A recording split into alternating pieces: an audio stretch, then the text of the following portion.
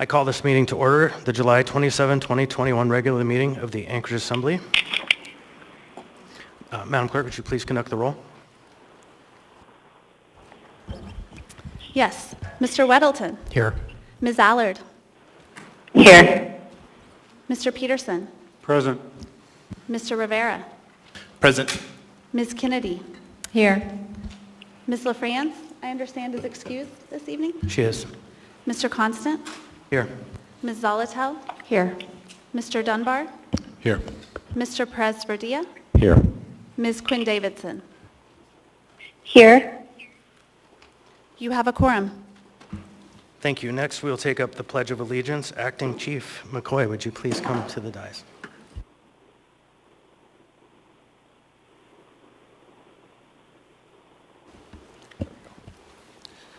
I pledge allegiance to the flag of the United States of America and to the republic for which it stands, one nation, under God, indivisible, with liberty and justice for all.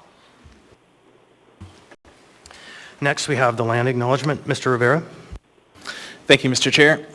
A land acknowledgement is a formal statement recognizing the indigenous people of a place. It is a public gesture of appreciation for the past and present indigenous stewardship of the lands that we now occupy. It is an actionable statement that marks our collective movement towards decolonization and equity. The Anchorage Assembly would like to acknowledge that we gather today on the traditional lands of the Dena'ina Athabascans. For thousands of years, the Dena'ina have been and continue to be the stewards of this land. It is with gratefulness and respect that we recognize the contributions, innovations, and contemporary perspectives of the Upper Cook Inlet Dena'ina. Thank you, Mr. Rivera. Next, we'll turn to item 4 on the agenda, the approval of meeting minutes for April 27, 2021, special meeting May 3rd, 2021, regular meeting May 12th, 2021, and special meeting May 14th, 2021, items 4A through 4D. Can I get a motion to approve? Move to approve. Second. Thank you. Is there any objection? I ask for unanimous consent. Hearing no objection, those items are approved. Next, Mr. Vice Chair, can I please have a motion? Move to change the order of the day to take up items 7, 8, 10A1, 9, then 10D8, and after that come back to items 5, 6, and the remainder of the agenda. Second. Any objections? Ask for unanimous consent. Hearing none, for the members of the public who are paying attention, what we've just done is somewhat change the agenda to make room for a special item that we're having tonight. The mayor's report and the assembly chair's report will be taken up later in the evening. We will take up before the appointment of Chief McCoy, a resolution regarding the centennial of Anchorage Police Department, and the other items as we move forward in the agenda. So next, I think we have item 7, which is committee and liaison reports, and we'll start down at this end of the dais. Mr. Weddleton. Thanks. On the AMATS, Policy Committee has released the new scoring method for road projects for our Transportation Improvement Plan that's out for a 60-day comment period. The CEDC, Community and Economic Development Committee, had a good review from the city assessor on how they assess large vacant properties, and we'll continue to view that in future meetings and look at ways that might be, whether it's successful or not, and how it might be changed if needed. We'll also dive back into how the city asserts rights-of-way and easements that have been neglected over the years. And that's it. Thanks. Ms. Allard.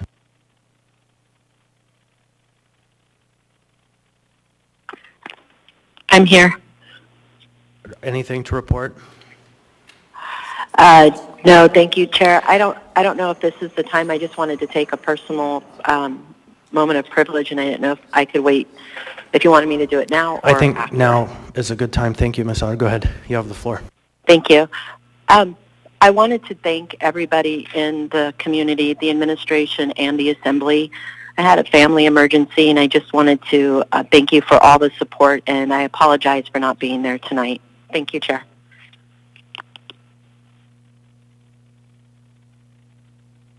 Thank you, Ms. Allard. Mr. Peterson. Thank you, Mr. Chair. The Ethics and Election Committee meeting is canceled for this month. Thank you. Ms. Kennedy. Thank you, Mr. Chair. The Public Safety Committee meeting is not being held on its typical first Wednesday of the month. We have moved the meeting to August the 11th, 11 o'clock, room 155 in City Hall, and the agenda is being finalized, and that will be out and available before we actually have our next regular Assembly meeting. Thank you, Mr. Chair. Thank you. And for my part, I have no committee reports at this time. Go ahead, Mr. Rivera. Thank you, Mr. Chair. In the next week or so, a meeting of the Municipal Audit Committee should be scheduled for mid to late August to review the annual CAFR, or the Comprehensive Audit and Financial Report, which is completed by a third party, BDO. Alongside the CAFR, the committee will also be reviewing the various single audits which BDO completes, including an audit of state and federal awards. Thank you, Mr. Chair. Thank you. Ms. Zalatil, please. Thank you, Mr. Chair. The Committee on Housing and Homelessness met on Wednesday, July 21st. We reviewed the outreach program as well as homelessness data as to capacity for shelter this coming winter and into the future, as well as received an update on mass care. Thank you. Thank you. And Mr. Dunbar. Thank you, Mr. Chair. The Budget Finance Committee met on Thursday, the 15th, to receive presentations from the Municipal Treasurer, CFO, and Acting Head of ONB. It seems early, but it's already the start of the 2022 budget season. We heard that the mayor is looking for a 5% total reduction in the municipal budget, exempting public safety, which will, of course, require larger cuts from the non-public safety departments. I attended the Budget Advisory Commission meeting on the 22nd, and they are also planning a robust series of meetings. They elected a new chair, Lindsay Walker-Hobson, and a new vice chair, Anna Brawley. And then finally, our next Budget and Finance Committee meeting will be Thursday, August 19th at noon in City Hall, room 155. Thank you. Thank you. Ms. Quinn-Davidson? Nothing to report. Thank you, Mr. Chair. Thank you, Mr. Presverdia. Thank you, Mr. Chair. The next meeting of the Health Policy Committee will be on August 4th, where we will have a COVID-19 update. Also, we will be discussing ASD back to school and updates on COVID related to that, and also alcohol tax allocations. Thank you, Mr. Chair. Thank you very much. Next, we move on to the addendum to the agenda and laid on the table items. So before we get to the addendum to the agenda, we're going to implement our new laid on the table procedure. There is a laid on the table item, an unnumbered AR. The title is A Resolution of the Anchorage Assembly Committing to a Collaborative Process for the Development of a Strategic, Interim, and Long-Term Plan to Address Housing and Homelessness in the Municipality of Anchorage. The Municipal Code requires affirmative vote of 8 members of the Assembly to take action on this item tonight. And now I would ask for a motion. I move to lay this item on the table. Second. Any objection to unanimously laying this item on the table? Hearing none, that item is laid on the table. This will be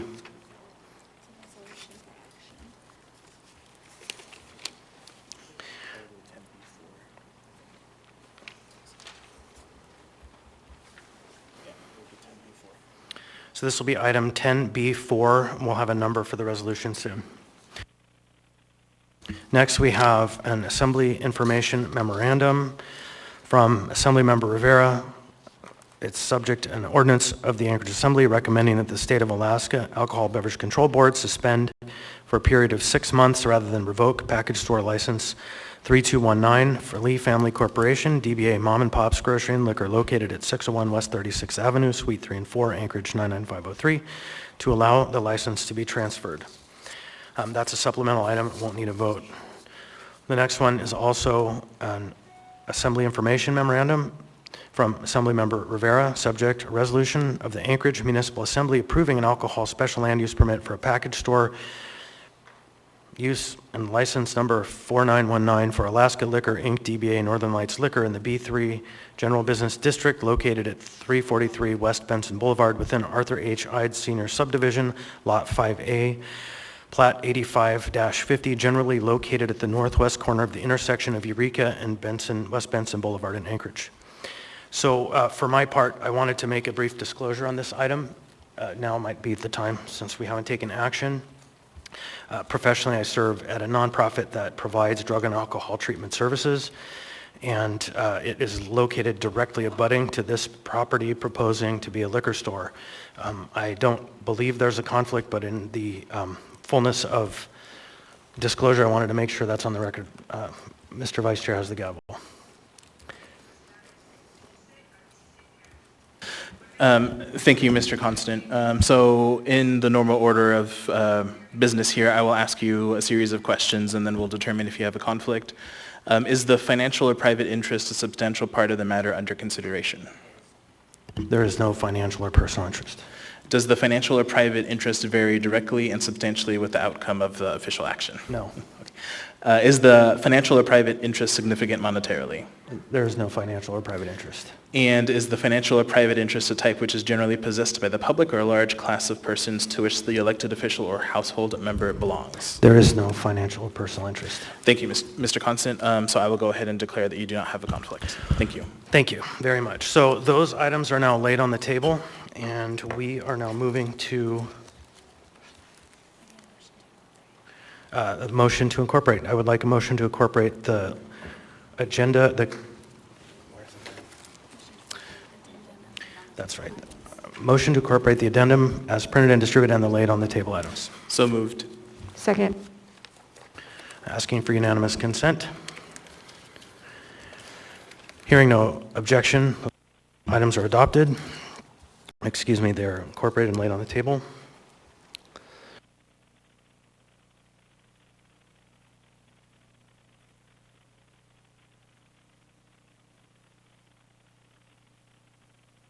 Next item we're going to move on to is item 10A1.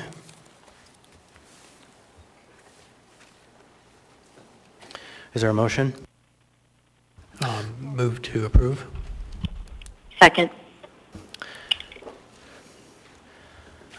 Again, asking for unanimous consent. Is there any objection? Hearing none, item 10A1 is adopted.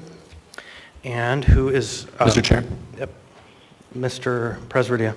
Yes. I'd actually like to make a motion to amend, please. Yeah, try another mic. Okay, so there was an objection, and so now we have a motion. I would like to make a motion to amend this item by deleting the first two sentences in the first whereas. Second.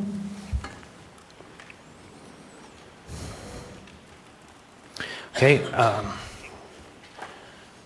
Anyone wish to speak on this? Chair, I do. This is Assemblywoman Allard. Hold on. I'm sorry, Ms. Allard. I was out of order. Mr. Presvedia, would you like to speak to this item first since you're the maker of the motion? And Sure. We'll get to you next, Ms. Allard. Yeah, and I apologize. I wasn't able to get this information to the maker prior to the meeting. I'm fully in support of this, obviously. It's an incredibly important thing for us to acknowledge. The first two sentences are just simply that it says Anchorage had a modest beginning as a tent city. Obviously, Anchorage's beginnings were prior to the tent city. And so I think that just by taking out the first two sentences, it focuses on the legacy of the police force and focuses on that as opposed to the history of our city, because the history of our city didn't begin with the tent city. It began much earlier than that. So that's why I would like to amend this. Thank you. Ms. Allard? Thank you, Chair. Because it says Anchorage had a modest beginning as a tent city on the banks of Ship Creek, which was originally called Ship Creek Landing, this is actually given the history of the APD, and to have that stricken basically takes out the meaning of the history of the APD. This resolution was worked on with the APD, and this is exactly what the wording should be. There's nothing that's wrong with this sentence, and I don't agree with Mr. Perez-Verdia. Thank you. Mr. Chair, could I just respond, please? Sure, Mr. Presvedia. Sure. It's not, and not disrespect at all. It's just that, it says on the banks of Ship Creek, what's originally called Ship Creek Landing. So the original name was not Ship Creek Landing. Actually, it had a different name originally. And so I just want to make sure that we're being factual in the item, and I think by taking it out, I don't actually think it minimizes it at all. I think it just talks about the history of the police force as opposed to the history of our city. Thank you, Mr. Chair. Chair. Is that Ms. Allard? Thank you, Chair.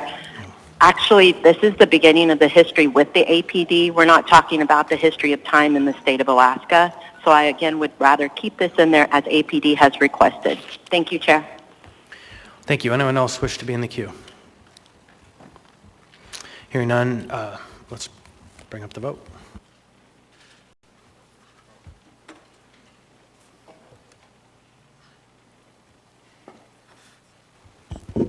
Ms. Allard? I'm here. Oh, how would you like to vote, Ms. Allard, on the amendment? Oh, no, sorry. Thank you. Ms. Quinn-Davidson? Yes.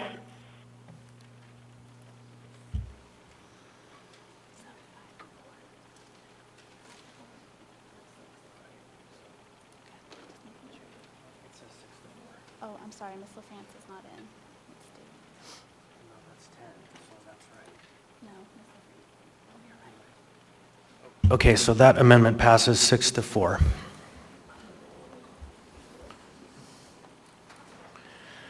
Okay, with the rest of the item before us, any further debate? Hearing none, members may proceed to vote.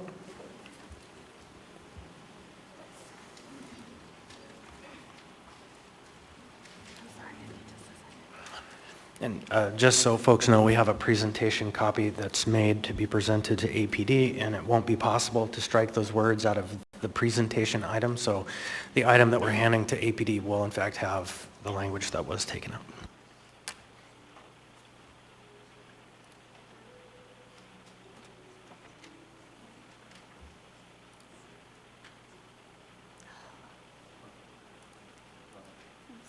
Mr. Chair, excuse me.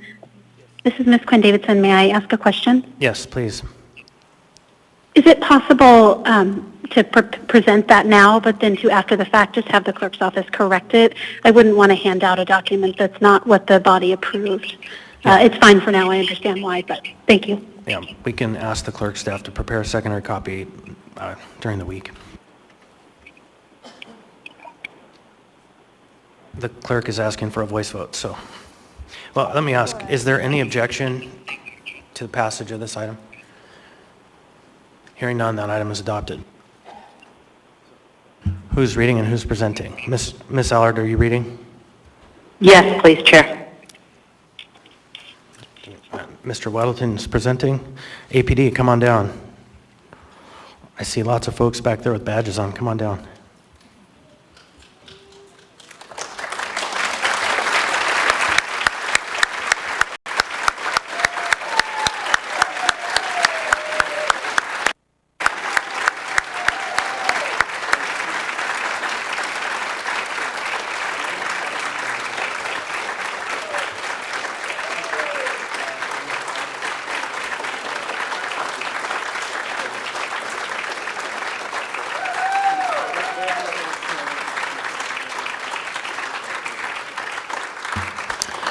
All right, Ms. Allard, do you want to read? Thank you. Anchorage, Alaska, AR number 2021-240. A resolution of the Anchorage Municipal Assembly recognizing the Anchorage Police Department for 100 years of service. Whereas law enforcement for Anchorage had been in the hands of the United States Marshal. On November 23, 1920, Anchorage was incorporated as a first-class city. On January 1, 1921, John J. Sturgis was appointed Chief of Police by the City Council. He was the one and only member of the Anchorage Police Department, APD, at the time. And whereas in 1926, the council began hiring night watchmen during the long winter months of October through March, and APD began to grow. Their duties included doing security checks on businesses and stoking the fires that heated the stores during the winter months. On June 19, 1935, the council received a petition signed by 7 property owners to provide a 24-hour police force. APD operated on foot while occasionally borrowing a citizen's car and using taxis. Whereas in the late 1930s and early 1940s, the military began building bases, which caused the population of Anchorage to jump from 4,229 in 1939 to 30,660 in 1950. As a result, APD also grew too, and whereas today APD proudly serves a population of over 285,000 in a service area that covers Kenneth River Bridge on the north end to Ingram Creek on the south side, APD currently employs approximately 600 men and women made up both sworn and non-sworn positions. Now, therefore, the Anchorage Assembly resolves to recognize the Anchorage Police Department's 100th birthday and their continued dedicated and honorable service to the fine citizens of this community, passed and approved by the Anchorage Assembly this 27th day of July 2021.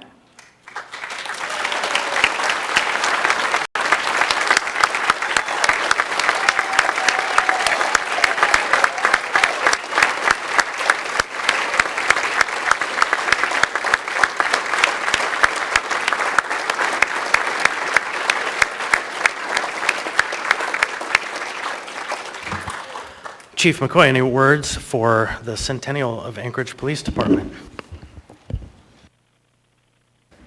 Thank you and good evening. First of all, thank you for this recognition. It's an honor for the men and women of APD to serve this great community. In this day and age, you cannot place value on a community that supports this police department, and we are truly grateful to the citizens of Anchorage. So thank you so much.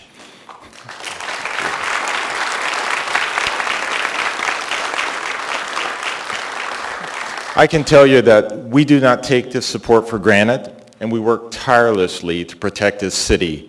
Public safety is our priority. And I vow that we will continue to do everything we can to keep and earn the trust of this community. I want everyone to be proud of this department. So again, I want to thank you for honoring us on our 100th anniversary. It's our honor to serve. Thank you.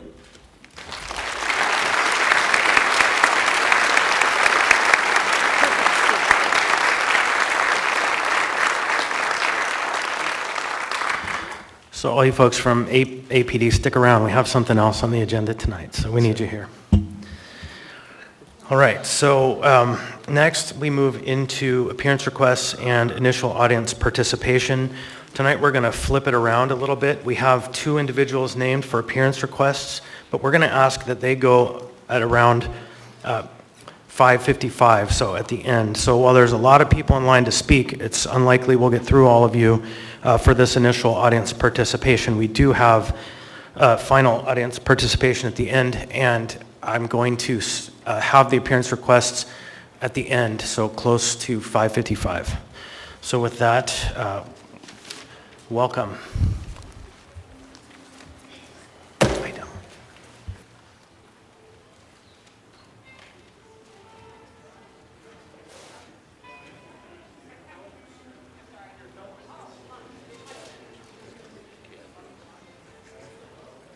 Your time has started, Mr. Darden.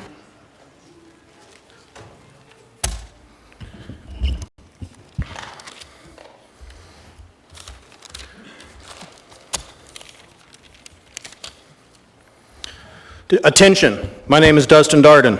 Attention, National Guard, FBI, State Troopers, Anchorage Police Department, U.S. Marshals, the Churches of Anchorage. This is a notice to you that we are now exposing criminality on record at this public meeting. Today, this July 27th, 2021 AD, in the year of our Lord and Savior Jesus Christ, I, Dustin Darden, walked down to the Mountain View Boys and Girls Club. I recorded and witnessed 12-year-old children receiving $50 gift cards as a coercion method to be injected with a known bioweapon created by Bill and Melinda Gates Foundations that claim there is too many people on the world.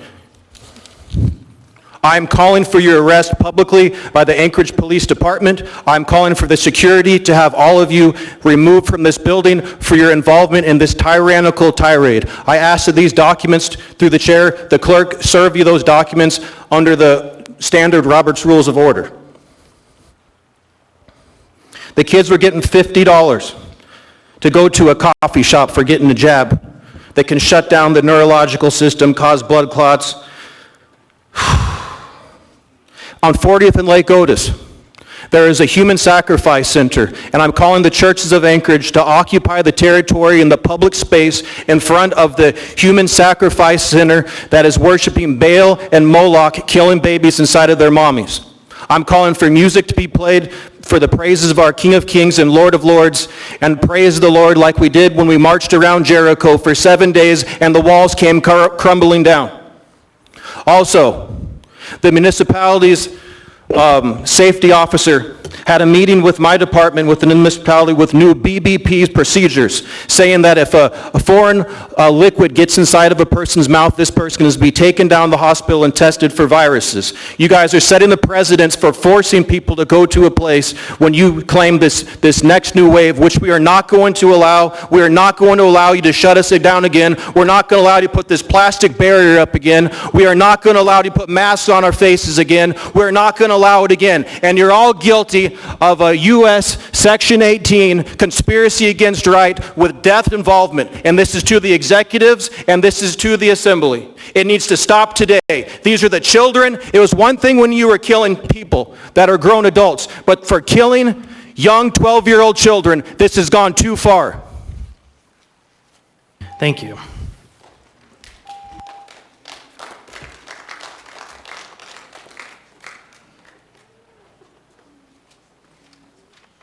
Welcome.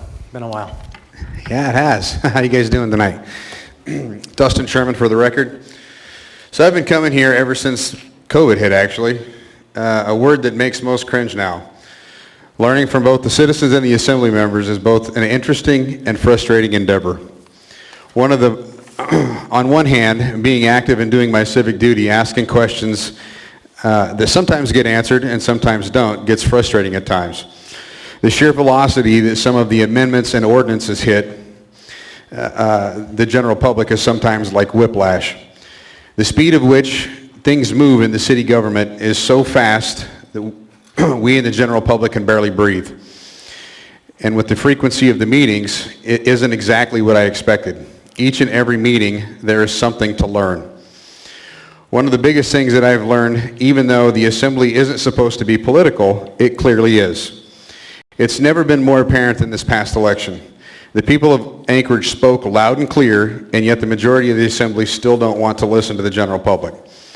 I'm curious as to this new AO 2021-66 and what the position pays and who's been interviewed, or if anyone is already on the mind of the two authors of the AO, Chair LaFrance and Vice Chair Constant. I understand that this position was already in existence like 8 years ago due to an email chain that I was involved in last night. Thank you to the two assembly members who actually responded. But why do we need it now, and how much is it going to cost us? I urge the assembly not to add any more undue stress till the city is back under its feet. We are several years behind now due to the last two mayor's shutdowns. That's all I have, but thank you guys. Good to see you all again. Thank you. And I didn't receive any communication from you, so I would appreciate it if you resend it. I'm sorry? I didn't receive any communication from you, so I would appreciate it if you resend it. Ms. Kennedy has a question for you, or a comment.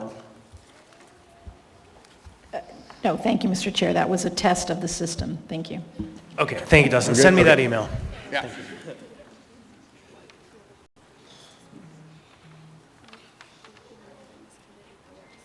No, it didn't. Only here.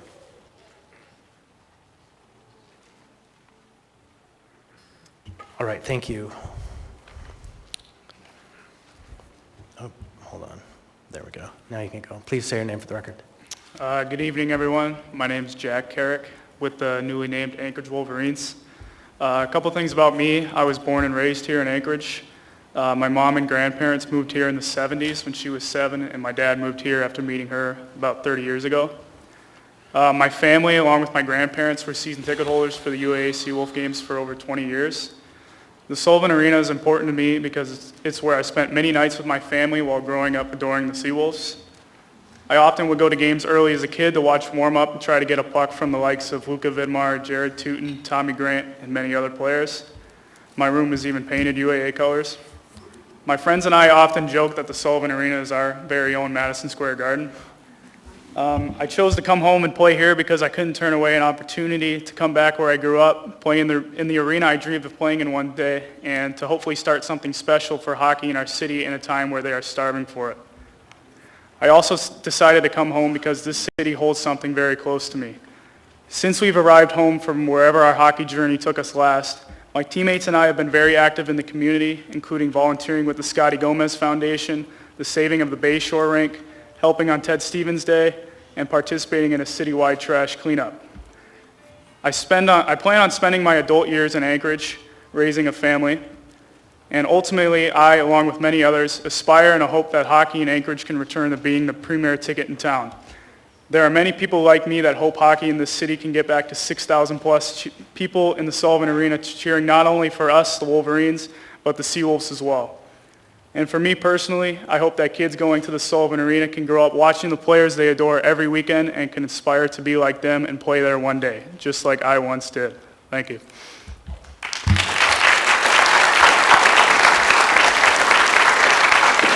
Thank you. Please say your name for the record, and you have 3 minutes. Hi everyone, my name is Cameron Morris. I am one of the players with the Anchorage Wolverines. I wasn't born in Anchorage, I was born in Columbus, Ohio, but moved here when I was about 2 years old. Since then it has been my home. I grew up here, started hockey here, and watched teams like the Aces and Seawolves play in Anchorage my whole life. The Sullivan has been such an important part of my childhood. It was such an inspiration getting to walk into the Sullivan, seeing the Seawolves skate onto the ice, having all the kids, parents, and fans cheering loud. When I was 17, I left Alaska and went to Canada to play junior hockey in Manitoba. It felt like it was an important step in my junior hockey career to be able to grow as a player. After 2 years in Canada, I found out I was being given the opportunity to come back and play for the newest junior team in Alaska, the Anchorage Wolverines, and I couldn't have been more excited. To be able to play at the Sullivan, the rink I grew up watching some of my idols in, would have been a dream come true. This is the moment that kids dream of, and it would have been a great opportunity for the community in Anchorage. I help out with a lot of the younger teams in the hockey community, and to give them an opportunity to watch a team like the Wolverines play in the Sullivan Arena, the same way we used to watch the Aces and Seawolves, would have been an unbelievable experience for them on their own hockey journeys. I think that if you could come together and create a solution, we could not only begin our journey as the Seawolves or Wolverines, but get young players to buy into our city and feel inspired the same way as I was. This is more than just a hockey team we are building. We are investing into our community already with charity work and youth outreach. By bringing kids into the Sullivan Arena, we can showcase what a healthy lifestyle and dedication can accomplish. It's showing our kids the right path. Assembly members, please work towards a solution so we can be the next generation of heroes for Anchorage kids. Thank you. Thank you.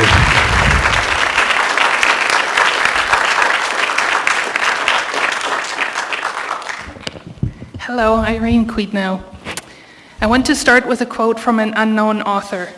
A wise man once said, "Be careful who you let on your ship, because some people will sink the whole ship just because they can't be the captain." I thought that characterized 9 of the current assembly members pretty accurately, and we all know who you are. Until a couple days ago, at that time I realized it is even worse. You're not sinking the ship, you're leading a mutiny. Why do I say that? You're introducing AO 2021-66, the creation of the position of Special Assistant to the Assembly, appointed by the Assembly Chair, confirmed by the Assembly, only accountable to the Assembly, and it is being created to circumvent the new mayor and his executive staff. And do not insult my intelligence by claiming it is just an administrative position. It was in the budget before the runoff election. I have watched you operate long enough to know that that is not the case. The licensing for the shelters, the expansion of the clerk's powers in terms of elections, the deletion of exemption for shelters, the zoning that has passed, it is always only to do this or to do that, and there is still this in place to oppose it. And yet, the end result is always that you get more power and you take power away from the people that the ordinances apply to. This position of special assistant was not needed when Mr. Berkowitz was mayor. It was not needed when Ms. Quinn-Davidson occupied the mayor's chair. But as soon as the new administration is rightfully elected, you all of a sudden need that position. Why? Because the new administration does not toe the line of your extreme left agenda. You approved the 5 appointees of the Bronson administration 2 weeks ago because you knew you would introduce this new position today. And it wouldn't matter that the new mayor and his staff do not agree with you, because AO 2020-166 is your solution. You planned 5 moves ahead, and this was your plan B to gain control back in case Mr. Dunbar did not get elected.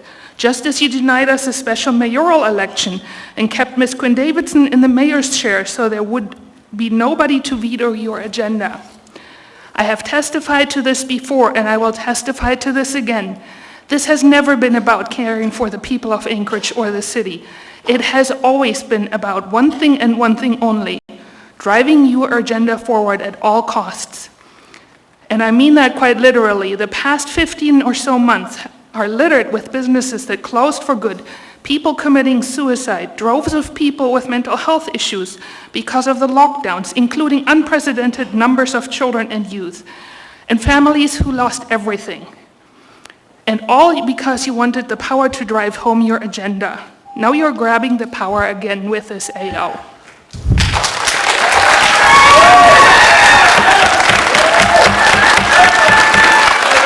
Okay, we're going to take a 5-minute break.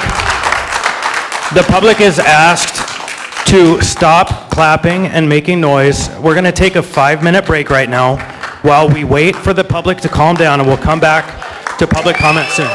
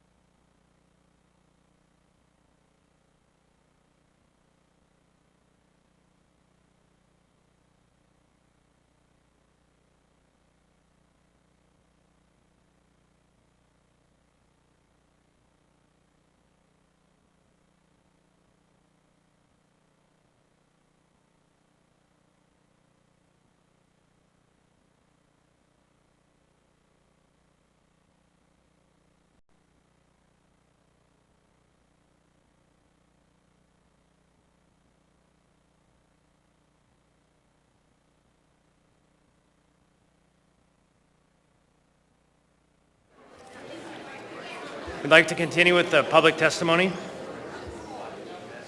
We ask people to respect the decorum of the chambers, and we'll hear from the next speaker.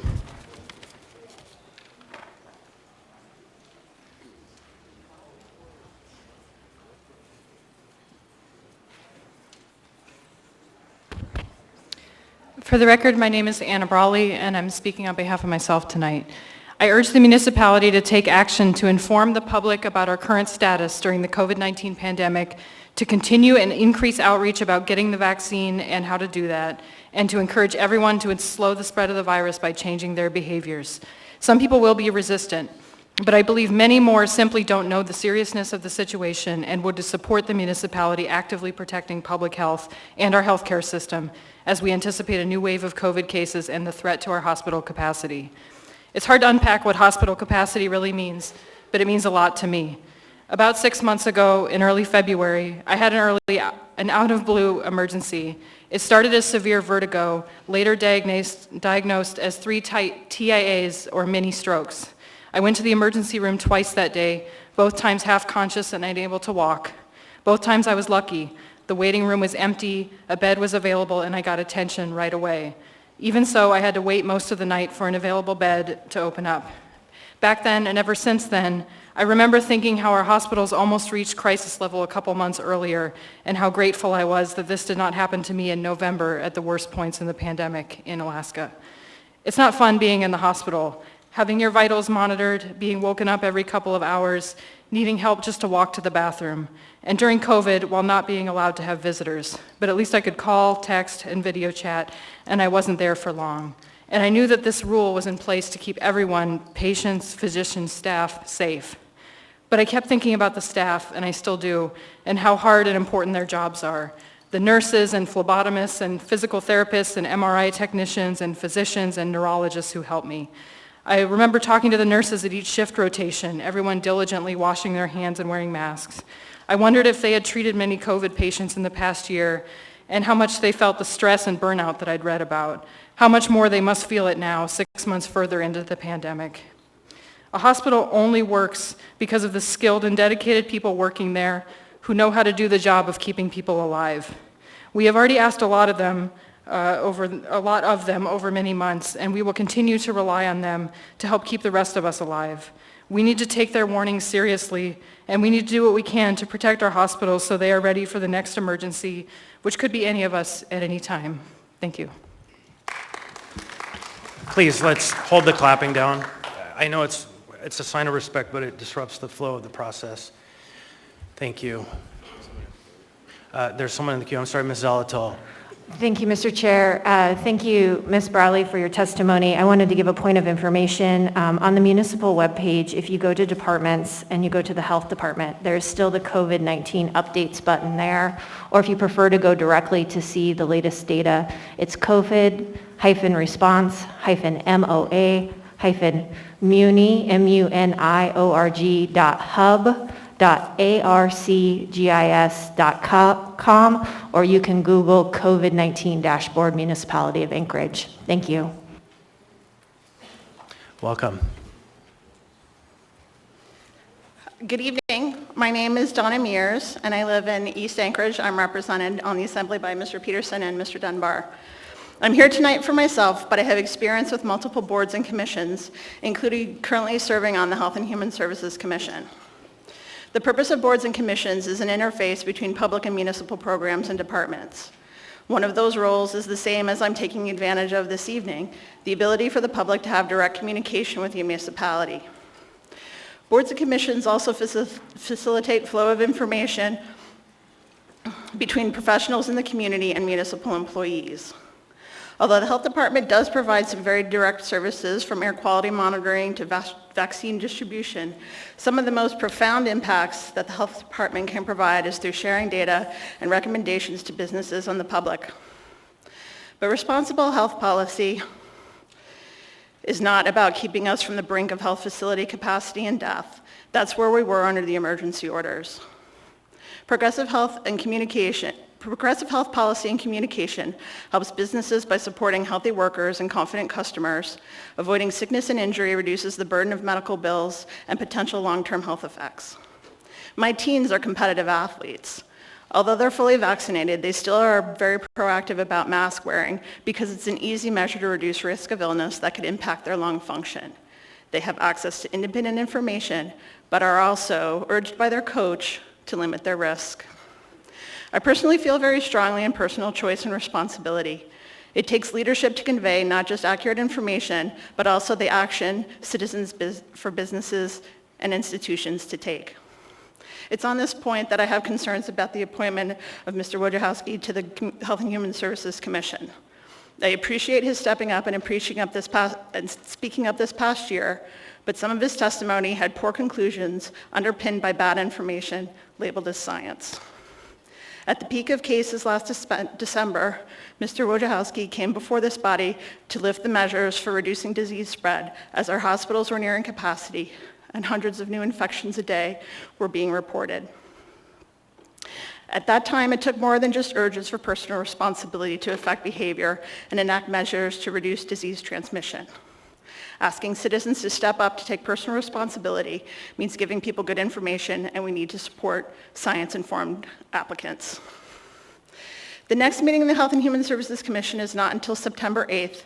We had 2 commissioners step back for professional reasons with changes in their jobs and another step back for family reasons.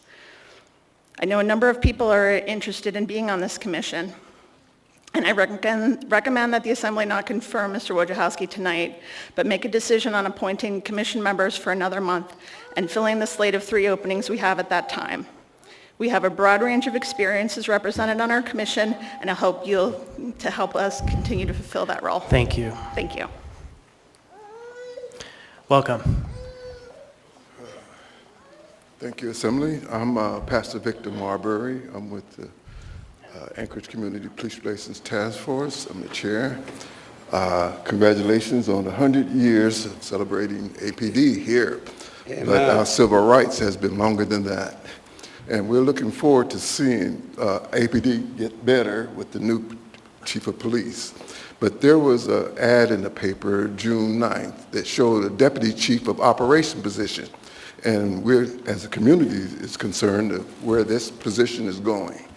And I have Reverend Dr. Green here, who will also speak on his own time. But I think that as a retired chaplain for the police and fire department, I've noticed our history in APD and AFD. And a lot of the public don't know that AFD had a person of color years ago when it first started. But yet still, here, 100 years later, we get one of color as chief of police. All right? So you want to go the rest of my time? You have 3 minutes, he has 3 minutes. Okay, well, great. Okay, well, so in essence, this deputy chief of operation, police operation, it seems to be a new position that needs to be well qualified, and I don't understand it myself. But here we have Reverend Green, who's in the military, that's a staff sergeant that knows orders and regulations and procedures for those in authority. You know, we look to have leadership, and under that leadership and growth, we need everyone to be in line with the orders and regulations as they go forth. But when that is curtailed, we have racism, divisions, and friction and unrest. So I think that when the community knows exactly what this position stands for, are we going forward or are we being held back as a community? And I'll end with that. Thank you. Reverend Green. Good evening. My name is Reverend Dr. William Green. I'm the pastor of Eagle Road Missionary Baptist Church. I came to Anchorage August the 4th, 1974. And I've enjoyed Anchorage and the progress that have been made. But the greatest progress that I acknowledged was to see Chief Mccoy got what he earned years ago. And I worked with Anchorage Police Department from 1987 to 2021 as chairman of the task force, Anchorage Community Police Task Force. And I've seen a lot of changes, but there's room for more changes. Now, on this deputy chief, it's something I don't understand.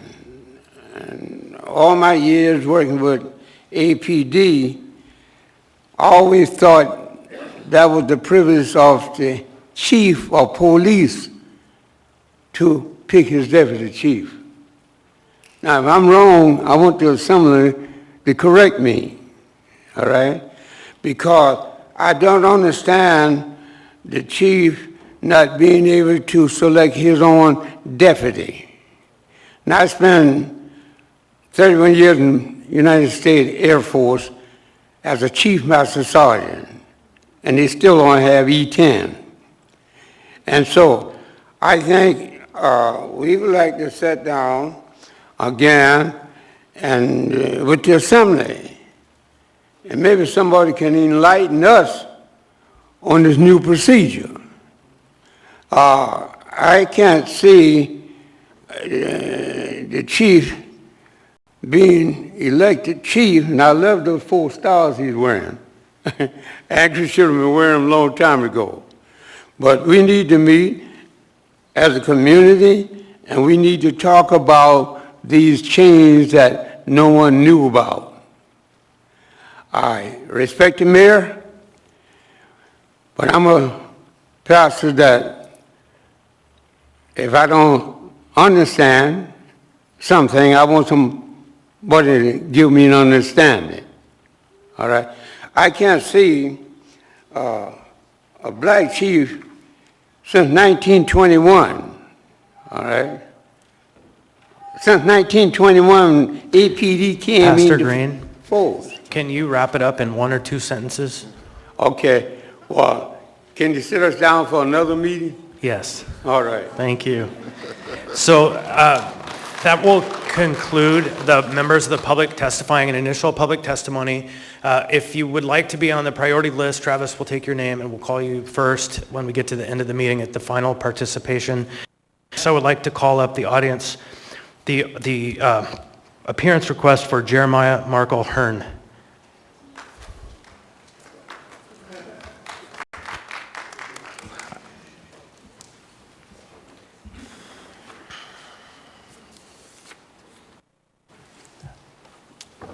Hello, my name is Jeremiah Hearn.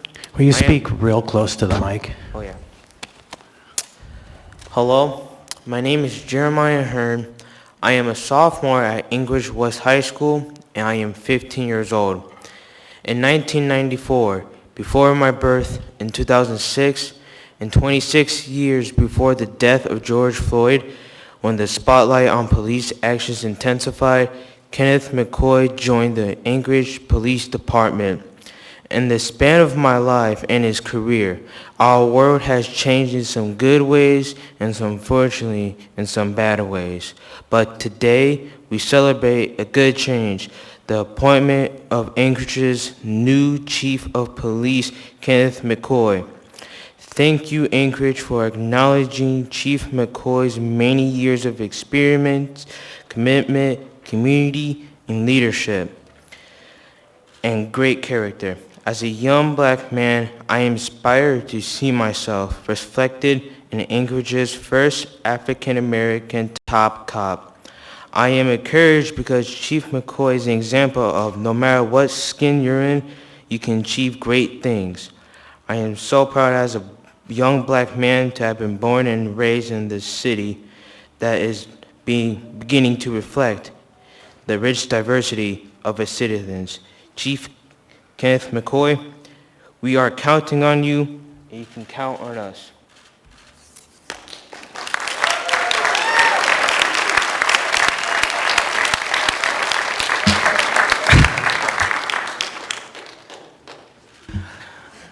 This crowd is irrepressible. So we're going to ask Judge Card to postpone his initial public testimony, but to go outside and prepare just through that hall, and Justice Borgazon is out there. Okay, so maybe you guys can meet and just briefly introduce and be ready to come back in just a few minutes. Next, we are going to have before us item 10D8, the executive appointment of Kenneth D. Mccoy. Can I have a motion? Move to approve. Second. The item is before us. Mr. Rivera, would you like to speak? I encourage a yes vote, and I think we are doing something historic today, and I very much look forward to working with, after we vote, Chief Mccoy. Thank you. Ms. Zalatel, you're recognized. Thank you, Mr. Chair. I encourage a yes vote. Not only is today a historic day, but one that's probably long overdue for our community. Chief Mccoy is an exemplary police officer and leader in our community, but I'm sure he's not the only one. Often when we see something historic like a person of color promoted to a position and being the first, we think it's because they are exceptional. And Chief Mccoy is exceptional. But he is not exceptional because he is a person of color. He is exceptional because he is a top cop, which I love that line. So let us be the first of many barriers we continue to break in the city. And again, I urge a yes vote for Chief Mccoy to become the first African-American police chief for Anchorage. Does anyone else wish to speak on this item? Anyone on the phone?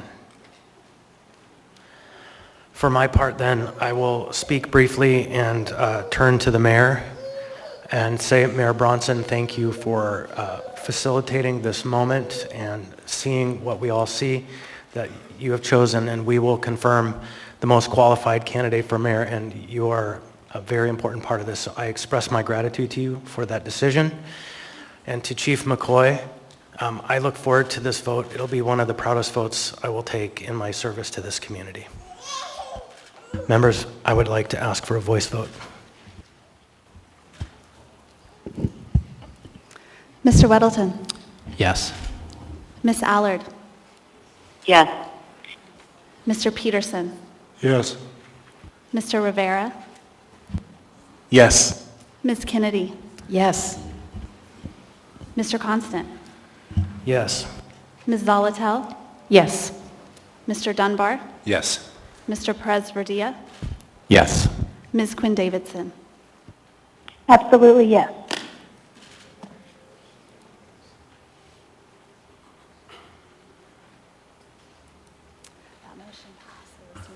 That motion passes unanimously. Let me be the first to welcome Chief Mccoy.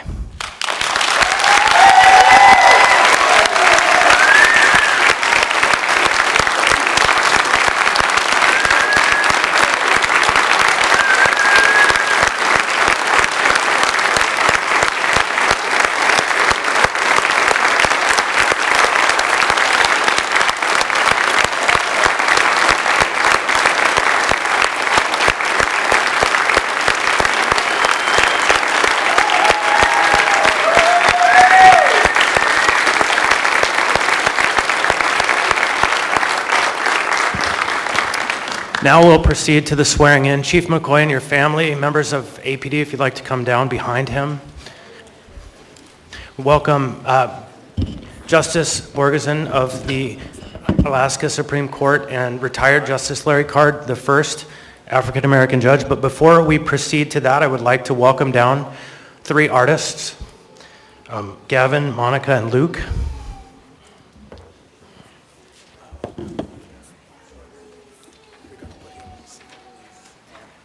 Annika.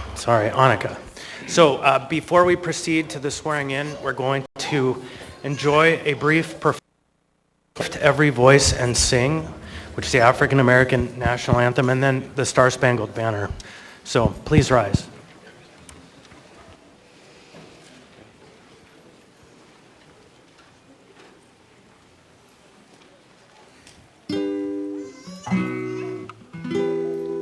Lift every voice and sing till earth and heaven ring. Ring with the harmonies of liberty. Let our rejoicing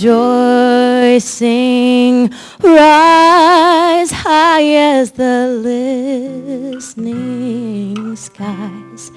Let it resound loud as the rolling sea. Sing a song full of the faith that the dark past has taught us. Sing a song full of the hope that the present has brought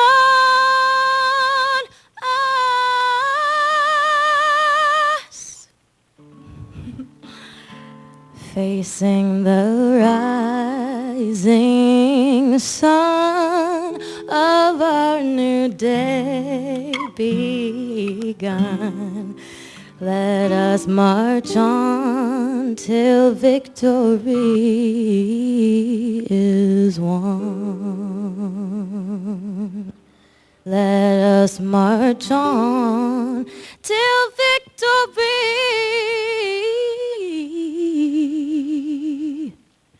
is won.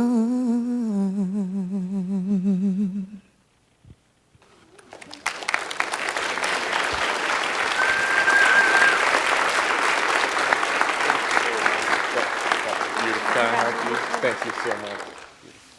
Thank you.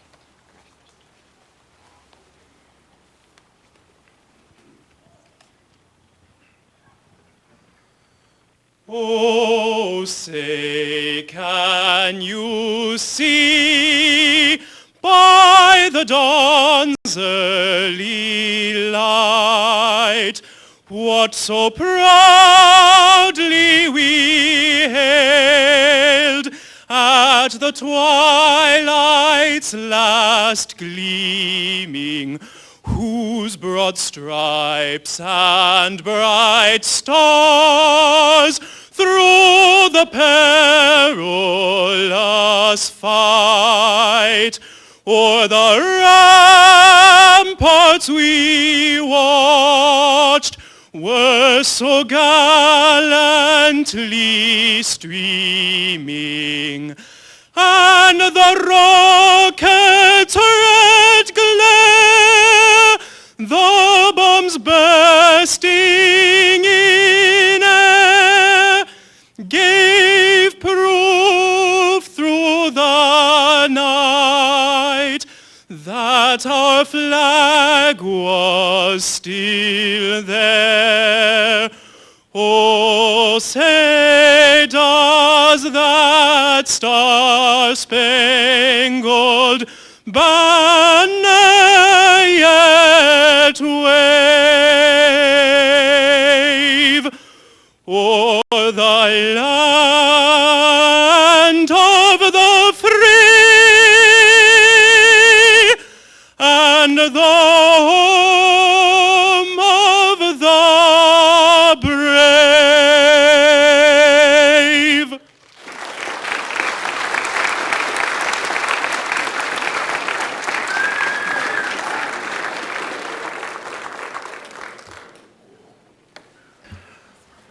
Next, we would invite Judge Card to make his testimony disappearance request. Thank you, Vice Chairman Constant. To members of the family, members of the public, it's a great honor for me to come to see this young man, he's young to me, be appointed chief. I first met him when I was on the bench in the 90s. He was a police officer doing his job, patrolling, and he had stopped a man, and his lawyer, the man's lawyer, had filed a motion to have the evidence suppressed, which means gotten rid of, dismissed. And his basis was that the officer who had stopped him was racially motivated. And so the officer came into the court. There was a hearing. The district attorney called. The witness. Officer Mccoy comes walking in, raised his hand to take an oath, and the lawyer who was representing the accused and the state's attorney approached me and said, "Judge, I think we want to dismiss this motion. We misunderstood who it was that arrested this man." Officer Mccoy was obviously an African-American officer. The man who was arrested was an African-American. So the lawyer very blushed and said, we'll move to suppress the evidence on other grounds. Thank you, Judge, and walked away. So that was my first time I had met this officer. But as I read about him later, I realized he came here like we did. My family came in 1978. I was an officer in the Air Force, had 3 little kids. My oldest was 7. And he came when he was a dependent with his dad in the Army, went to Bartlett High. My kids went to Bartlett High. And this town and this city and this state is a great place to raise a family. I know we have problems. Everybody has problems. We're people. People have problems. But this is a great place, a great town. And I've been really honored to be here. I'm honored to be here tonight for Chief Mccoy. I want to thank the mayor for appointing him, and for the assembly will hopefully soon sanction that appointment and move on. He's a great man. He's a family man. He cares about his community, his family, his country. He served as an officer in the military, as I did. But this community will be greatly appreciated to have him as their chief.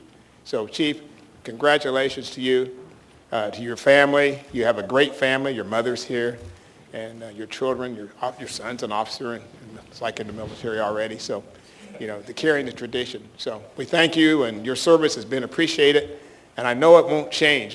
We're a town that has 100 different languages spoken, and you understand that. You grew up here. We all appreciate that. So good luck to you. You're not just some stranger coming into this great community. You are here. You're part of it, and we will support you in every way possible. And I know you'll support this community and serve as you always have. So thank you very much.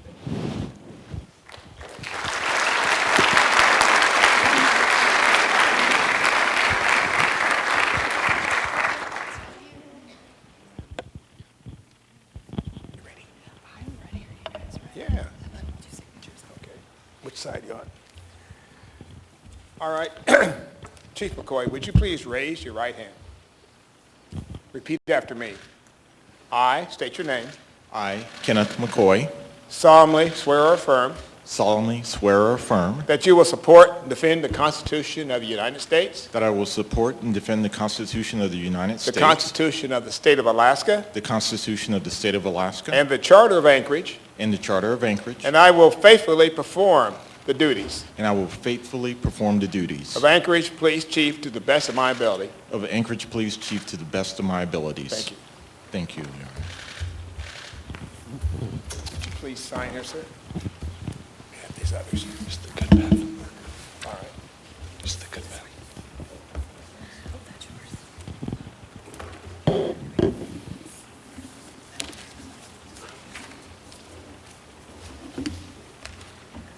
I'm sorry.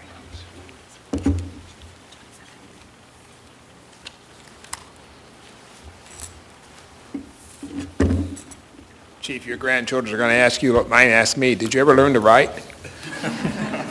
Can't read your signature.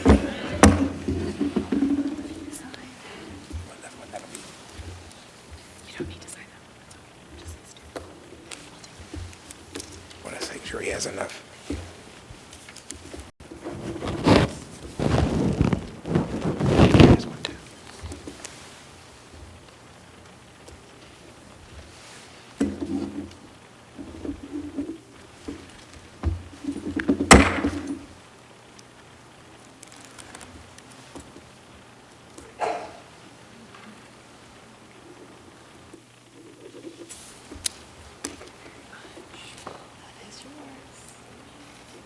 Congratulations.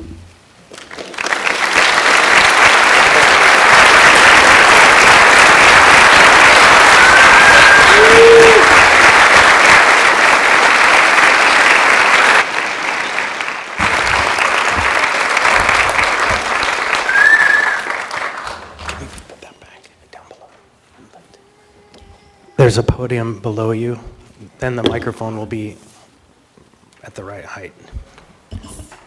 Look at that, already on the job. Chief Mccoy, would you like to speak?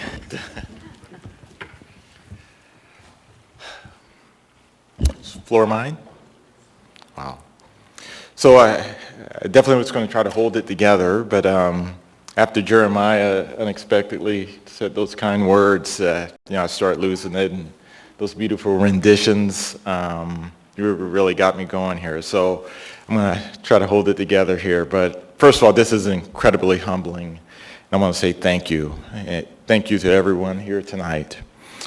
Anchorage is like no other community in America. I've never seen a city rally behind their police chief and their police department the way this community has, and I'm so thankful for that. I want to thank Mayor Bronson and his executive team for having the confidence in me to lead the men and women of the Anchorage Police Department, who I firmly believe are some of the best professionals in law enforcement. I also want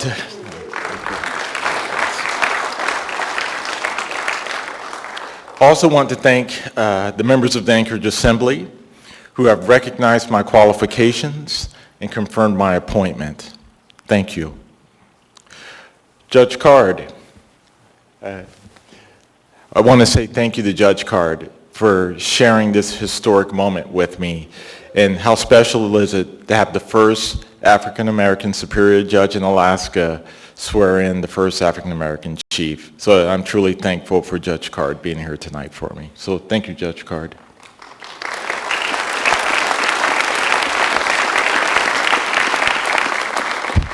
And I want to say thank you to this incredible community. I couldn't have done any of this without the community's support. So thank you.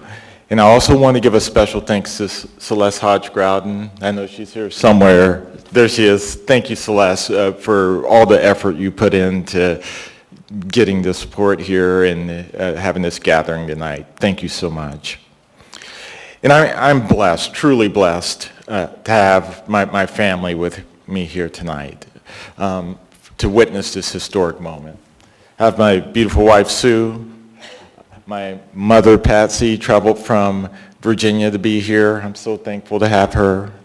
And my children are here. My oldest daughter, Megan, and her husband, and my grandson, Caden, made it tonight.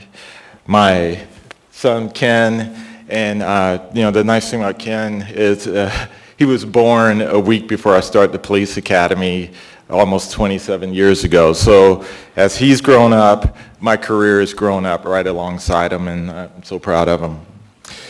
And then my baby's here, Adriana, and Adriana, she'll be turning 21 next week. So I think my work raising kids is just about done now. But I just want to say thank you to my family for all the support throughout the years, and for always understanding that, hey, Dad has to go to work. It's the middle of the night. Dad's not going to be there for football practice or birthdays or whatever it may be. But my family has always been here alongside me, and I couldn't have done it without them. And I would be remiss if I didn't thank my other family, the men and women of the Anchorage Police Department. I am truly honored and blessed to work alongside them, and to have worked alongside them for the last 27 years. And it's a privilege for me to get the opportunity to lead them. So I just want to say thank you to my Blue family, the men and women of the Anchorage Police Department.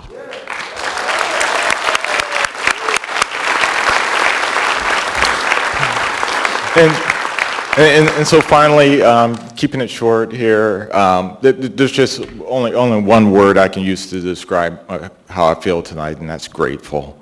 I'm grateful for this community. I'm grateful for everyone that's taken this journey alongside me, and I truly appreciate all the support. And I hope you all join me on August the 5th at Bartlett High School. We're going to have one more celebration. And again, I just want to say thank you to everyone. Thank you.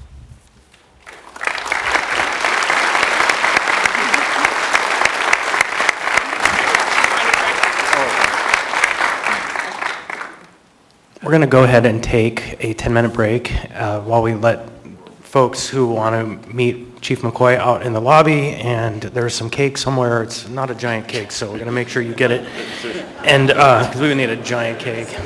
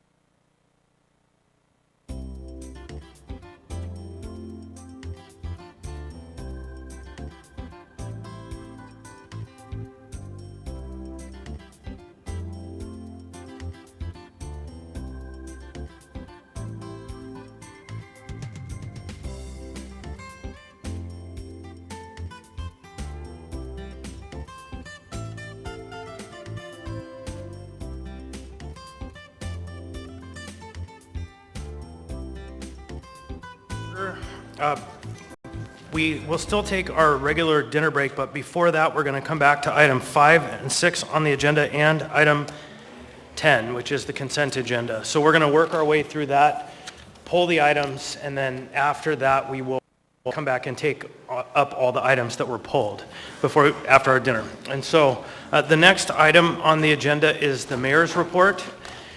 And I understand that the mayor offered his time to the Anchorage Parks Foundation, but we have some members who will have questions for you after, so stick around. Is that to your recollection that the Parks Foundation can come up? Thank you. Ms. Nordland, you're recognized. Good evening. I'm Beth Nordland with the Anchorage Park Foundation. It's really nice to meet you, Mr. Mayor, and thanks for offering your time. A lot of teenagers in the rows here in the brightly colored shirts, and they are here with the Youth Employment in Parks program. This is, I think, maybe our 14th or 15th summer of youth employment in parks. Last summer, they had a shortened program. This summer, they're a full cohort, 21 teens and 4 senior crew members that are returners to the program. As you can see, we've got a map that we've distributed. I hope the mayor gets to see it. It's called We Reflect Anchorage.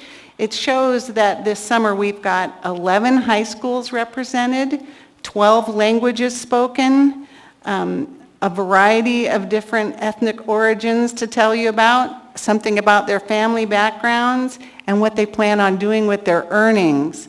If you look at the map, the red dots show where the teens live, and so they can tell you what district that they live in, and you can associate, oh, this person lives in my district and I represent them. And then the yellow dots show the projects that happened this summer. So you ought to be able to see which projects they refer to. Each teen is going to introduce themselves, their name, what district they live in, and what their favorite project of the summer was. So thank you so much for allowing us to come here tonight to allow the teens to watch this historic evening of the police chief and get a little chance to see how local government works. It's interesting. It's not boring. So with that, I guess we'll start with. Hello, my name is Mira Lourdes Bejarano. I am from District 2. I live on J. Bear Elmendorf. My favorite project so far has just been being outside. Hello, my name is Ruben Sengel.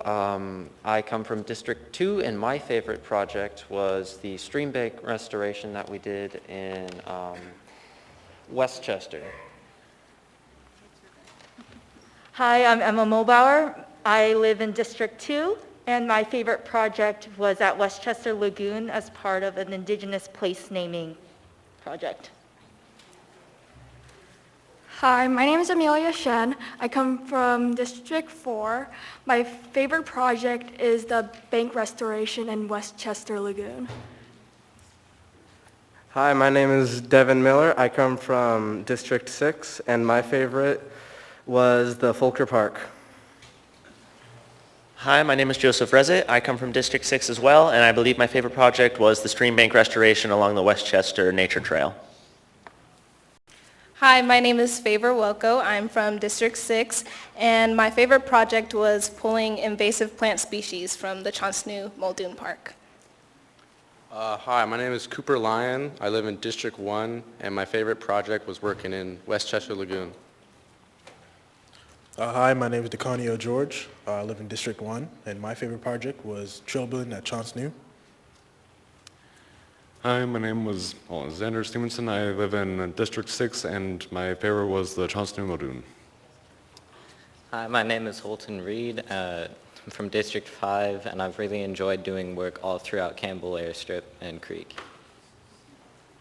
Hi, my name is Catherine Pugh. I live in District 6, and my favorite project was improving Folker Park. Hi, I'm Ashley Decker. I live in District 3, and my favorite project is Fulker Park, specifically cement.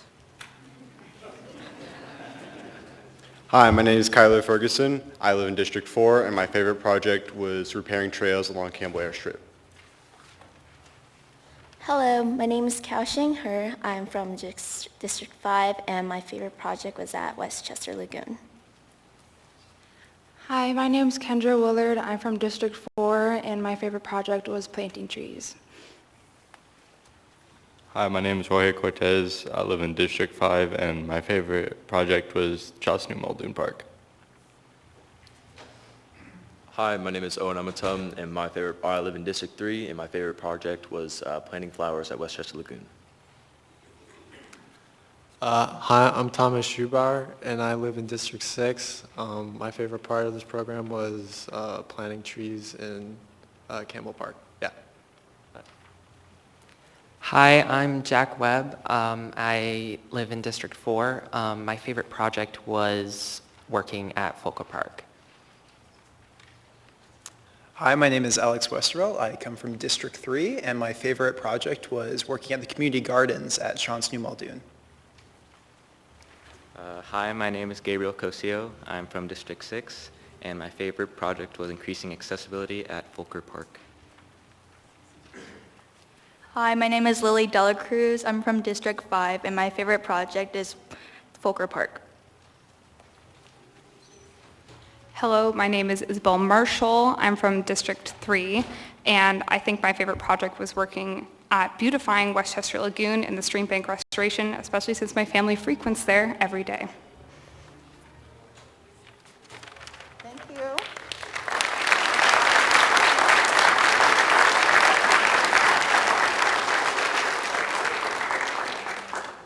So we're honored to be with you tonight, and thanks for giving us this opportunity.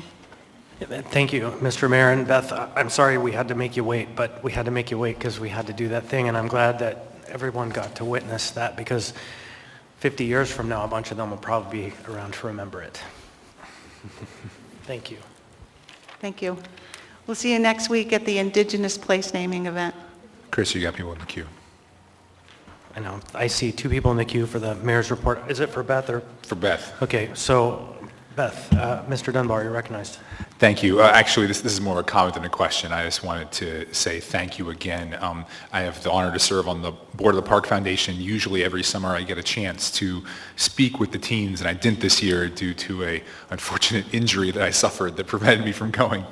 But I just want to say thank you so much. The work you do means so much for your community. And I can say, I work with the Muldoon Farmers Market, for example, and people are already commenting on how wonderful Chance New Muldoon Park looks. And you guys have just been a big part of that. And I know all of my colleagues, we really, really appreciate the work you do in the summer. So for those of you that can, please apply to come back next year in a different position.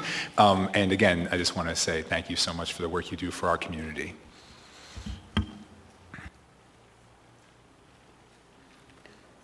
Ms. Alatel. Thank you, Mr. Chair. I just wanted to say, yes, thank you. I'm so happy you all who enjoyed Fulker Park enjoyed it, because it is really a jewel of that community, and that community directly around it really loves that park.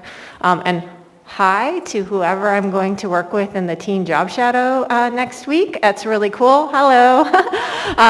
So that's another part of this program, is these teens all get to do a job shadow and something they're interested in, and I think that's a great addition to it. So thank you, Ms. Nordlund, for the Parks Foundation's leadership, and thank you all for your hard work this summer.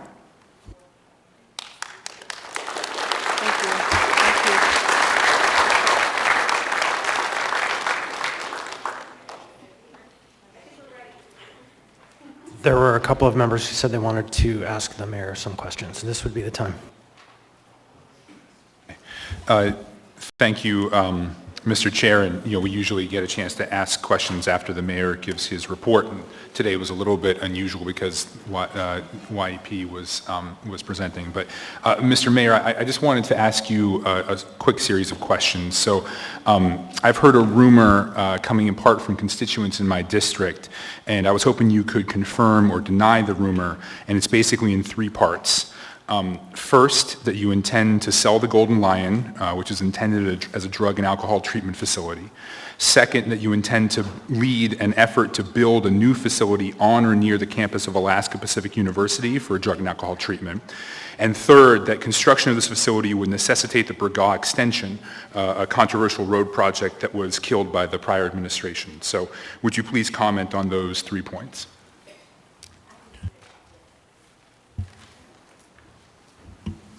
Thank you, Mr. Dunbar. I appreciate the question through the chair. We are working to find a resolution to the Golden Lion. That being for sale is on the table. As far as the Bragaw extension, that too is on the table. We have funds for that. They're use or lose funds. And opening up that footprint, that piece of real estate would allow for, and we've had interest expressed for treatment, drug, alcohol, psychiatric treatment facilities on that footprint. Thank you, Mr. Mayor. I'm sure this is the start of a much longer conversation. Thank you, Mr. Chair. Mr. Mayor, I have a few questions related to COVID-19. In particular, today's 14-day case rate per 100,000 is 25.6. New cases reported are at 68. There have been reported concerns about hospital capacity, as well as the severity of the cases around the Delta variant. Could you please indicate what steps the municipality is going to take, or if there will be any a different course of action related to COVID now that we're in this high alert range, and it appears that we are actually on an exponential uptick in cases, much like we were when we previously had a mask mandate and capacity restrictions. Through the chair, Ms. Zaltel, I'm briefed daily on the numbers. I'm well aware of them, and I appreciate your review of them. As to the particulars, I will defer to Amy Demboski. Thank you, Mr. Mayor. Through the chair, Assemblymember Zalatel, the work of the emergency operations as well as the Anchorage Health Department has been exceptional, I think, during this response. I think we would all agree. This administration remains committed to addressing the response to COVID, the needs of our community. There's a variety of things that we're looking at, including establishing a rapid response type strike team that could be mobile and be deployed to other areas of the community that maybe a neighborhood where there's a school that has an outbreak, so we can be more readily accessible to all portions of our community. So there's a variety of efforts that are underway between the Emergency Operations Center and the Anchorage Health Department in order to evaluate what's the best way we can serve the community and be prepared for all efforts that are necessary to respond to the COVID pandemic. Quick follow-up, Ms. Zalatel. Thank you. Thank you, Mr. Mayor and Ms. Demboski. I hope that we can talk specifics about your evaluation of the response and what that response will be at the Health Policy Committee meeting next week. Thank you.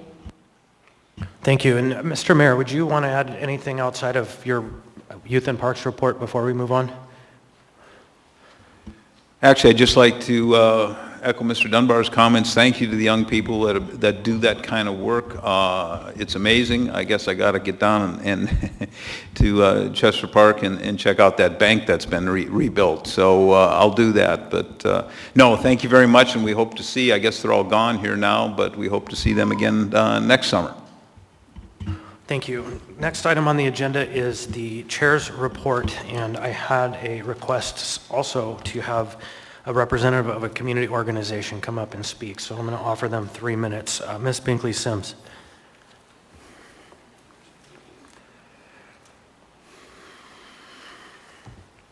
All right, Mr. Chair and members of the Assembly, thank you so much for the opportunity to speak with you tonight, and thank you so much for your dedicated service on the Assembly. My name is Kai Binkley-Sims, and I am one of the owners of the Anchorage Wolverines, and I also serve as the president of this organization.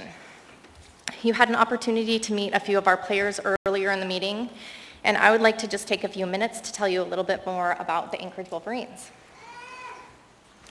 We are a Tier 2 junior hockey team that gained membership in the North American Hockey League in March of this year.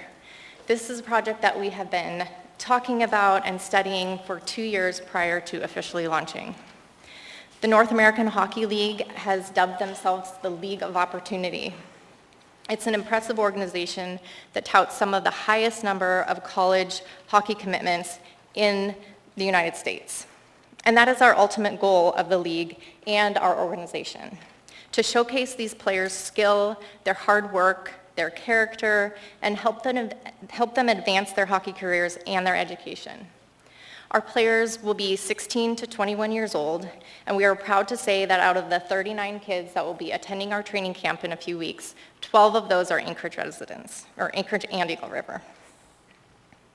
We have had a very busy 4 months since our launch. We've hired staff, made commitments to players, held camps, secured sponsorships, participated in community service events, and started planning for our very first season.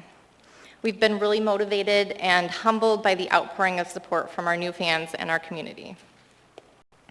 Our business plan involves many streams of income, one of the main ones being ticket sales. We have signed a letter of intent to play at the Sullivan Arena, and that outlines the terms of our tenancy there. The closest arena in size available for us to play our home games at has a capacity of about 1,000 fans, compared to the 6,000 at the Sullivan Arena. Our ability to support this team through ticket sales will be severely inhibited if we are not able to play at the Sully. We have made commitments to our players, to their families, to our fans, and to our sponsors, and regardless of the financial burden that the situation we're in puts on our organization, we will continue to have a season. Alaska teams are in a unique position in the league. In order to allow us into the league, we have to pay for all the visiting teams' travel from the time that they leave their rink to the time that they arrive back at their rink. It's a tremendous amount of money that we'll have to spend and a tremendous burden. We have heard many times that we share the same goals of caring for our vulnerable homeless population and returning the Sullivan Arena to its intended use. We have heard that progress has been made toward a long-term solution to house the homeless. And while the Sullivan is still being used as a shelter, it's really hard to see that progress. We respectfully and passionately ask for you to come together, compromise, think outside the box, and work on a long-term solution that allows us to bring hockey back to the Sullivan Arena. Thank you very much. Yep. Questions or? I don't see any questions right now. I know that it's an issue that a lot of us have been working really hard on the last several weeks, so. Thank you for that. Yeah. Thank you. All right, thanks.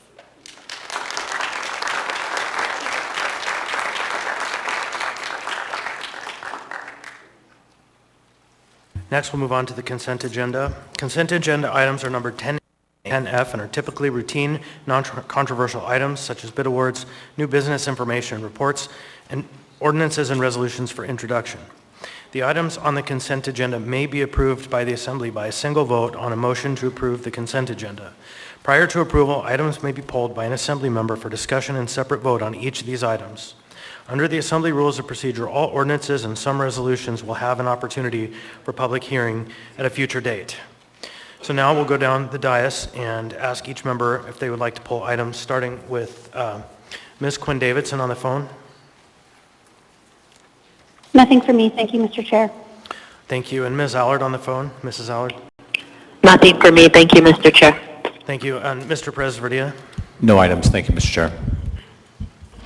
Mr. Dunbar. No items. Thank you, Mr. Chair.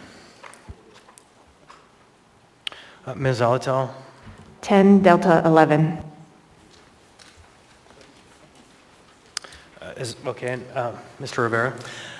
Thank you, Mr. Chair. I have 10B3, 10D7, and 10G6.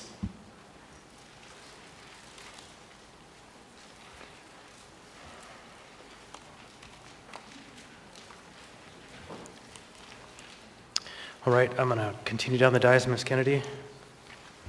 Thank you, Mr. Chair. I'd like to pull item 10B1 and 10F6. Thank you. Thank you. Mr. Peterson? Thank you, Mr. Chair. No items this evening. Thank you. Mr. Weddleton? 10E1 and 10G1. All right. Are there any other items any members want to pull?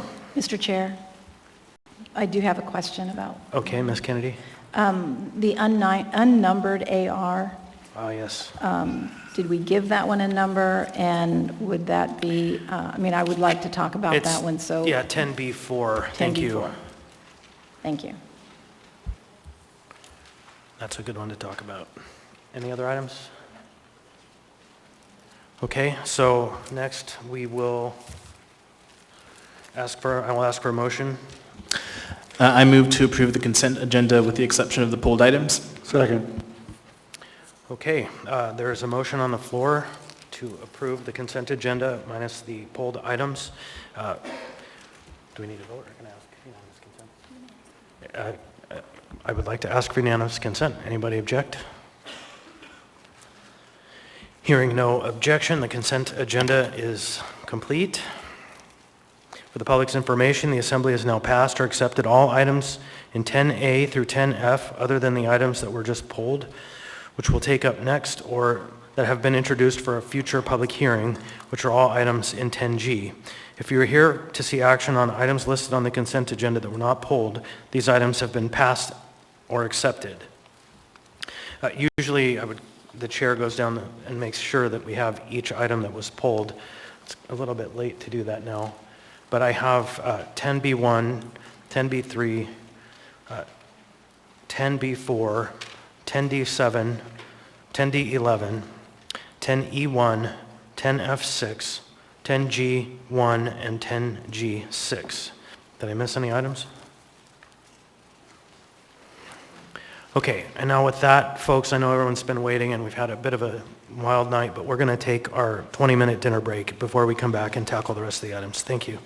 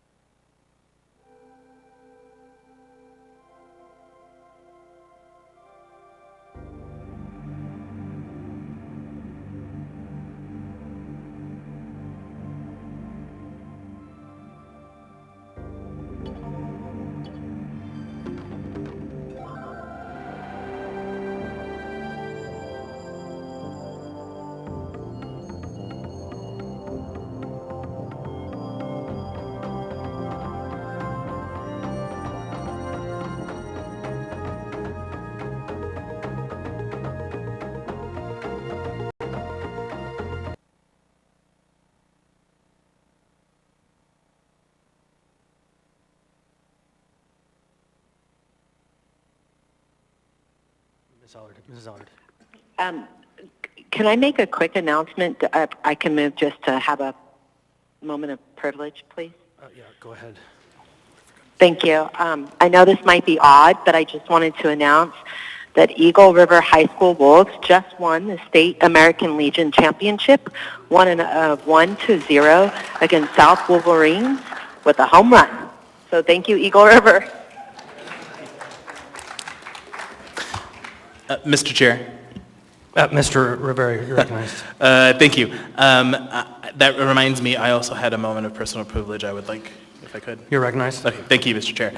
So although we didn't pass a resolution honoring this, I'd like to recognize that July is Disability Pride Month, which is always organized around the enactment of the American with Disabilities Act. Yesterday, the ADA turned 31 years old. The Governor's Council on Disabilities and Special Education, along with many other community partners, have organized a series of Facebook Live conversations each day this week during the lunch hour where Alaskans can hear from disability rights activists from around the country tell their stories. So I hope folks have the chance to listen in. Thank you, Mr. Chair. Right, and as a long tradition of this body, when we hear that the Americans with Disabilities Act is 31 years old, we think it's about the same age as Mr. Rivera. Yeah, we tease him. So, to item 10B1, is there a motion? Move to approve. Second. The item is before us. Would anyone like to speak to it?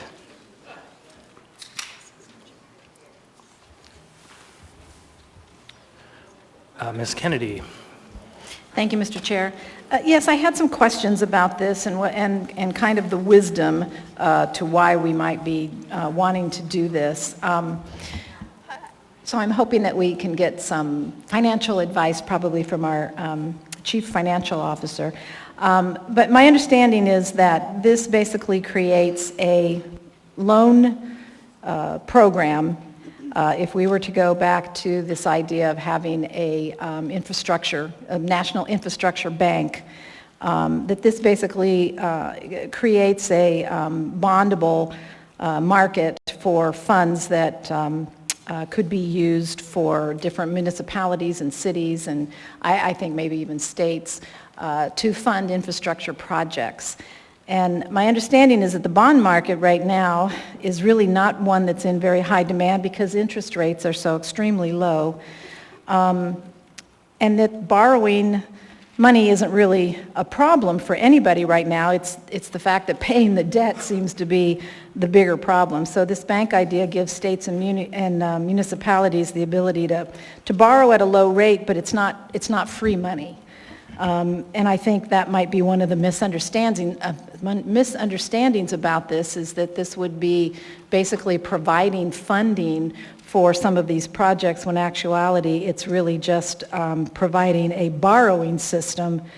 And actually, I guess there's quite a bit of fear right now in some of the banking industry or in the investment industry that having a banking system like this could actually cause some insolvency problems. So anyway, we have plenty of banks right now that can lend us whatever money we believe we can afford to borrow. So I guess I'm just looking at really what somebody or what the sponsors of this particular resolution believe is the advantage to this, to the point of wanting to support such a borrowing program as this. Thank you, Mr. Chair.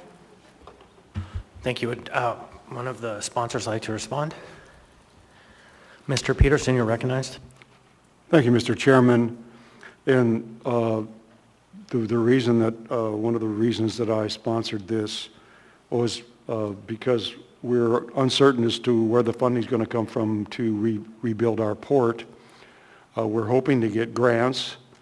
The cost is going to be in the vicinity of $1 billion. And so expecting to get $1 billion in grants is probably a little too optimistic at this point, as far as from what I can see. And the advantage to having a national infrastructure bank, not only for rebuilding our port and other bridges and roads and projects here in Anchorage and across the state of Alaska, it would also fund projects all across the country. And the reason it's attractive is because you'd be paying approximately 1% interest. And so starting it now makes sense because you can capitalize it by selling notes right now that at less than 1%. And that doesn't sound very attractive if you're an investor, but there are institutions that balance their investments by buying bonds and treasury notes. And so the market for buying those, even though it does go up and down, there are buyers out there, I've been told.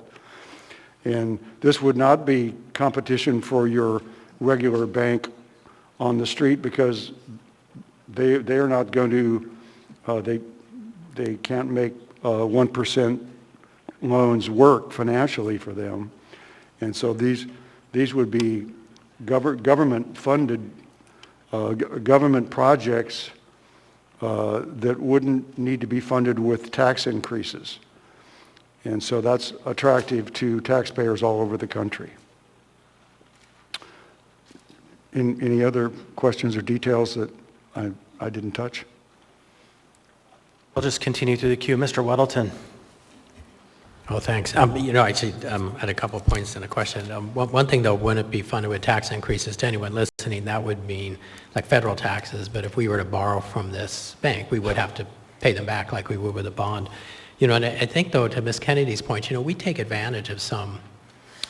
The state has a revolving loan for water projects that we take that's super cheap, so this kind of parallels that.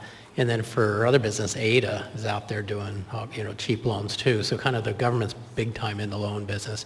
But I have a question for administration. And I think Ms. Or someone, I had sent this question in and someone answered it. It came through Ms. Domboski. But were we to get a loan, $1 million here, $1 million there through this, would that have to go to a vote just like we do with our bonds?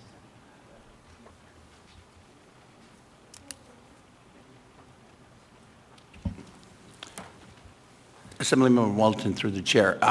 We would have to go in front of the public to get a vote on this.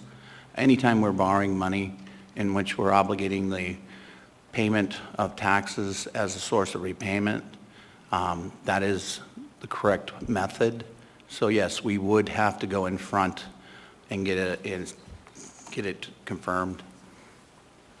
All right, thank you. So in most ways, this would just be a substitute for bonds if it's a cheaper way to go. Thanks. Just a quick point of information for the administration. It's wise before you speak to say your name for the record so that the clerk who has to keep the minutes is able to identify who's speaking. Thank you. Any other comments on this before we vote? Okay. I'm not seeing why I'm in the queue, but Ms. Kennedy, please, final comments.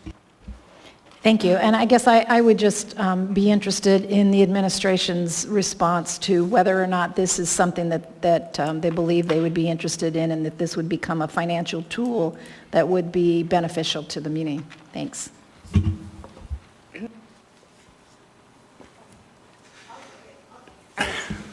Thank you, Assemblymember Kennedy, through the chair. Amy Domboski for the record. Assemblymember Kennedy, right now it's conceptual and it's being debated in Congress. We would really have to see what the parameters and what the restrictions are on those monies and what the payback would be on those monies, and we would evaluate it at that point in time. But conceptually, if there's a ability to borrow money at a lower rate than we can get at other places, I think it's probably a wise thing for the municipality to consider.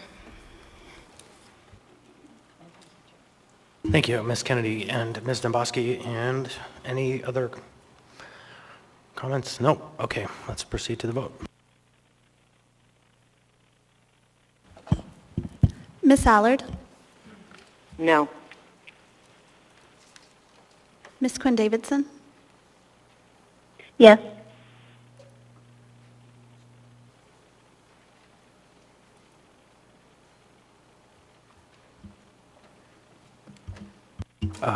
That item, AR 2021-241, passes 9-1. Next, we have before us 10B3. And Mr. Rivera? Move to approve. Second. I understand there is so I'd like to make an amendment if I can, and then I have a comment. So I'd like to move to amend, and my apologies to my colleagues, this is going to be a voice amendment, floor amendment. It pretty much mirrors what Mr. Constant has brought before us. So it would be amending page 2, line 23, after August 17th, 2021, semicolon, to add that the license upon transfer or any other license may not operate in the same premises, colon.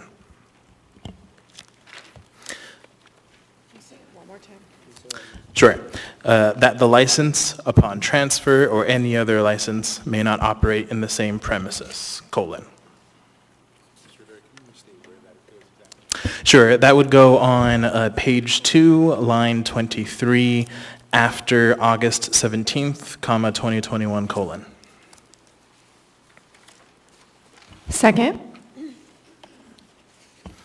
May I speak to the amendment Please, briefly? Mr. Rivera. Thank you, Mr. Chair. So this amendment is to effectuate some of the requests which the Midtown Community Council put forward, and in particular, the Midtown Community Council put forward a resolution, a letter that talks about the fact that there is already a large density of liquor stores within the council boundary. So this is in part to make sure that we try to not further increase that density, as well as making sure that if the applicant or the operator were to sell the license to a family member, for example, that family member would not be able to operate in that particular location.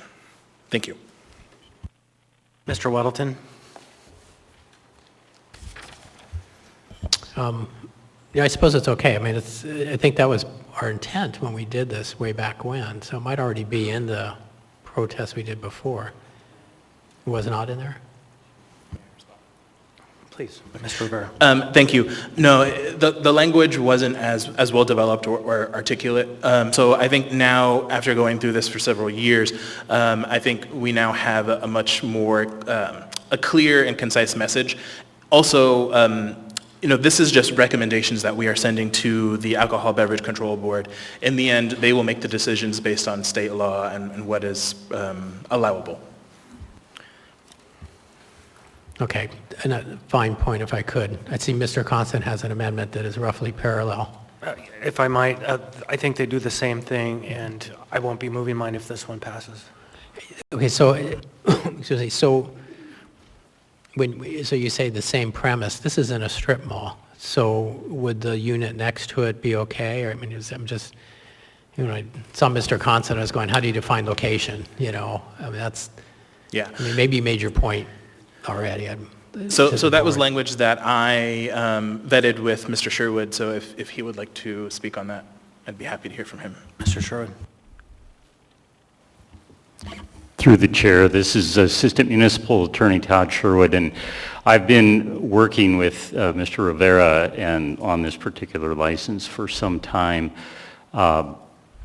Just a couple things I think are worth understanding. The original protest, which is attached to the resolution, that has, shall we say, legal sway with the ABC board, whereas this resolution is more a sense of the assembly in saying this is what we would like to see happen. It continues to put the ABC board on notice that not only is the particular license holder been a problem license holder, but that location has been a problem also. In terms of the powers of the board, it's the ABC board is somewhat flexible. I would say my educated guess is they will wait until there's an actual transfer to deal with those kinds of issues. but there is no downside to the Assembly letting them know at this time, and I think your recall was correct. If you look at the attached Resolution 2020-56, the very last page, there was a sentence there from the Assembly at that time, in March of 2020, that the package store license should not be allowed at that same location. But I believe they will likely deal with that when and if a transfer actually comes up. And the Assembly then will weigh in on whether or not they believe that transfer should occur or not, just like they did on the renewal here and said no. All right, thank you. I have another question, but we can go around the queue. It's not immediately on the amendment. Well, we'll get back in the queue. I'll have Ms. Zalatel go next. Ms. Zalatel, you recognize. Thank you, Mr. Chair. Probably a question for Mr. Sherwood or Municipal Council. Does such a statement, either in the original protest or in this resolution, have any potential effect on a future application for a special land use permit for these purposes at this at this premise? Through the chair, this is Assistant Municipal Attorney Todd Sherwood again. No, I don't think it would, because, like I said, this is more a sense of the Assembly saying we agree with the Community Council. We would like to allow 6 months for this license to transfer in order to keep the value of the license alive and a benefit to the revenue stream. But that would all be part of a separate process. When and if there is a transfer, it may be that they won't find a buyer, or in the process it'll be discovered the buyer's not an appropriate buyer.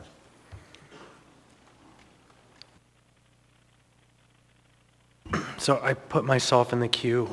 I think that the question of the special land use permit is important to recognize that even once the business is shut down, it is my understanding that it exists on the land for 6 months beyond the operation, and that if another operation were to be licensed at that location, the conditional use would continue to exist on that site. And so I believe that is how it works. I'm not an expert on the topic. If there's anyone who has better knowledge, they can clarify. But I think that kind of gets to your point a little bit too, Ms. Salatil. Mr. Weddleton? Nothing further? Nothing on. So we have any last comments on the amendment? Okay, let's vote.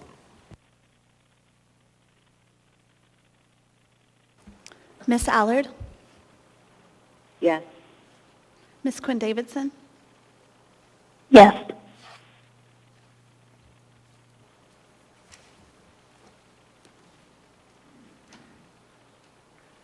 That amendment passes 10-0. And now we're on to the main motion. I see Mr. Rivera's in the queue. Oh, Mr. Weddleton. Oh, thanks. This might be back to Mr. Sherwood. So on the second page on the first whereas, this strikes me as odd wording. The Assembly believes that the ABC Board would only have authority, et cetera, and so on. It feels to me like we didn't do our homework and find out if, in fact, that really is the case. I mean, do we know what they can do? Through the chair, this is Assistant Municipal Attorney Todd Sherwood.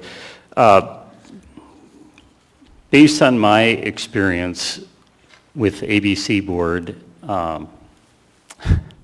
they're somewhat ad hoc at times. And the other thing is, I would say, and I'm kind of the attorney that's assigned to these things, but the vast majority of license holders in Anchorage are very responsible, and it never gets to this level.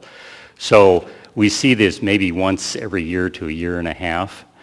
And just based on the times I've worked on some of these, that is what I expect they will do, how they will approach this. But as I said, because it's a little different, unusual situation here, because you're not dealing with a protest, it's just a resolution expressing the sense of the Assembly and letting the board know that the Assembly is okay if they suspend rather than revoke for 6 months. And as I said, I believe that they probably will deal with these other issues when and if a transfer comes before them. And I'm guessing if they ask the question, that the Assistant Attorney General that advises them, and she's aware of all of this too and is fine with this, she will say, you deal with that when the transfer comes up. But as I said, there's no downside to the Assembly doing this at this time. Okay, that's a real help. Thank you. Mr. Rivera. Thank you, Mr. Chair. All right, hopefully this is the last time I have to do this spiel. So this is, I really hope, the end of a years-long saga to try and mitigate the obvious public health and safety issues that centered around mom and pops. As some may remember, last year the Assembly passed a resolution asking the Alcohol Beverage Control Board to not renew this license, effectively shutting them down. This wasn't an easy decision for us to come by, but after years of the community trying to work with the operator and the Assembly stepping in and giving the operator multiple chances to get it right, there was no other choice for us to make, which was evident to all my colleagues as we unanimously approved last year's resolution. After that resolution was passed, I found myself spending way too much time listening to and testifying before the ABC board. I spoke before the board 3 times in total to ensure that the resolution and will of this body is effectuated by the state. After a failed attempt to appeal this to appellate court by the operator, for which I was a witness of the state, we are finally getting to a close of this situation with a vote of the ABC board at their August 17th meeting, which I will be attending. Hopefully the last one I have to attend. This vote is meant to affirm the decision of the appellate court and make a final decision on what to do with the license. The Midtown Community Council position has been very clear. Shut the operation down on August 17th, immediately after the vote of the board, and give mom and pops an additional 6 months to sell their license. The operator has stated their support of this idea in conversations with the council and the state. I ask my colleagues to support this resolution so we can give the, as Mr. Sherwood calls, the sense of this body to the ABC board. Thank you, Mr. Chair. All right, no one else in the queue. Let's proceed to vote.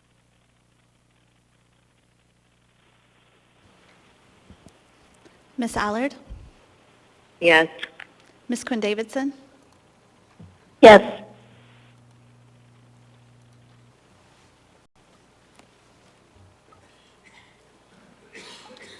All right, resolution number 2021-253 has passed the Assembly 10-0. Next, we have 10B4. Is there a motion? Move to approve. Second. All right, we have this item before us. Ms. Alatel, would you like to speak? So this item is a resolution that commits the Assembly to a collaborative process for the development of a strategic interim and long-term plan to address housing and homelessness. This resolution came about after actually much collaboration with philanthropy, the Anchorage Coalition to End Homelessness, and the administration. It recognizes that we need a plan to go forward and that we don't have a lot of time. So there are tight timelines in this to anyone who's really familiar with the municipal process. First, we have to engage a facilitator and identify the individuals who are going to participate by August 1st. Next, we're going to commit to designing homeless and transient shelter that includes a navigation center as one of the first deliverables to be determined. And we're really trying to get that in the operational capacity and sites determined so we can discuss them in the 2022 municipal budget process. The rationale there being the current municipal operations budget for shelter is for 150 individuals. So we really need to talk about who and how many and where so we can have informed discussions during the budget process. Additionally, we hope to move through a design process that identifies existing or design a purpose-built facility to meet the identified gaps in housing and homeless response services for purchase or construction by first quarter budget revisions in April 2022 for consideration of the remaining CARES Act fund balance and funding through the second tranche of the American Rescue Plan Act. All of this work should be done while bringing the public along. So this resolution commits to regular reports to the Committee on Housing and Homelessness, as well as public engagement through community councils. So I urge your support of this resolution because it is a collaborative way forward with action items, deliverables, and community engagement. And it also identifies that we're going to have to keep mass care operations, including non-congregate shelter, going in response to the COVID-19 emergency.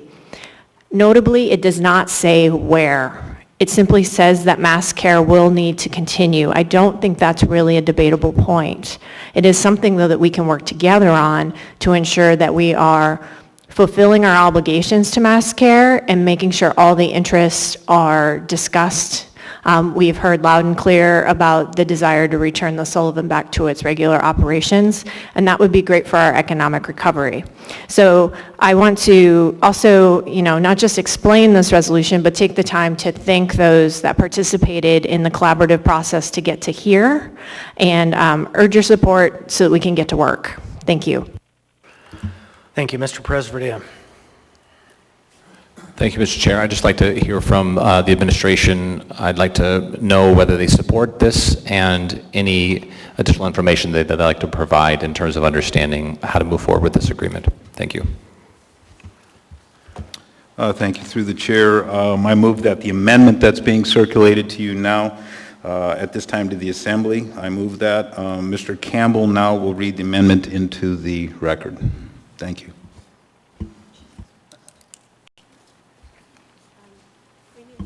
So, Mr. Chairman, this is Craig Campbell from the Office of the Mayor.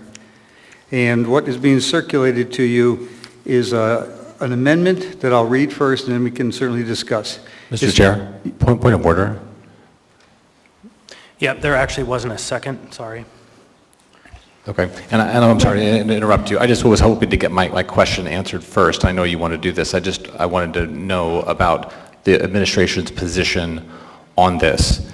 The administration, Mr. Chair, and Craig Campbell from the administration, our position is reflected here in the now therefore be it resolved. It explains our position as opposed to what's been presented. I see. And then just a second, Mr. Chair, is it appropriate for the administration to move an item? That's new for me. So it certainly is an item that's open for much debate. I don't know if Mr. Gates is paying attention or hearing us right now, but I think that the answer to that is ultimately yes. Okay. Yeah. Thank you. Thank you for letting me interrupt. Mr. Gates, do you want to opine on the question? Yes, the admin, the mayor can make a motion. He can participate in the meeting as an assembly member, except he cannot vote, and that's in our charter. So the answer is yes. So we have a question on the floor that wasn't answered, but then we had a motion made and no second for the item. Is there a second? Yes, there is a second, and I was waiting for him to actually state the motion so that it could be seconded. But yes, I will second the motion as it's been presented on paper. Thank you. Thank you. Now, I think it's fine to go through in detail what the proposed motion is. Thank you, Mr. Chair. So this is Craig Campbell again from the Office of the Mayor. So what the motion is that was seconded is to delete the entire now therefore be resolved that's included in the resolution. That would be line 40 on page 1 through line 38 on page 2. What would be replacing it is now therefore be it resolved, A, the administration and assembly agree to build and operate a 400-bed homeless shelter at the Tudor Elmer Road intersection adjacent to the old Anchorage Police Department headquarters facility upon passage of this resolution. B, the administration agrees to present to the Assembly a revised budget for the design, construction, and operation of this facility at the August 10th, 2021 regular Assembly meeting. C, upon completion of the Tudor Elmore shelter facility, the current homeless shelter operation at the Sullivan Marina will end and the facility be reopened for sporting activities. Furthermore, be it resolved, A, the administration and assembly agree to initiate a facilitated collaborative process in coordination with philanthropy and the Anchorage Coalition to End Homelessness to bring together relevant stakeholders and experts to provide input on selection of an appropriate midtown location to provide additional treatment services for the homeless population. This process will be completed within 6 months to allow for identifying funding sources and starting the construction acquisition process. B, this process will be initiated immediately upon the full appropriation of the Assembly for the 400-bed Tudor Elmhurst shelter facility. And C, on the back page, the administration shall identify the funding requirements and sources for design, construction, operation of this facility once the collaborative process has reached an agreement on the site, scope, and services that will be provided at this new midtown location. Thank you, sir. All right, there is a motion made and a second. I see a number of people in the queue, but I think they were in for the main motion. Ms. Kennedy? Thank you, Mr. Chair. Excuse me, Chair. Ms. Allard, I have you in the queue now. I just needed to know if I can get a copy of that sent to me. Sure. Yes, I'll make sure we get a copy sent to Ms. Yeah, we need a copy emailed to the clerk and to Mr. Gates. And we'll have it to you shortly. Okay. Can I go ahead, Mr. Chair? So, thank you. Please. Thank you. I'll support this because it was becoming painfully clear that some of the negotiations that were happening last week were getting bogged down. And I don't know if it's because there have just been so many people who wanted a say in all of this that it got really difficult to try to figure out whose plan was going to rise to the top and be accepted. But my thought in all of this is that we're wasting so much time in this idea of coming up with, we're going to have facilitators, we're going to take the time, we're going to have all these dates and that by which things are going to be planned and presented to the public, and I'm not sure we have that kind of time. What I like about this is that the administration is basically saying they will commit to having those kinds of questions answered by our next meeting. So I find this to be a much quicker way of getting to the crux of this and to find a way to really come up with a plan. One of the things that I think is just so important is that this group has got to get together. They've got to be around the same table at the same time. I was just telling the mayor a little bit ago, you know, let's roll up your sleeves, sit down at the table, have pizza together or something, but make this work. And what I keep seeing is people that want to keep changing their minds about some of how they're going to do this, and the timeline for how this gets done. And it really is not, it's not serving this community well.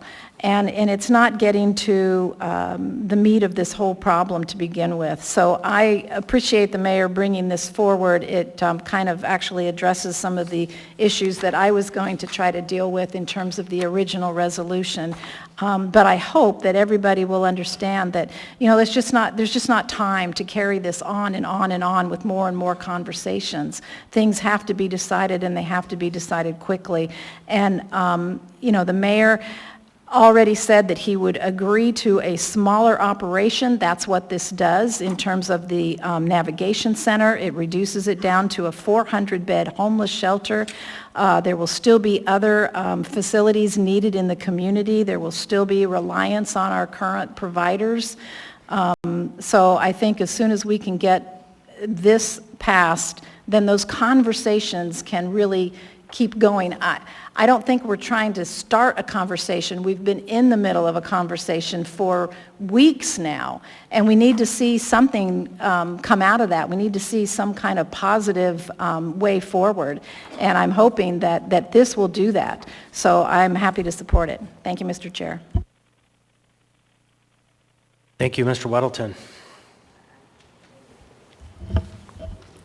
I guess there's a lot to say here. I mean, I don't know that the end result that this would lead to would be bad. I mean, it seems pretty basic and could work.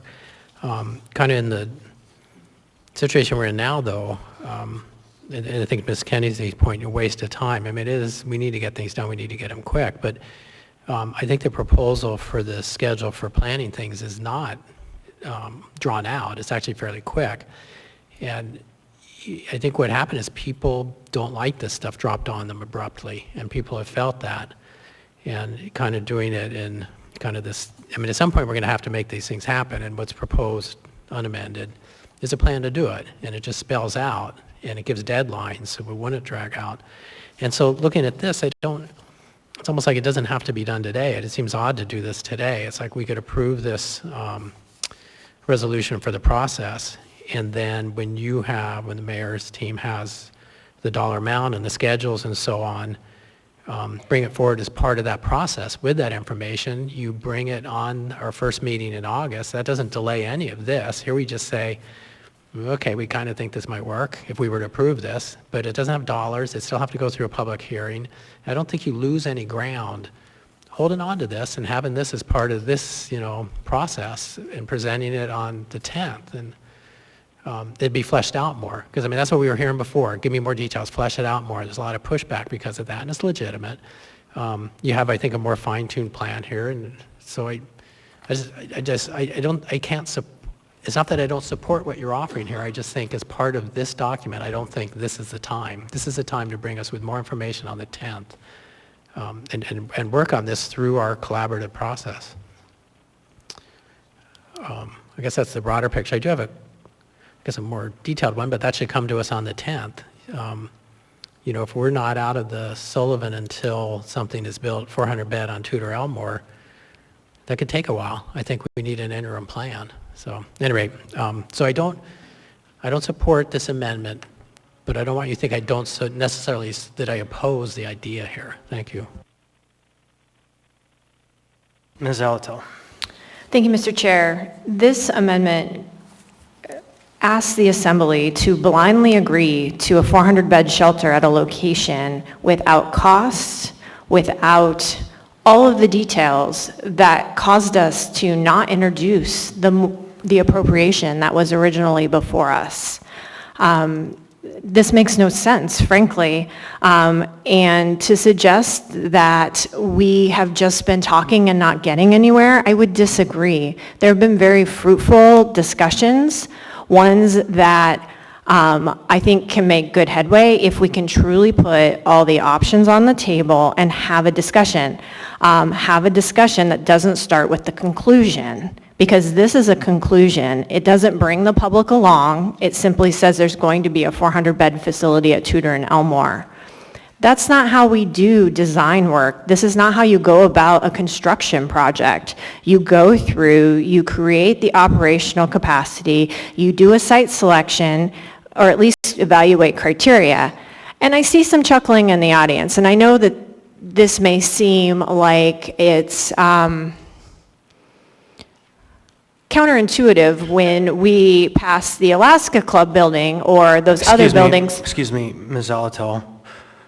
To the woman in the front row, I'm going to suggest that civil behavior is in order in the chambers. That's a warning. And what I would say about that prior process is the selection of those buildings did not involve the Assembly before they were brought forward. I want to be very clear about that. This is what we have proposed is a true collaboration that walks together without a predisposed conclusion.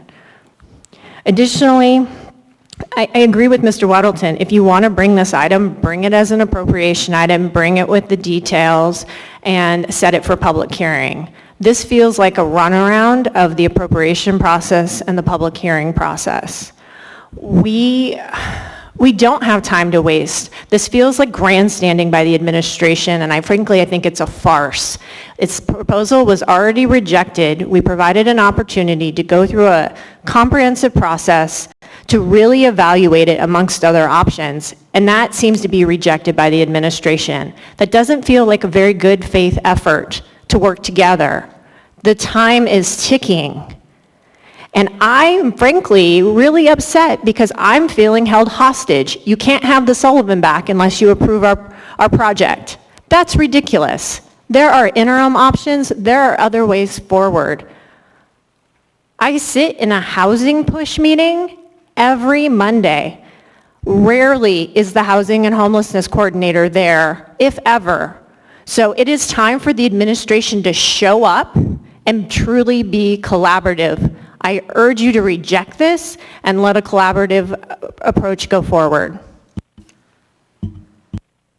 Ms. Allard is in the queue. Thank you, Chair. I am absolutely astounded that you can sit there as assembly members and grandstand against something that we've been working on for 18 months. In fact, before I even came on the assembly, every single one of the persons on the assembly, to include the prior administration, had completely failed. Now we have the opportunity to do something and move forward, and nobody can seem to wrap their head around, hey, maybe there's a better option. Would it help if you had the building named after you and we gave you all credit for finding out the ideas and resolving the homeless issue in our city? For God's sakes, can any of you just sit down, be quiet, and allow the administration to come forward with a better plan and a better option, or is that beyond you? We have an obligation to our community to put our city back the way it should be and should have been ran for years, and each and every one of us have failed. Now we have an administration standing up trying to take the bulls by the horn to clean this city up, and no matter what, you don't want to do it. Talk about being triggered. Sit back down and reevaluate your failures as assembly persons and allow this administration to do what the majority of the city have elected them to do. Thank you, Chair. Mr. Presvedia, please. Thank you, Mr. Chair. So I'm, like some of my colleagues, a little bit surprised by this. I was actually really looking forward to a process where it was outlined and we could sit down and have really thoughtful conversation in a very quick way and move forward and come to the public with a plan that we can both agree with. Like Mr. Weddleton, I'm not opposed to the idea. I think it's a valid idea.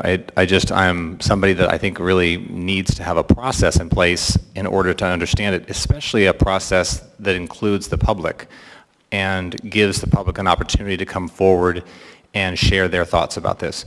So by passing this tonight, we would already agree to do this without a public process.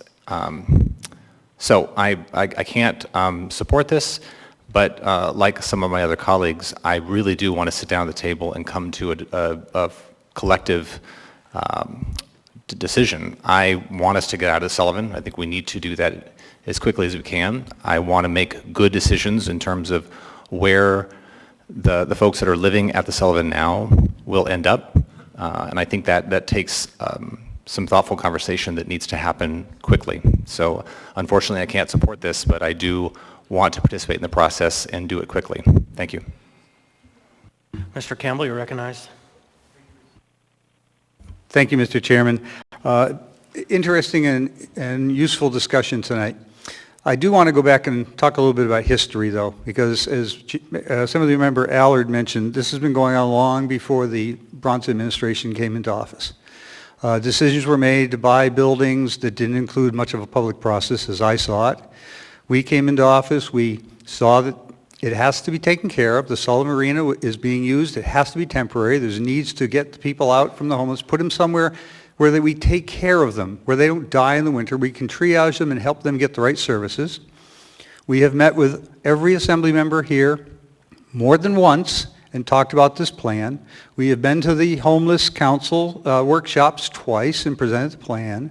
We've held public meetings to show the plan. Everybody knows what the plan is. The plan was a 1,000-bed facility down at the Tudor Road-Elmer intersection. Through the conversations we've had, we have realized that that's a fairly large facility for what the Assembly would want to accept, and that they're looking for other options as well. So our compromise was to go down to 400 beds. And then to add the Midtown areas, okay, that's where the Alaska Club is going to be. If there's something that is needed in that area, we should study that. Tonight's next step of a compromise is to say, well, let's go along and start that stakeholders meetings to look at that Midtown area and decide what do we need and where do we need it. But don't forget, winter's coming. We have people that are going to die this winter from cold, from violence, and other things if we're allowing them to stay in the camps. If we keep the Sullivan Arena open, this is not the answer that we need. We have been talking to you for over a month about this.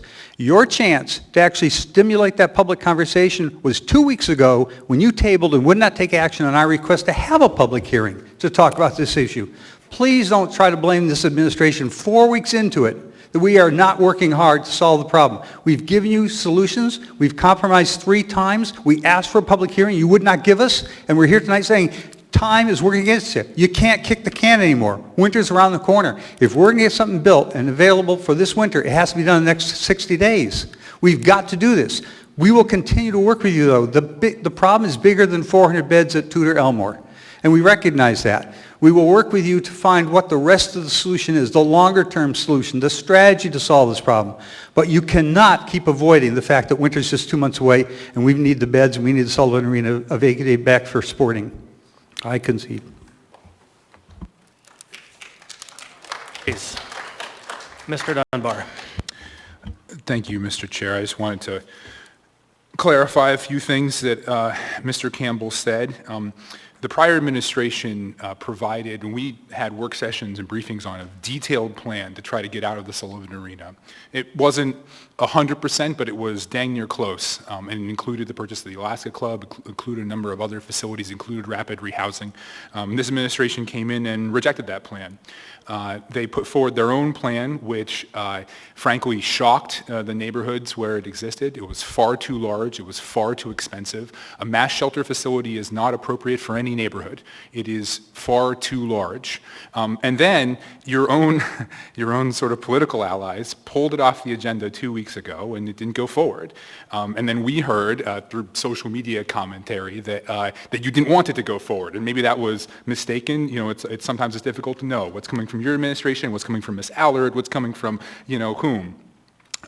But we do need to work towards a compromise, and that's something that everybody agrees. And I thought about amending this amendment to go something like the compromise that me and Ms. Zolotel offered 2 weeks ago, which I think would move us forward. But rather than do that, I agree with Mr. Weddleton and Ms. Zolotel. I think we are going to vote down this amendment, and then we are going to pass this resolution, and it will create a set of circumstances that will create a path forward, and I hope that your administration comes to that table with a different attitude than they came tonight. Thank you. Mr. Weddleton. Thanks, and to address a couple points that Mr. Campbell made. One thing is regarding last year with no process. That process was thin. There were proposals for the buildings. It did not have all the financial stuff lined out, and we heard a lot about that. We had tremendous pushback on it. In fact, we have continued to have it a year later. Well, it's not quite a year later, but close to a year later. So we won't do that again. That makes sense, right? We did something not well. We learned, don't do it that way. I think as a body, we're not the body we were a year ago. We have learned from the people out in the audience, get the numbers, know what you're doing before you move forward. And that's where we are, I believe, now. Certainly I'm there. And as far as time being of the essence, it is, and I think we're on board with that. But I think your proposal here, as I said before, if it were not to pass, this amendment not to pass now, on August 10th, you can bring it, we'll all meet again and again, bring it on the 10th. And it doesn't really slow you down because you'll have your numbers, you'll have a fine-tuned plan, maybe this, maybe slightly different, but then we can set it for public hearing. So you're not slowed down at all if this doesn't pass this evening. Thanks. Ms. Kennedy in the queue. Thank you, Mr. Chair. I guess I just wanted to comment on part of the comment about what happened 2 weeks ago when the resolution that was going to bring forward this plan was not moved forward. And if you remember correctly, there was actually an S1 version in that package, if you will. And that S1 version essentially held the mayor hostage in an effort to require the purchase of the Alaska Club in order to even consider pursuing the idea of the 400-bed, or I think at that point it was a 450-bed mass shelter navigational center. So there's been a lot of what I would consider forcing people to basically do one plan or the other. Now, I have a lot of people who are saying, yes, we want to talk about this, we want to work through this, but what I see is, or what I hear about, and believe me, you know, there are plenty of people that get information from different people that are attending some of these meetings. So the rumors go around, or people maybe assume too much. But regardless, what I see here is the mayor basically telling you that he believes that one of the best answers to dealing with homelessness is to have a mass shelter, an emergency shelter of some size that will be open to homeless people no matter what time of day, no matter what kind of situation that particular homeless person is in. And yet, it seems like what he's been met with has been well, we won't really even talk about this until you do A, B, or C. And I don't think that this resolution is going to fix that particular standoff, if you will.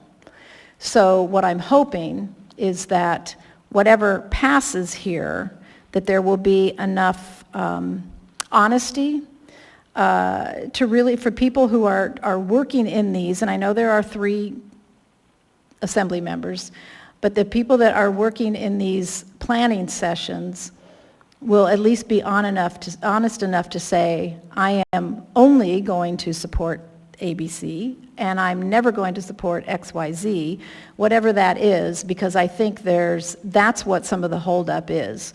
And again, what I see here from the mayor's amendment is that he is basically telling you that his best plan forward is a 400-bed homeless shelter, and that the other items that still need to be addressed are still in there. I mean, there's still the idea of making sure that the Sullivan Arena gets opened up and working for funding requirements. So anyway, I'm frustrated by the fact that I think there's been a lot of information that has been spoken about first and then taken back and changed. People are changing their minds about how they're dealing or how they're working through these planning meetings, if you will. But what I see is the mayor not changing his mind, basically telling you that he believes this is the best plan forward, is a 400-bed homeless shelter.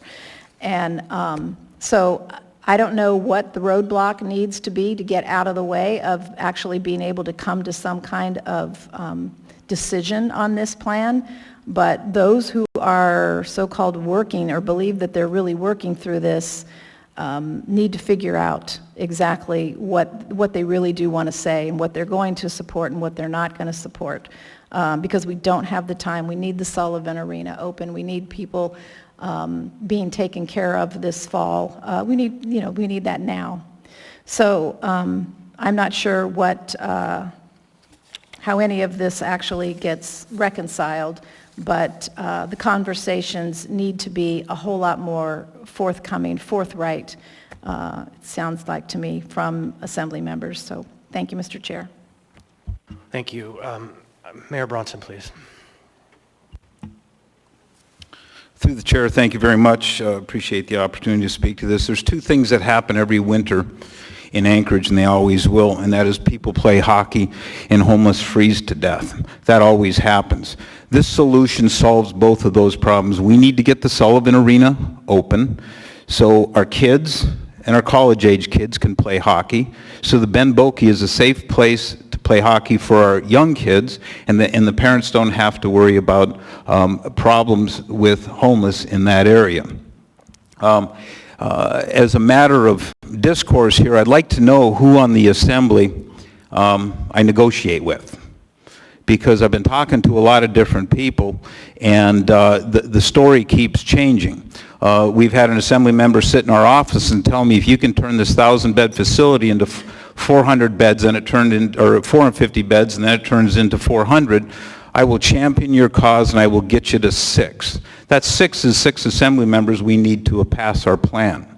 That changed. The folks we've been negotiating with, they come to an agreement on an item, and then 2 days later, literally 2 days later, they strike their own language and they come to some other language which is quite indefinable. We agree to think about this. We agree to talk about that. Winter's coming. And like I said, 2 things are going to happen in the winter, and I'm not going to own this. When the rink doesn't open, Sullivan doesn't open, and I think it's October 7th, there's their first game, I don't own that one. I came to you in good faith. Even before I took office, I submitted this plan because there's a sense of urgency. This is an emergent situation that's going to turn into an emergency situation. It's coming.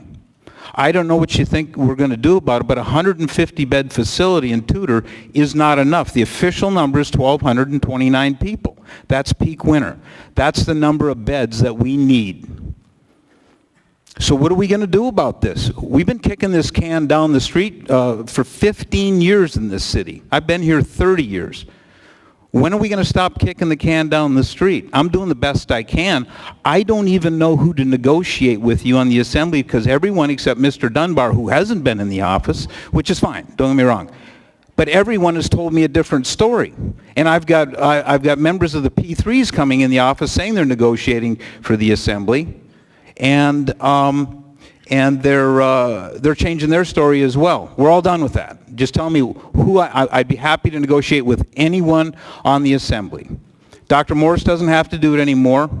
Larry Baker's done. He says, I can't deal with people like this because they don't tell me the truth. Larry Baker has been doing real estate deals, millions of dollars for 50 years in this city, and he says, who do I deal with? I can't do this anymore. So unfortunately, we've lost that back channel. Larry's done. So just tell me who to negotiate. Give me one or two names. I'll put one or two people in the room, including me, and we'll negotiate this. That's how it works. Thank you. Thank you, Mr. Mayor. Mr. Constant? My reputation has been much maligned in the last 3 weeks because members of this administration have been taking my words out of context and stating that I have offered to support their project. I'm going to now read the email that I sent to the administration on July 8th. Because we have been working towards a common goal. And there has been one side that's been consistently moving the ball. And they've been moving the ball back to the beginning point, which is evidenced by this resolution tonight. I'm checking in on our conversation that began last Friday between you, Mr. Campbell, Mayor Bronson, and Chair LaFrance. I proposed that for myself, if a compromise proposal were developed that downscaled the proposed project at Tudor and Elmore to 400 or fewer people, and a specific complementary project was identified in Midtown, I would become a champion for the success of this compromise. At our subsequent meeting on Tuesday of this week, when we began the conversation, I was surprised that we weren't handed something concrete, but instead found ourselves presented with basically the same proposal that was put on the table last week, except it was scaled back to 800 to 1,000 people and only a vague message about something in Midtown in a year or two. I was hopeful that I clearly communicated that that wasn't a realistic middle road solution that showed both of our branches of government working toward a shared solution. The key takeaway I had was if the administration isn't granted a $15 million blank check authority to expend municipal resources, either the deaths that will come from putative assembly inaction would be on us or the administration would defer to some unspecified plan B using emergency powers to achieve its goal. Toward the end of the meeting, there was an agreement that the next step had to be to see the terms in writing in some way. Because at this point, the quote plan as proposed only exists in the minds of the members of the administration and in talking points, but not in any manner that details the nature of the project or how it would be accomplished. So I want to clearly communicate now that I have not been moved to support the verbal proposal made by the administration in any way, even though I can see some merits. Tomorrow is the addendum deadline, so I look forward to seeing what comes forward so that I can make an information-based determination of whether or not I can support the proposal by Mayor Bronson. At this time, I cannot. That's pretty specific and clear language that for the last 3 weeks has been bandied about that I have suggested that I would support your project based on downscaling. But that was not the deal. And I've been painfully honest, and I have watched us as a body, the small negotiating group, move forward with commitments to meet you where you're at. But every time we came into the room, the ball was moved back to ground zero. And in fact, it was raised to me as a question, Mayor Bronson, why isn't Mayor Bronson in these negotiations? Because it seems like people around the table are making promises that they're not hearing as fact, but they're just kind of making it up as they go back to the office. And so I would welcome you to review this email and cross-reference it to what you have heard from your staff, because I was explicitly clear. Not partially clear, not hedgy clear, but 100% clear that what we need to do is ensure that we find a way to take the people off the streets of Midtown and serve them in a positive and healthy way.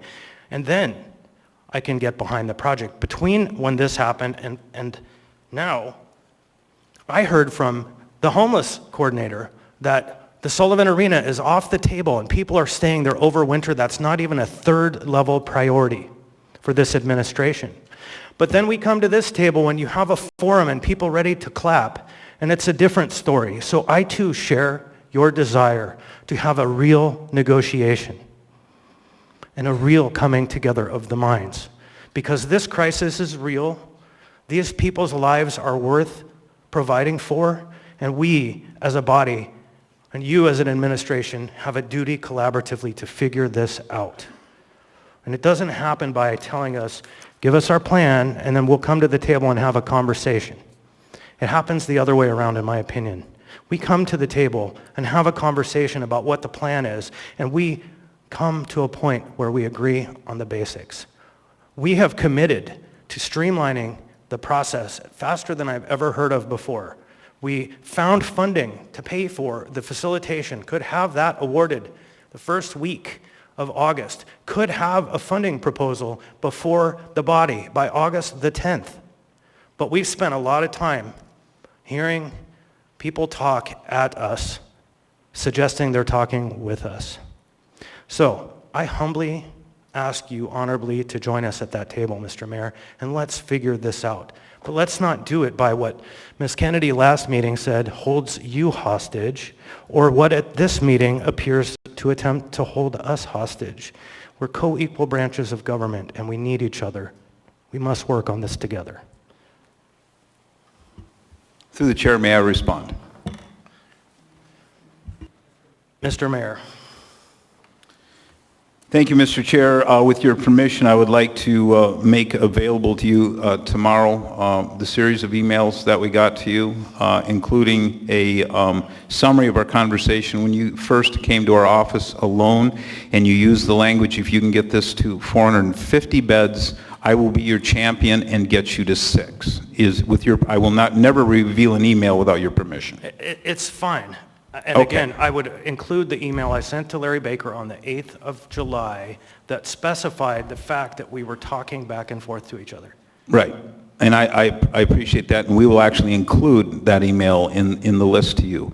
Again, I'm back to the original question of who do I negotiate with?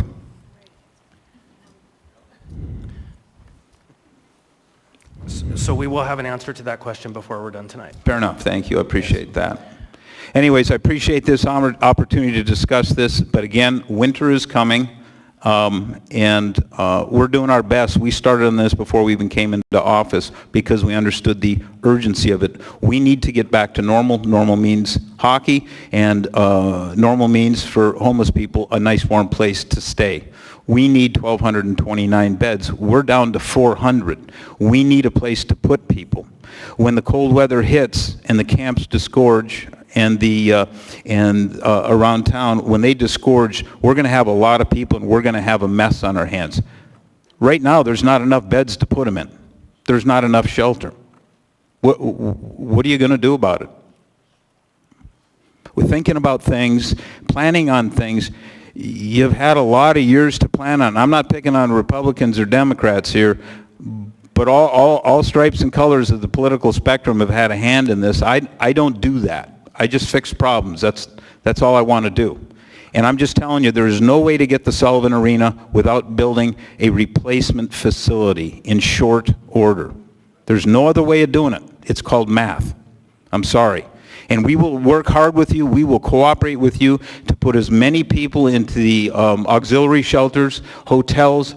You find the beds. We will help you get those people navigated to them. But in the meantime, what about the people that are going to freeze to death on the streets?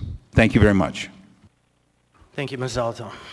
Thank you. So, Mr. Mayor, my resolution puts forward the negotiation process and identifies the team. So there's who you can negotiate with. Second, I'm really, frankly, disappointed that the homelessness coordinator's not here, I don't think. Maybe he is. He isn't someone, frankly, who is doing you a service. And I normally wouldn't criticize someone, but his role is so key. If homelessness is your priority, you need someone with expertise who understands the data, understands the population, and does the work. I have been playing the role of a homelessness coordinator, it feels like, for the last month. I go to the meetings, he's not there. I am running down the ARPA funding and making sure connections are made so it gets out the door. This housing surge is very real. We need to house people. We have committed millions of dollars to housing people. But you need your administration at that table helping with the housing. So I hope you want to come to the table and negotiate in good faith. But I've got to tell you, I'm working full-time at this job on homelessness and trying to do the rest of my duties as an assembly member and my day job. So I really hope you can bring someone who has authority, if it's not you, that we can count on when we present language and it's edited and it moves through. This resolution was originally supposed to be joint. It was edited jointly.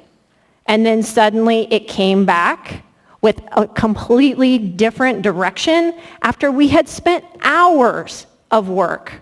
So I hope you recognize that this provides the negotiation tool, and perhaps the facilitator is exactly what we need, because there seems like there's not a lot of trust in this room right now, and that facilitator, that agreed upon neutral third party, will get us there. Thank you. We are going to have the last three people in the queue.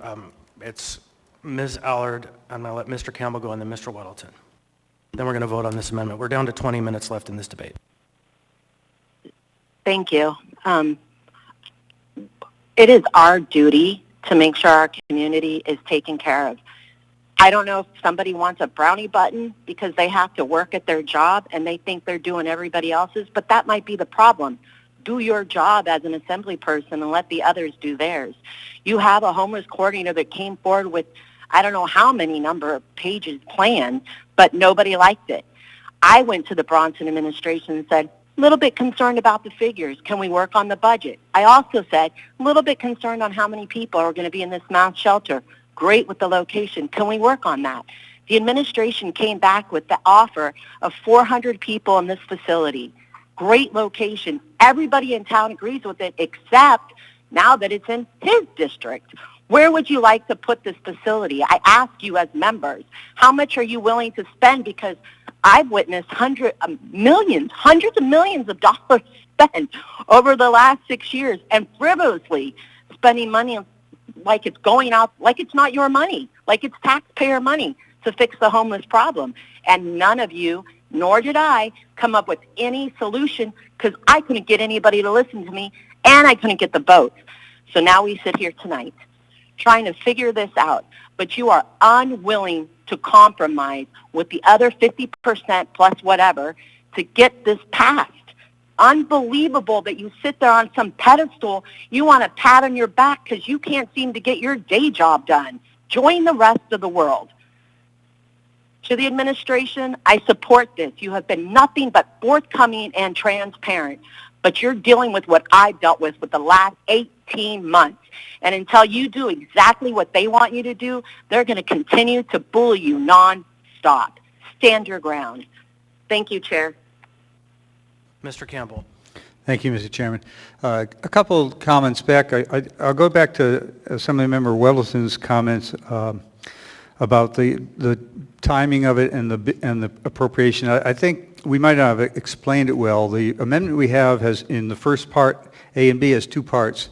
We're asking you to give us the green light in a resolution, not an ordinance, just a resolution saying, yeah, we agree 400 beds, yeah, go cost that out and bring it back to us. So we've already spent a lot of time and effort costing out stuff that is apparently doesn't go anywhere. So this resolution actually was designed to do exactly what Assemblyman Weldon wants. Get the agreement on what it looks like. We'll bring you the budget on August 10th. You still have the authority to vote it up or down on August 10th. It's your appropriation authority. And the other observation, it's more of an observation as I listen to the body on the Assembly discuss it. It does seem like we are combining a lot of issues. What the administration is trying to bring forward right now is a short-term solve the problem this winter so people don't freeze to death, so we can solve some of the crime problems out in the woods with these camps, and so that we can get the Sullivan Arena open. Solve a short-term problem that is basically just a replication of the Sullivan Arena somewhere else. That's all we're really asking for right now. The rest of it, the long-term housing, the jobs, the navigation centers, therapy and all that, we've agreed in this resolution to work with you. We should have collaboration on what the long-term strategy looks like. We just don't have the time, as has been proven in the last number of years of trying to plan this and not getting as far as we should have, that we need more time. But we don't have the time to save lives this winter. We're simply asking for the authority to go forward to bring back the cost to you for approval on August 10th for 400 beds to open up the Sullivan Arena. We then agree to work with you on a bigger plan that solves the greater problem of homelessness in Anchorage.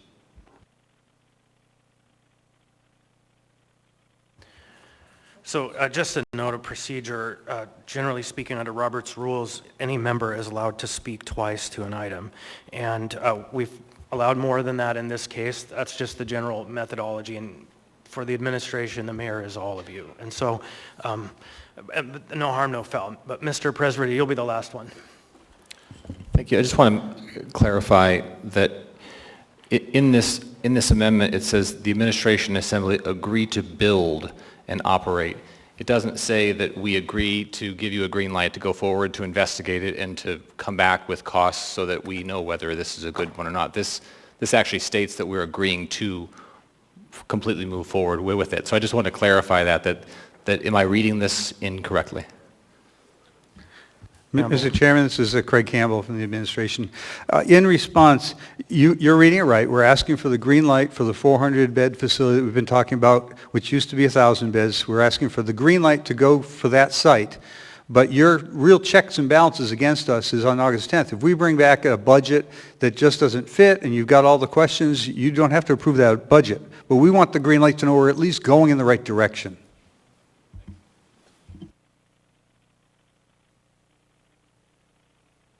Anybody else?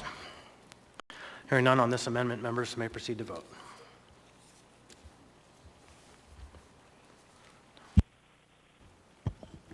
Ms. Allard?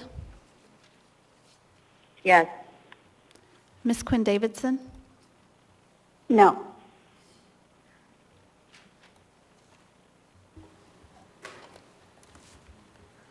The amendment fails 2-8. On to the main motion. Ms. Kennedy. Thank you, Mr. Chair. Actually, I quite enjoyed some of the bantering back and forth. And my youngest son will tell you that I never walked away from a good argument. But I will tell you, though, if it takes 3 or 4 hours to do so, typically people will get to the bottom line and have some sort of agreement and a way to move forward, or at least to agree or disagree. Now, there could be yelling and shouting and things like that to go along with it on the way.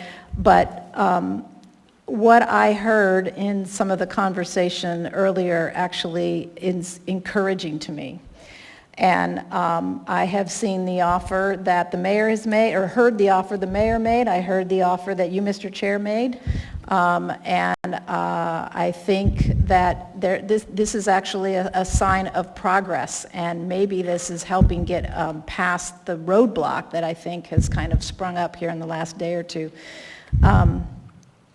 So I guess with that in mind, I do not support this resolution because it has a facilitator. I think, if anything, that is another roadblock for you. And there's nothing that will beat the idea of 2 people or 3 people, however many it takes, in a room together, hashing things out together. I mean, it may take time, it may look ugly, but I guarantee at some point you will get to an understanding and some kind of compromise. So I would rather there not be something that's facilitated and organized and orchestrated, but that you will all just pick up where you've kind of left off here this evening with these conversations and just get going on it tomorrow morning. Don't wait till you hire a facilitator and agree to who that facilitator is going to be. Just sit down and have the conversation. You know, keep going. So with that in mind, I'm going to move to postpone indefinitely. Second. We have a motion and a second on the floor.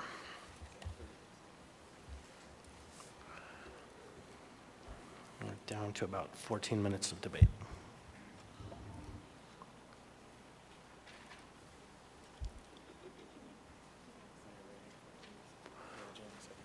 She asked for a minute.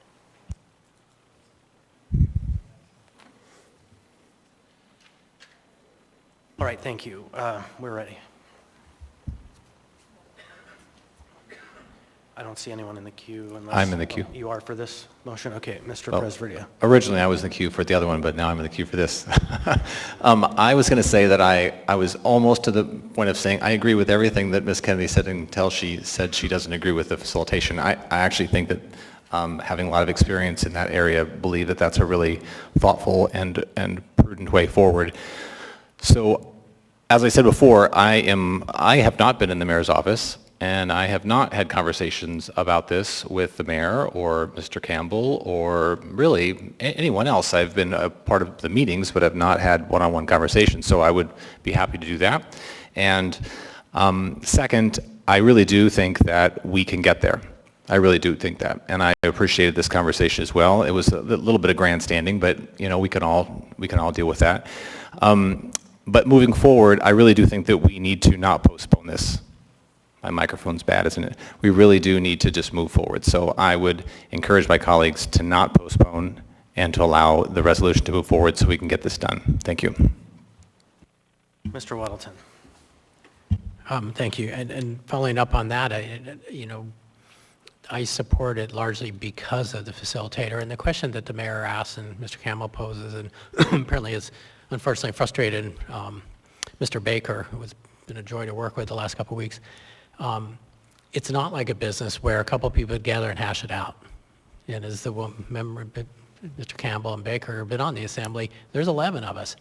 No one can deliver you 6. It's not how it works. We can't even talk to each other separately like that. We can't meet more than 3 of us, as you know. We're 11 individuals, and I think that's where this facilitator comes in. If we sit in a room, you got a facilitator who narrows down these conversations and gets us to a finer point. And I am encouraged by this. I think your proposal and the amendment that failed is coming in there towards where we've discussed before. It's missed some components that, I haven't been in the mayor's office, but I met with Mr. Baker and others, and we're kind of working towards this. So I think we are not that far, and we know we all have to fix this. So, and a facilitator will help because you can't negotiate with 1 or 2 of us. It's got to be with all 11 of us. It's not like running a business. Thanks. Ms. Kennedy. Thank you, Mr. Chair. Actually, that brings up a question that I have. And my understanding, or my assumption, I guess, was that there would be one person negotiating for the assembly, or maybe a team of 3. So with Mr. Weddleton's comment, it sounds like all 11 of us are now going to be involved in a facilitated conversation. Is that your understanding? Or maybe that's... Okay, thank you. Thank you. So the plan as described around the table when we still had all the parties there was that we would have a small group of 3 working on the initial negotiations, and then we would have report back processes built in where all the members would be brought together in open session so we could discuss with the administration and the assembly at the table all of the elements that are moving forward in the facilitated conversation. And I just want to add that the idea of a facilitator, I had hoped we could get there without it, but we spent enough time talking at each other that it's clear that we need somebody to record our agreements and bring them forward to us at the next meeting so everyone is on the same page. Because that's been the hardest part in the process for me, is to understand who is making the call and why does the ball keep moving, which, as we heard from the administration, they feel the same way. And so I think that that's a signal that a professional could come forward. And I would add one last note to that.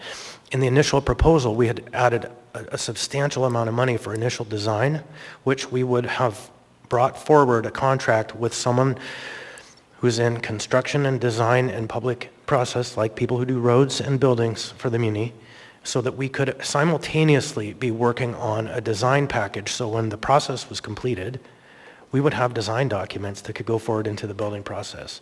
All that was on the table, and it could still be again.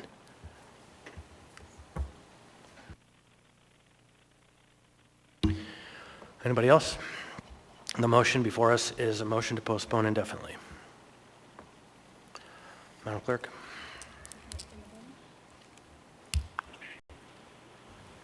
Ms. Allard? Yes. Ms. Quinn Davidson? No.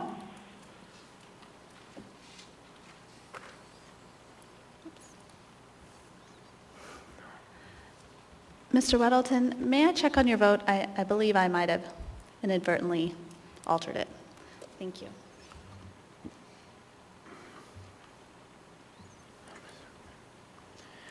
That motion fails 2-8. The main motion is back before us. And I guess the last item for discussion, we committed that we would have a panel of 3 available for the discussion should this item pass that are named for the mayor.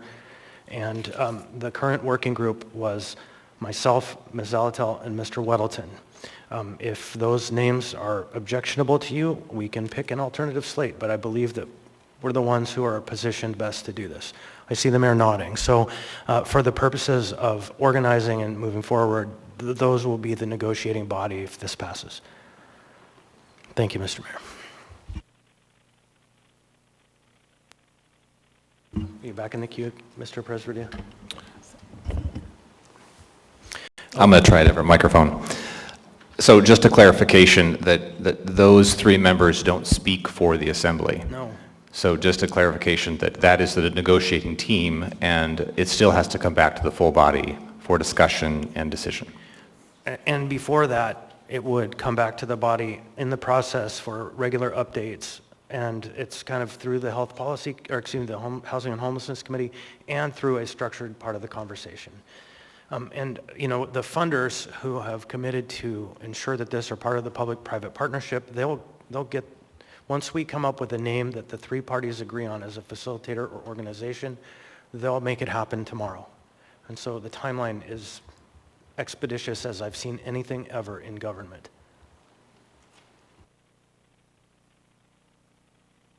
Any last comments?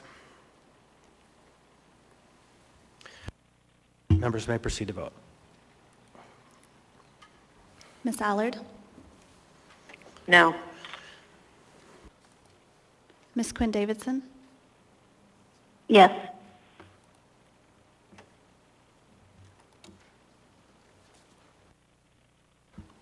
Uh, 10B4 and unnumbered AR, creating a facilitated process, passes the body 8 members to 2. Next, we're on to 10D7.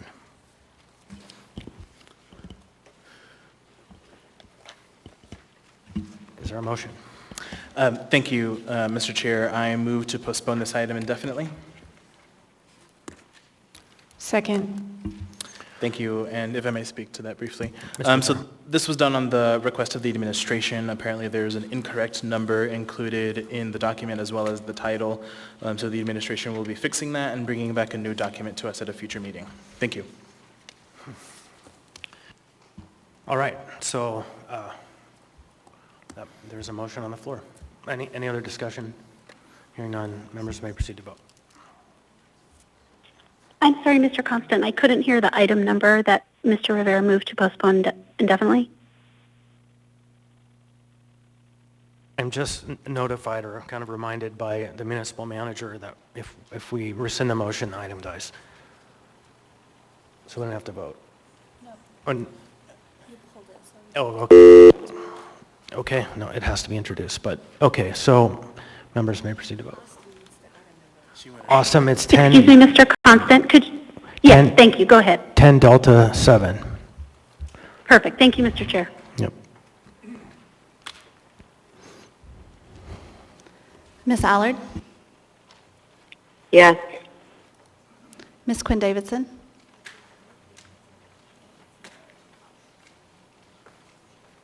I apologize, but it was my understanding that we were supposed to vote no, so this didn't move forward, so the administration could bring back something else.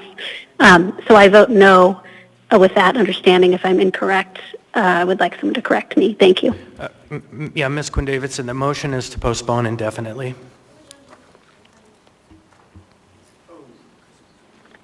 Yes, but Mr. Chair, you just clarified that the administration would like us to just not Yeah. vote. I'm sorry. Yeah, I need a little more help. I'm sorry. Yeah, if it hadn't been moved, it would just die. You know, it was pulled off the consent agenda, but we had a motion and we had a second, so it's on the floor. So the motion before us is postpone indefinitely, and the administration and I think the body would welcome that. A yes. Got it. Sorry for that interruption, and thank you so much. My vote is yes. Thank you. That item is postponed indefinitely, 10-0. Next item we have before us is 10D11.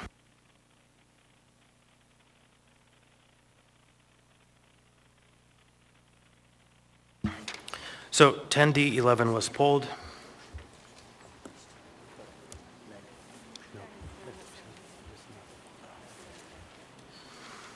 Is there a mover?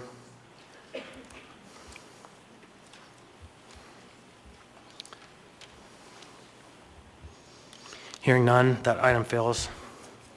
Oh, I'm sorry, Mr. Chair, Bronson, I this is see you. Ms. Allard. I see you. I'm sorry, Mayor Bronson.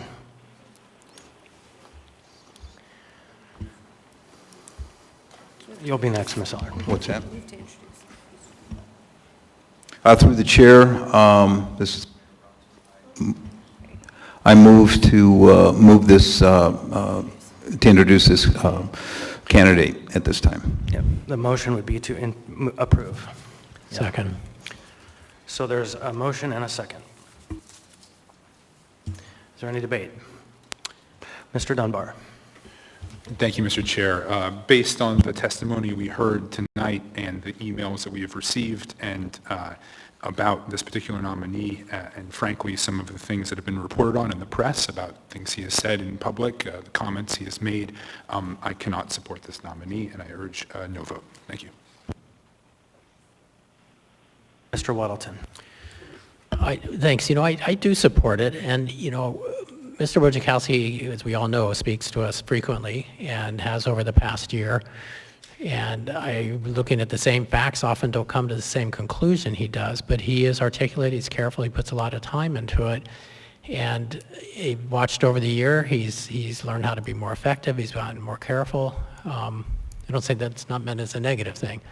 I think we all have. And, you know, on a commission like this, I think he will question things, and we know he does. That's what he does to us all the time. And that's important on a board. You know, if everybody's together and thinks the same way, you don't have a very effective board. You know, you should have someone in there who'll question things and poke and ponder, and I think he absolutely offers that, but he is not unreasonable. And that's been my experience here with many, many emails from him and responses and exchanges, and then here on the floor. So I think, so I do support his nomination to this commission. Thanks. Mayor Bronson.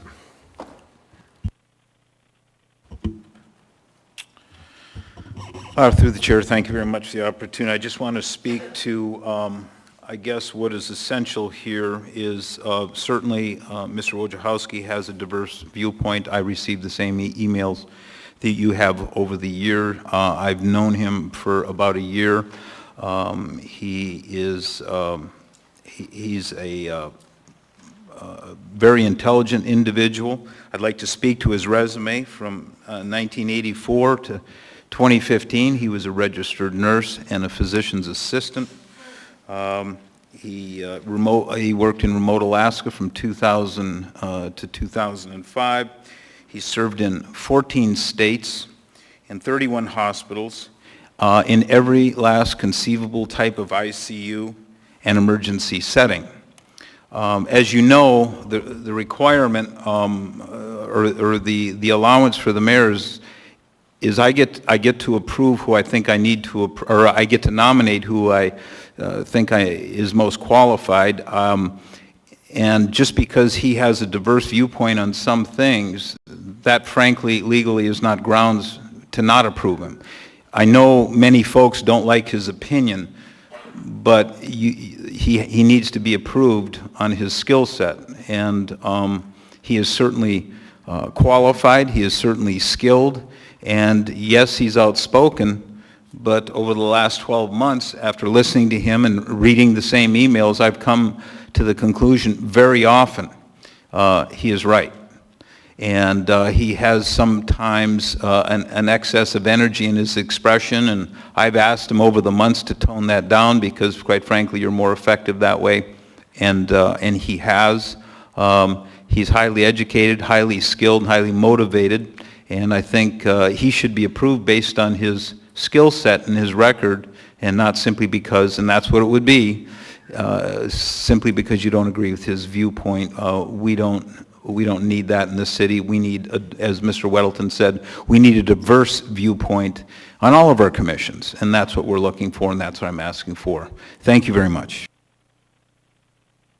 In the queue, I have Mrs. Allard, and then Mrs. Thank you, Ms. Chair. If you Davidson. could allow me, I would like to ask the administration, can you, first of all, just tell me how many people are on the Health and Human Service Commission? I looked it up and I forgot already.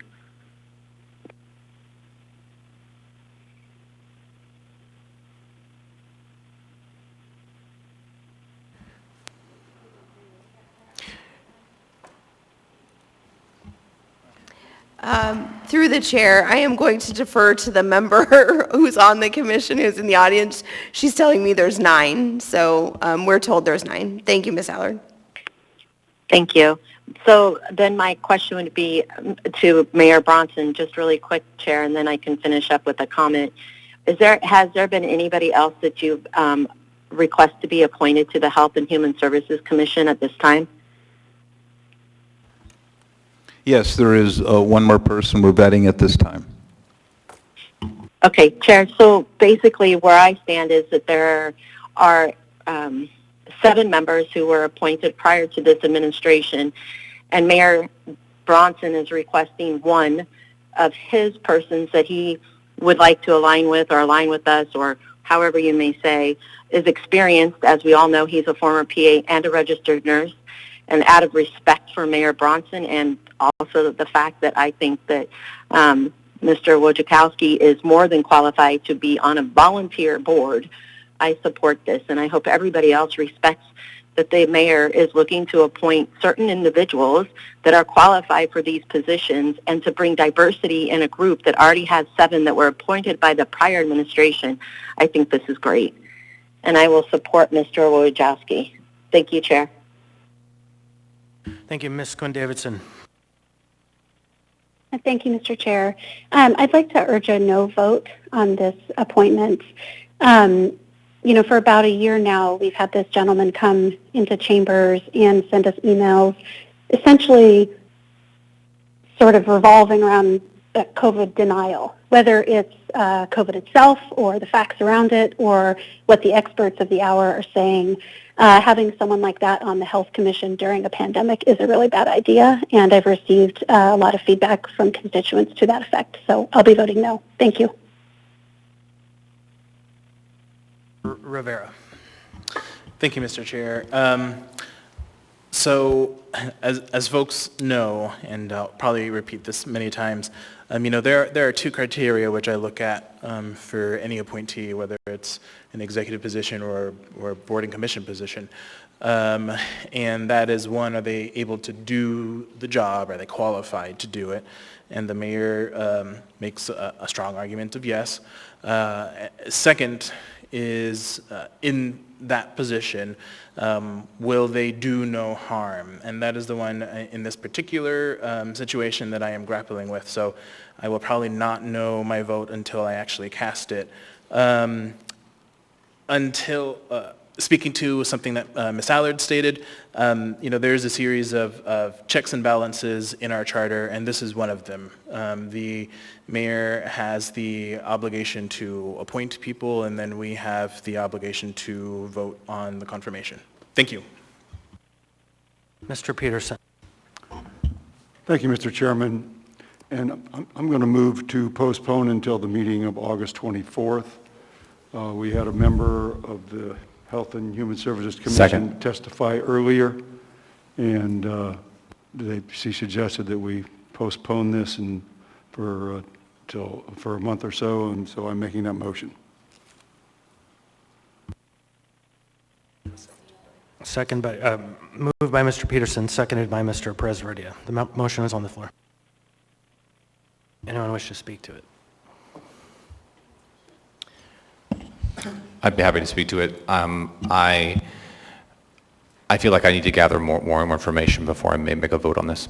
So that's the bottom line. I'd like an opportunity to speak with the person that we are considering and gather more information so that I can have an informed vote. Thank you. Mr. Welton. A question for the administration. Is there a problem? I think we heard that there were 3 vacancies, and if you came out in a month, you could have all 3 on 1 AM, and we could see the breadth of people being appointed. Is there a problem to delay? Mr. Weddleton, through the chair, no, there's not a problem with the delay. Thank you. Ms. Altel. Thank you, Mr. Chair. Yeah, I was going to ask if the administration with a delay could bring forward the slate for open vacancies for the entire commission. We often see them that way if they're available and ready to go. Thank you. Any other member? Hearing none, members may proceed to vote on the motion to postpone to the meeting of the 24th of August. Ms. Allard? Yes. Ms. Quinn Davidson? No.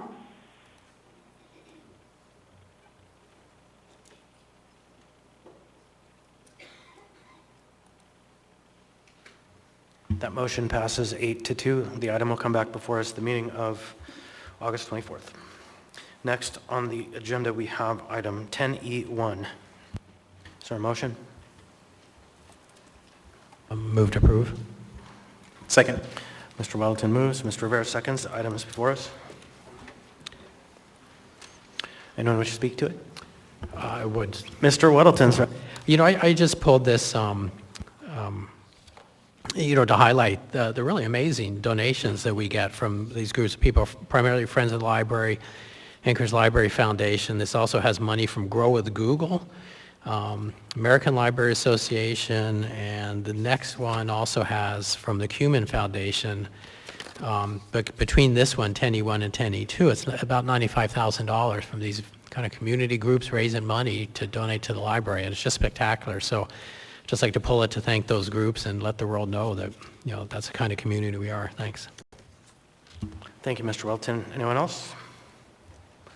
Okay, members may proceed to vote. Ms. Allard? Yes. Ms. Quinn Davidson? Yes.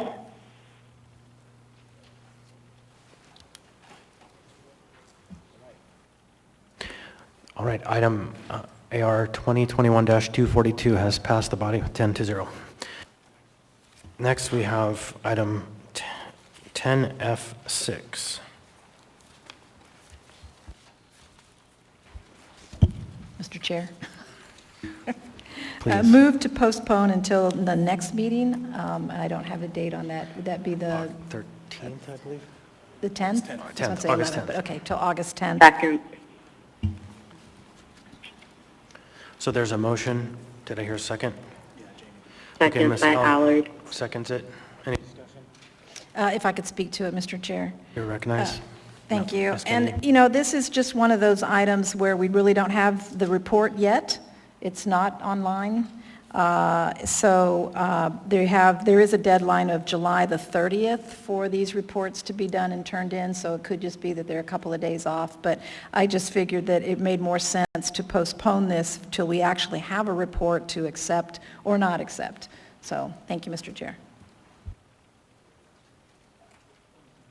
Anyone else? So I'm going to take a moment briefly to speak about this item, Mr. Rivera. It's interesting, I had some conversations with the municipal manager about this item, and previously, Ms. Kennedy, you've brought it up, like, what's the point of all this? It's like you go to this website and there are all these links, and who's doing what with the information, and what value does it add to the process, or is it just make work? And I'm hopeful that maybe this year we can have a more robust conversation on those topics to get to the question of what are we measuring and why, and is it helping us do anything? Because a page with 100 links with PDFs that are 100 pages long doesn't help if we don't know what it's doing. So I appreciate you pulling in, and I look forward to us honing in on the value, and if it's not as valuable as it should be, tuning it up. So with that, I'll take back the gavel, and members may proceed to vote, I guess. Motion is to postpone to August 10th. Ms. Allard? Yes. Ms. Quinn Davidson? Yes.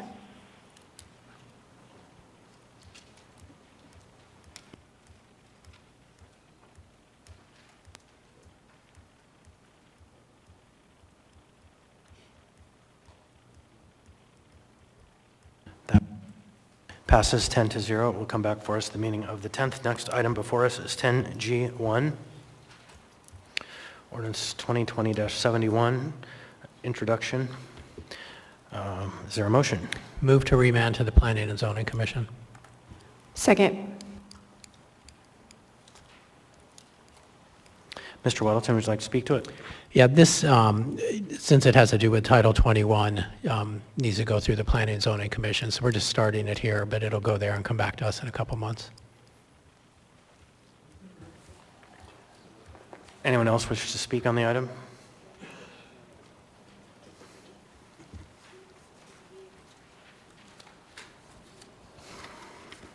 I'm hearing none.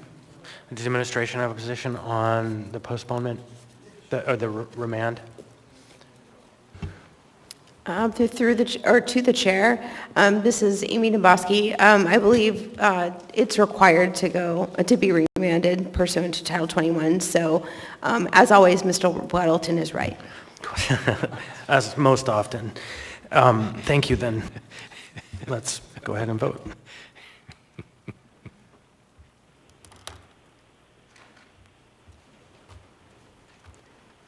Ms. Allard?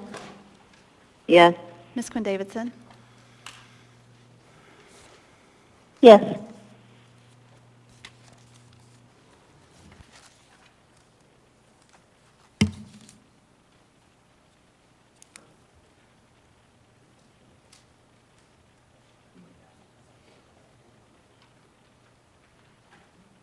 All right, so that item passes 10-0. That item is remanded back to the Planning and Zoning Commission, AO 2021-71, for their input. Next, we will have item 10G6 before us. Mr. Rivera? Thank you, Mr. Chair. Based on a request from the administration and understanding that perhaps there are provisions of this which are prohibited by Alaska law, the request is to not introduce this. So I think a short period of silence would be welcome.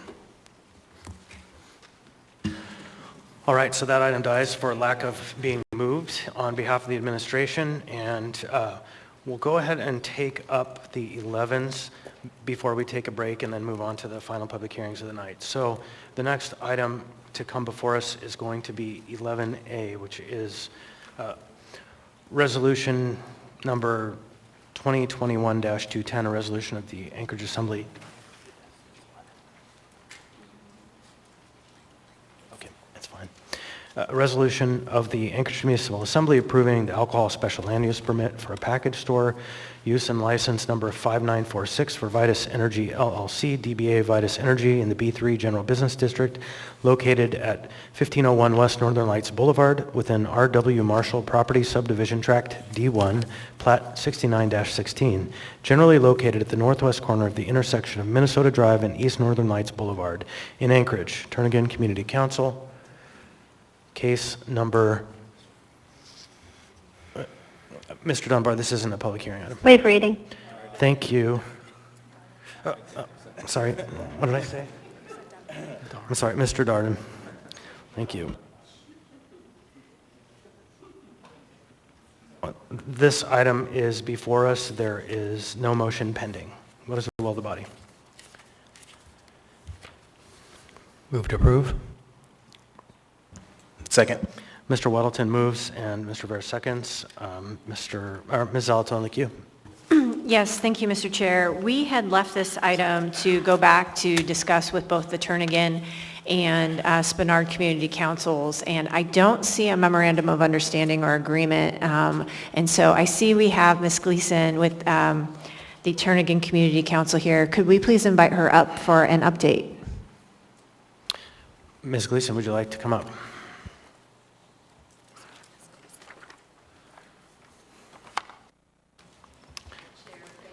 Please turn on the microphone, the yellow button.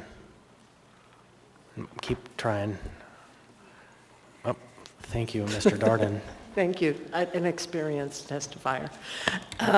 Chair, Assemblywoman Zalatel, I apologize. It came to you literally this evening as it's being passed out. So we did have the opportunity to work with Vitus Energy and put together a memorandum of understanding. Do you want to give us a brief on the resolution, or you just call it good? I would be happy to. All right.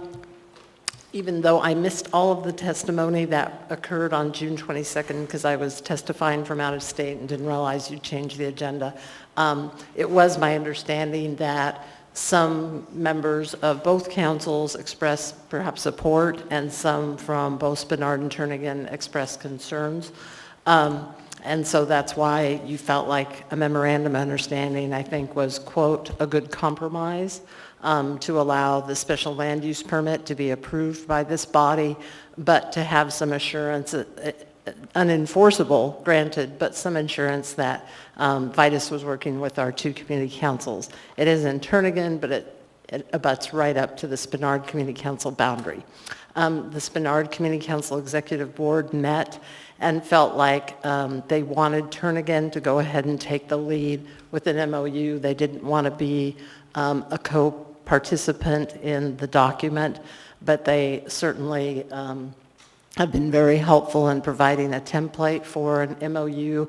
They're a very experienced council with regard to special land use permits and liquor licenses, whereas this literally, except for liquor licenses within the airport facility, we've not ever dealt with a liquor package store proposal in the Turnagain boundary area. So this is new to us. We really appreciate Spenard's assistance.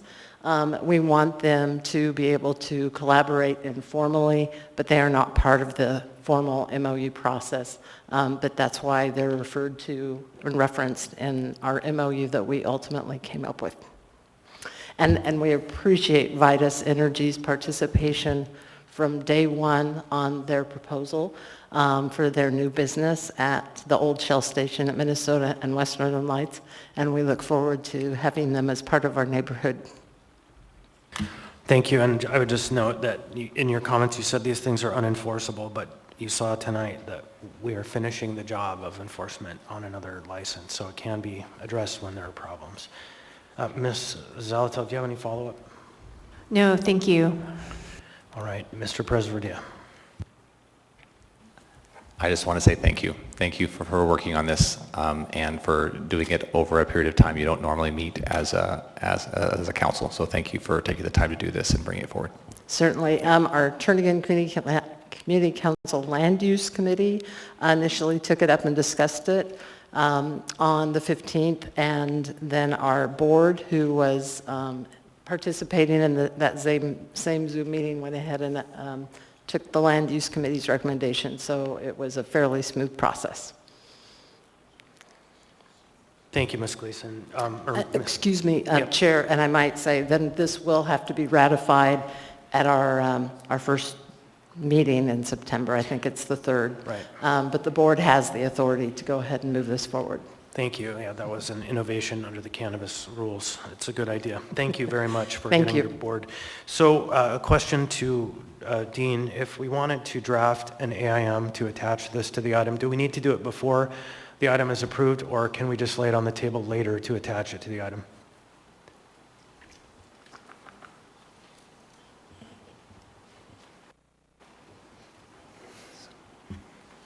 Well, best practice, I think, would be to have it done before you vote on the item, but I believe you could do it later if you wanted. Okay, so Dean, I'm going to ask you to draft up an AIM to append this to this item, and we'll just move on through B, C, and D and come back for a final vote on this item when we have the AIM to associate with it, so that we make sure that the resolution is attached to this resolution. Mr. Chair? Yes. For some reason, I'm not able to get in the queue. May I make a comment? You're already in the queue is why. Oh, So, is that why? Okay. Yeah, go ahead. Thank you. Actually, the administration just pointed this out. I wanted to make a point that in the title, it says, in the intersection of Minnesota Drive and East Northern Lights. It should be West Northern Lights. So I'm wondering if that's significant enough that it creates a problem, or we can just make that change. In the title, it should be West.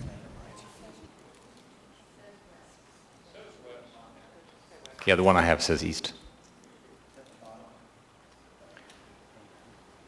Yeah, it might be the AM that's associated with it. It is.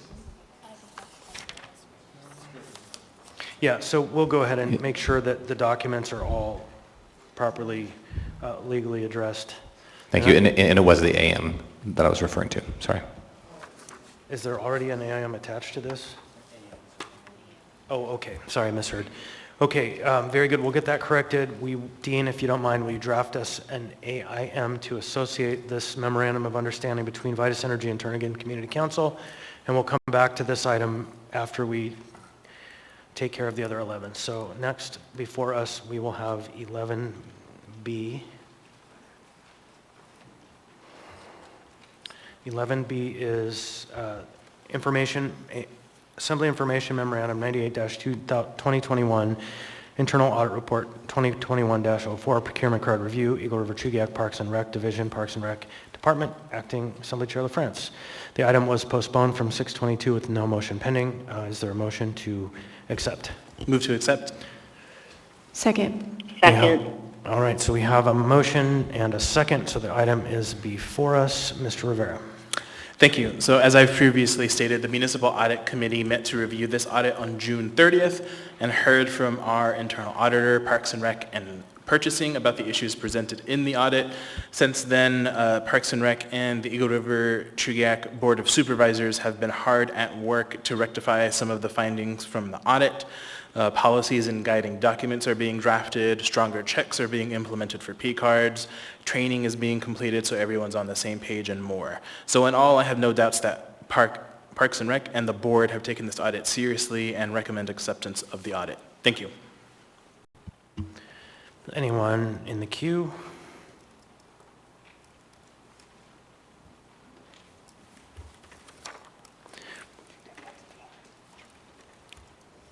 Seeing no one, this item, let's proceed to vote. Members may proceed to vote. Ms. Allard? Yes. Ms. Quinn Davidson? Yes.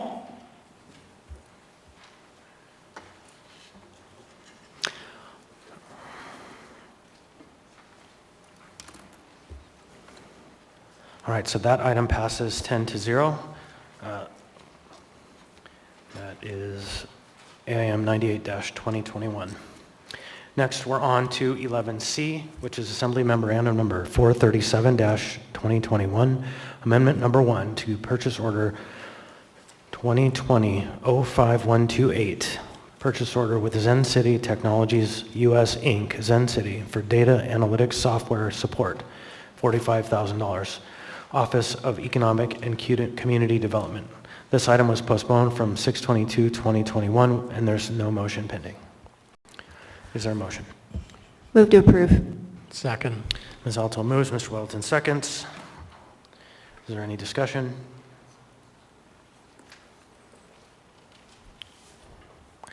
Mr. Weddleton. Thanks. I had moved to postpone this at the previous meeting, and it looks like a neat little thing for summarizing what's going on social media, and it's important and valuable if it's going to be used, and I just thought it would give it a chance for the mayor to let us know. I mean, if he's not going to use this, then it's probably not worth $15,000. So question to the mayor, would you use this? Just a moment, Mr. Weddleton.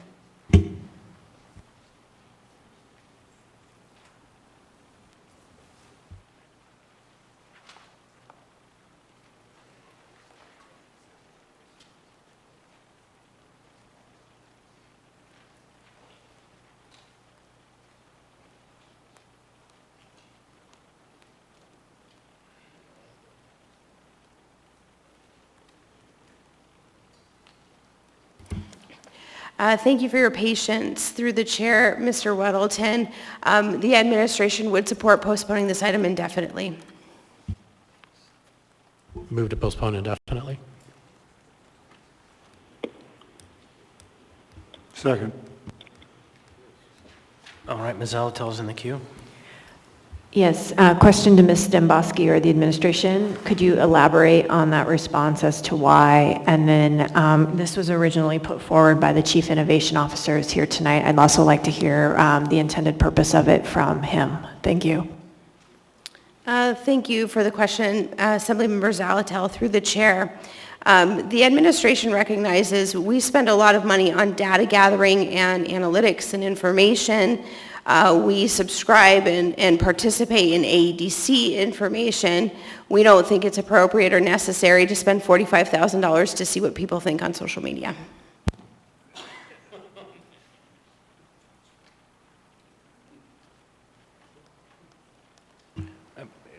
You have the mic.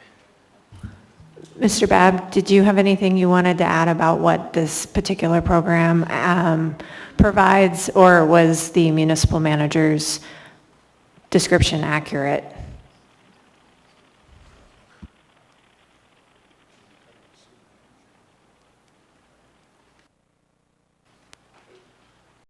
Mr. Babb. Through the chair, I would ask if it would be possible to postpone a couple weeks so that I could brief the new administration on the software, if that was a possibility. Ms. Demboski. We're happy to delay a couple weeks, and we're happy to have a discussion. All right, thank you for bringing that up. Is there a motion to conform? Move to postpone until August 10. Second. All right, motion is before us and seconded. Is there anyone else wish to speak on this? I have two people in the queue. All right, we'll just move through. Mr. Dunbar? Thank you, Mr. Constant. I guess to the administration, I don't know if this rises to the level of requiring a work session, but if this comes back before us, I'd like to have a discussion. And here, the sort of key phrase is, it states in the AM that Zen City was valuable in analyzing resident sentiment during the COVID-19 pandemic around school openings, vacancies, as well as the economy, and will be used in analyzing data around economic recovery and government services in the coming months. So I guess my administration, yeah.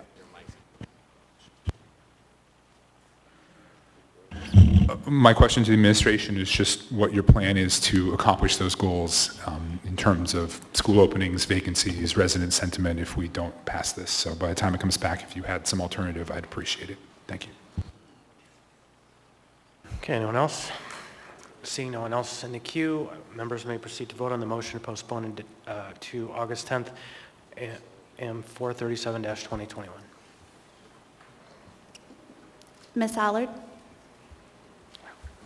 Yes. Ms. Quinn Davidson? Yes.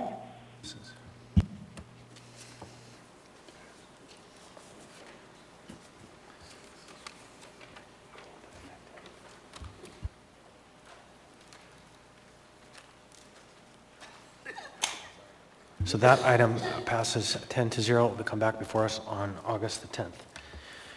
Next item we have before us is 11D, which is AL number 2021-63, an ordinance of the Anchorage Assembly amending Anchorage Municipal Code, Chapter 16.100, private ambulance service to update. Waive reading. All right, we'll call it good. Is there a motion? There was no motion pending, so. Move to approve. Second. Moved by Ms. Zalatel, second by Mr. Rivera. Anyone wish to speak to the item? Mr. Rivera, you're recognized. Thank you, Mr. Chair. So I have an amendment here. It's amendment number 1 that I would like to move. This was at the request of the administration. Second. Thank you. So this amendment, I'm just going to read the purpose. So the current proposed AMC 16.100.045 reads to require that in order to be eligible for private ambulance transport, the patient must have some sort of need to be restrained. This is not the administration's intent. The amendment updates language to indicate that restraints refer to a capability and not a requirement. In most cases, medical monitoring may be sufficient. Thank you.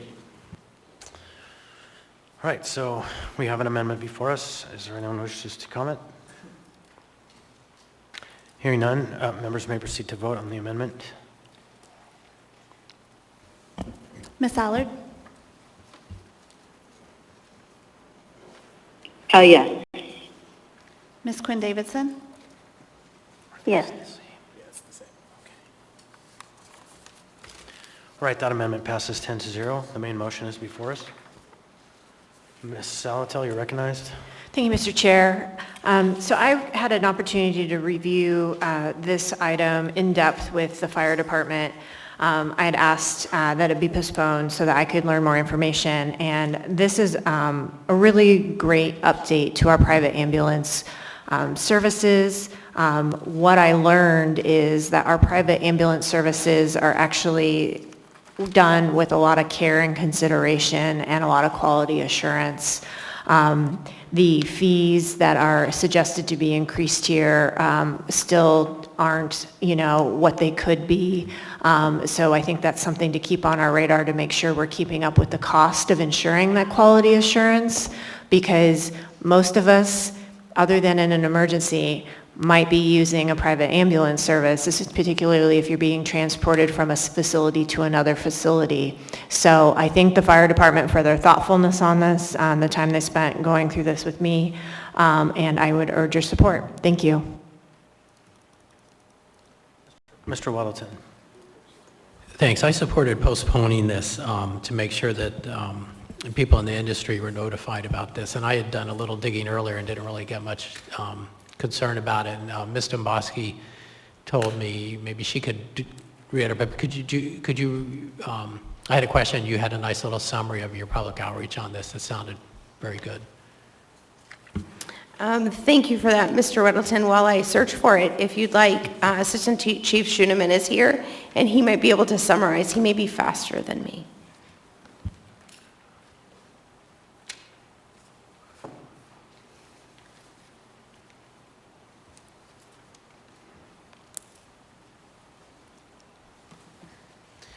Thank you, Chief. I'm Battalion Chief Bill Tarver, and I'm the one that authored this document, if you will. It's been briefed several times in the Medical Advisory Board, the updates and kind of what we're working on. I personally sent out an email approximately 2 months ago with the documents that, hey, here's what's going to meet the Assembly as it was written at that time. And then approximately a week ago, I called every single one of them just to address this concern, to make sure that your concern was addressed, that there was no, a couple clarification questions, if you will, but there was no major concerns with this in my interaction with them. Thank you. Well, thank you very much. I don't see any more questions. All right, thank you. You did a good job. Any other comments before we move on to the vote? No, seeing none, hearing none, members may proceed to vote. 2163.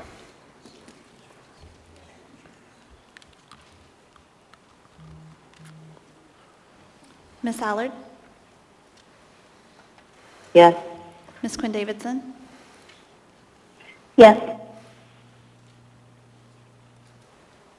That motion is adopted 10-0. If we're just about ready with the AIM, Dean is wrapping up his final note, so why don't we go ahead and take a five-minute break so people can stretch their legs as we get ready to go into the last, and we'll just come back and tackle the final on 11A before we move into the 14s and 15s.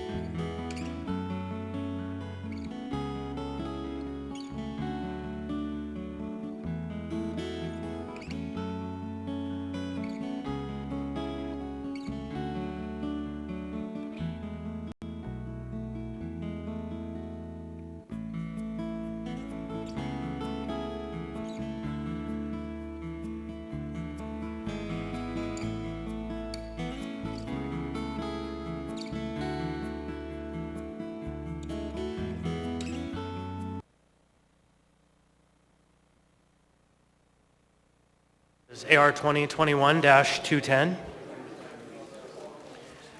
We have before us an Assembly Information Memorandum that attaches the Memorandum of Understanding between Vitus Energy LLC and Turning It Arm Community Council.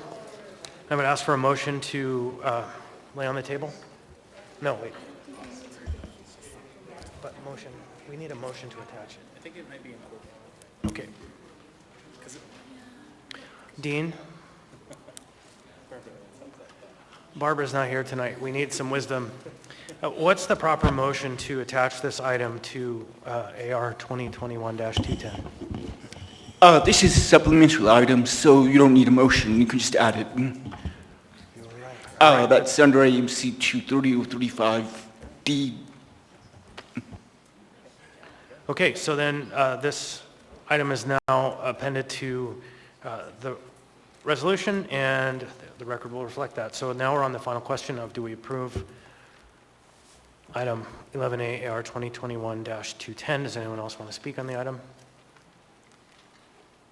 This is the Vitus Energy liquor license special land use permit. Hearing none, members may proceed to vote. Ms. Allard? Yes. Ms. Quinn Davidson? Yes.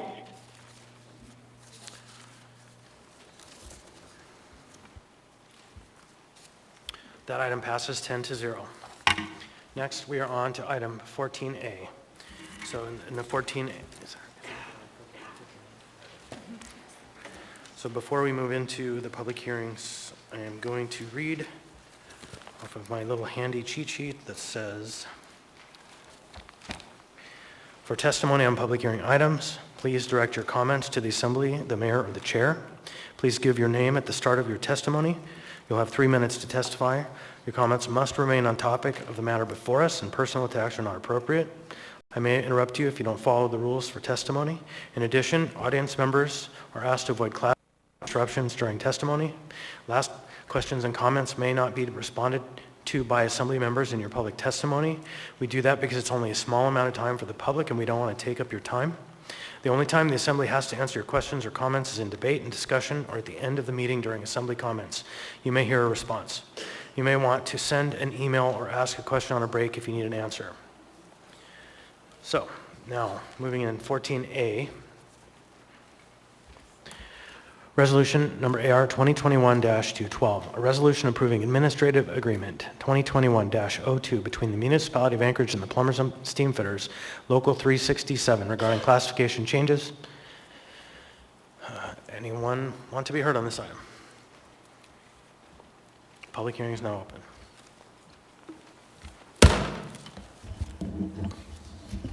Dustin Darden.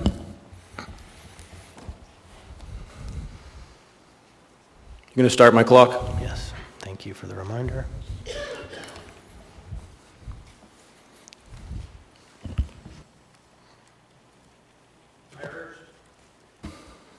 I urge the body to make a motion to postpone this agreement between the plumbers and the MOA for the span of no less than 2 months.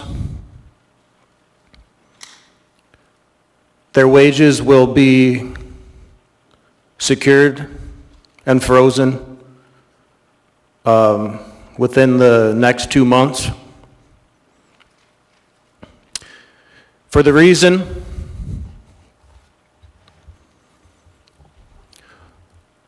of the public's participation in the contract process, because the contract between the unions and the citizens of the Municipality of Anchorage are grave in effect, to the point at which the water they supply through their pipes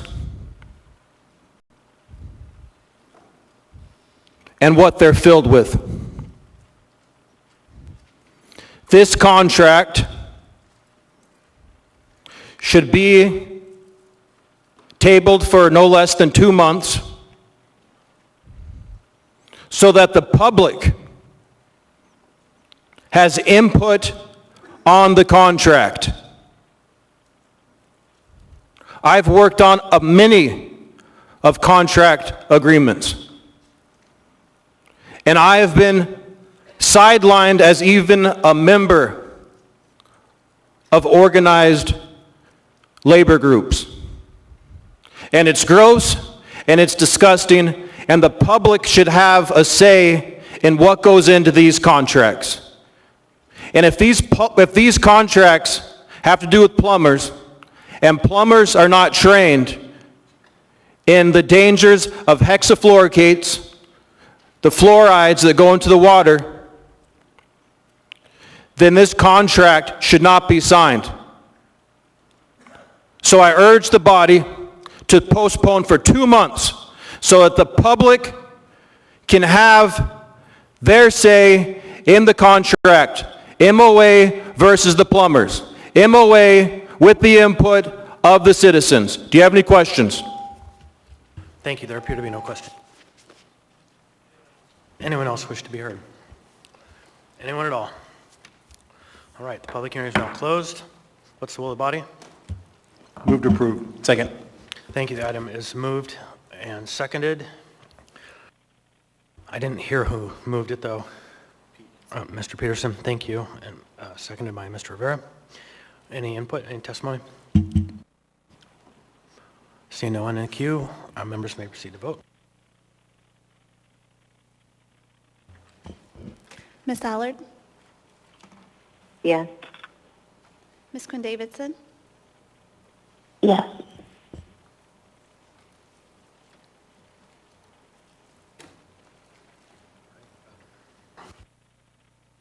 Item 14A, AR 2021-212 passes 10-0. Next, we have item 14B. 14B is AO 2021-64, an ordinance of the Anchorage Assembly amending Anchorage Municipal Code, Section 12.10.010, to add a subsection defining commercial aircraft and scheduled aircraft, and Municipal Code, Section 12.10.060, to describe methods of protest for commercial aircraft and to remove superfluous language. Public hearing is now open.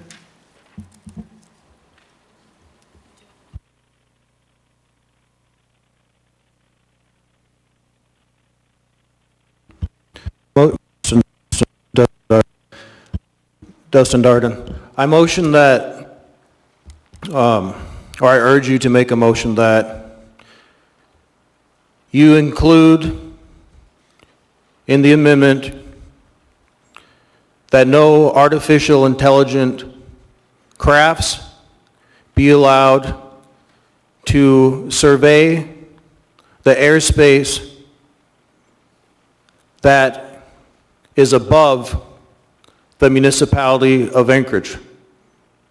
Since we live here on the land, we need to make a clear designation that we are not going to be surveyed by autonomous aircrafts. We don't want dirigibles, we don't want blimps, we don't want anything that we could reach with any of our devices to be over our heads without the knowledge. Also, we should add an amendment to this to ban any type of Operation Loon crafts that have been in Africa, South America, and now the Operation Loon is inhabiting the lower 48. We should have clear definitions of what we will not tolerate. And furthermore, in this resolution, we need to expand our powers as a municipality of Anchorage to audit every craft that passes over the municipality of Anchorage for what substances are contained in cloud seeding operations. Barium, strontium, aluminum, Everything that's in that craft, the municipality of Anchorage needs to pony up and find out what they're putting in our stratosphere. And it might seem like, well, that's FDA, where it's out of our jurisdiction. Well, take the initiative to ask. Take the initiative to make a resolution to ask. We need to know, we need to protect our citizens from foreign substance matters. We need to protect our citizens from heavy metals, from unknown plastic particles, and replicated blood cells. And if you want to know more about this insanity, look up the dark agenda of synthetic biology by Sophia Smallstone on YouTube. And don't get the shot. It's a deadly bioweapon. Anyone else wish to be heard on this item? Anyone at all? Hearing and seeing none, the public hearing is closed. What's the will of the body? Move to approve. Second. Mr. Welton moves, Mr. Rivera seconds. I believe there's an amendment. I have an amendment I'd like to make, move Weddleton Amendment Number 1. Second. Moved by Mr. Welton, seconded by Mr. Rivera. Please, Mr. Welton. Thanks. And this would amend Section 1, Page 2, beginning at line 16, and it would change the word flights to charters and pilot to flight. So it would be on-demand charters, commuter charters, or a flight school.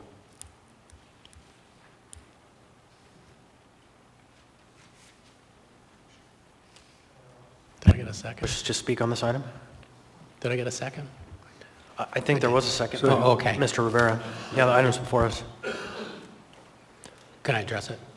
Yeah, go ahead. Okay, yeah, this comes straight. I think we got an email and a letter from the Municipal Aviation Airport Advisory Committee, and I had met with them, with Mr. Frisk and with Mr. Gibbs, and that was essentially the few things on this issue that they thought could be improved. That comes straight from them. Anyone else? On the amendment, members may proceed to vote.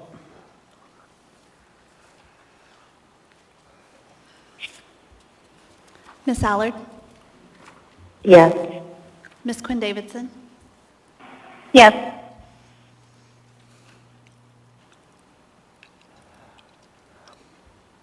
That amendment passes 10-0. We're now on the main motion.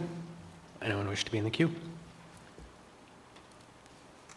I am seeing and hearing none. Members may proceed to vote. Ms. Allard? Yes. Ms. Quinn Davidson? Yes. That item passes 10-0, AO 2021-64. Now before us is item 14C, ordinance number AO 2021-65, an ordinance authorizing a 5-year lease with one 5-year option to extend between the Municipality of Anchorage lessor and Alaska Communication Systems Group lessee for premises located on the roof of Fire Station 7 at 8735 Jewel Lake Road for telecommunications antennas and equipment. PID 021-272-53 Real Estate Services. The public hearing is now open. Mr. Darden. Dustin Darden, this is clearly insane that you are proposing this legislation on the prestigious men and women of the Anchorage Fire Department that put their lives on the line, that you would be so asinine to add a radiation tower to the top of a fire station. Fire Station 7, where inside this fire station, not only do you have men and women, but you have fire rescue dogs, you have visiting men and women, school children, and you want to add a radiation tower to a place of service to our elite members of society. This is unreal. I can't believe this is on the screen. I can't believe you could propose such a thing. And to the argument that this is just a telecommunication antennas and equipment, the vaguality of the verbiage speaks for itself. It's like if you had something so vile that you had to cover it with some other substance, it would still be underneath the initial substrate of the vile filth. And the language is very clear that there is something disgusting under the dirt of this wordage.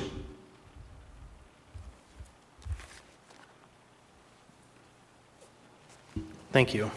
Anyone? Oh, okay, we have someone else. Come on up. Welcome. Please state your name for the record. My name is Todd Lance. I'm not prepared to make any speeches. I have nothing written down, but I do need to say that he has a valid point. There is a lot of information that there are fire departments in California that I have read in newspapers, legitimate publications, that have said, no, we have trouble when these towers are located at our stations. And they have gone to their councils and they've said, we need to have these removed because we're having problems with headaches and brain situations. Like I said, I'm not prepared to speak on this right now, but I have seen this.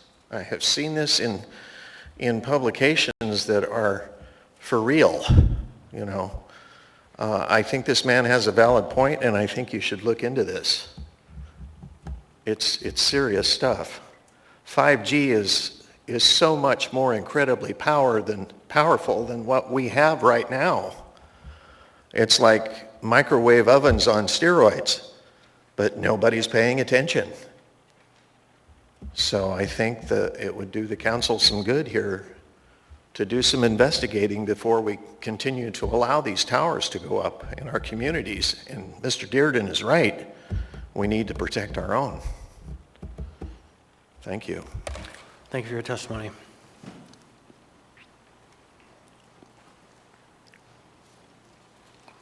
Welcome.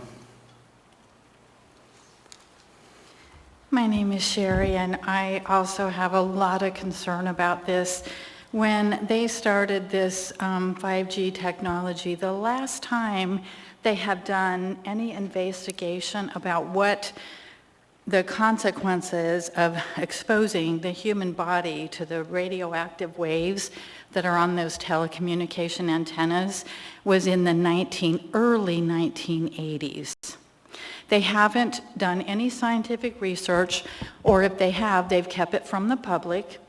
It is disturbing how many people that have been seriously hurt, become very ill by the radiation that is caused by those antennas. I can tell you from personal experience, I put an antenna on my street. We got very little notice. The FCC has approved the use of putting up those antennas, but there's been no research. And they're finding where they put it by schools and colleges, there have been athletes that have dropped dead, and I am totally serious. I've read the data, I've seen the information. And they said that the human body can only withstand the rays from radiation. I think it's been a long time since I read the statistics. I too wasn't prepared for this. I didn't know it was on the agenda until I got here tonight. But they said that what the radiation is on those telecommunication antennas is 700 times what the human body can withstand. There have been people reporting a huge amount of anxiety, serious headaches, nausea, weakness, fatigue, all of that. And I can tell you from personal experience, just from an antenna that's down at the end of the block on my street, I have been experiencing those symptoms. So I can't imagine what would happen if it was on the roof. And again, he made a good point in the fact that these are our firemen. We want them in optimum health because they're trying to save lives for people. And I think that there does need to be more research to find out what is the effect on the human condition by putting these highly radioactive devices at the magnitude that they are, 700 times what the human body can withstand. And again, do the research. Before you guys vote to pass on this, please do your research. They have not investigated since the early 80s. That was 40-some years ago. So I would strongly urge and encourage this body to vote no until some research is done. Thank you. Thank you. Anyone else?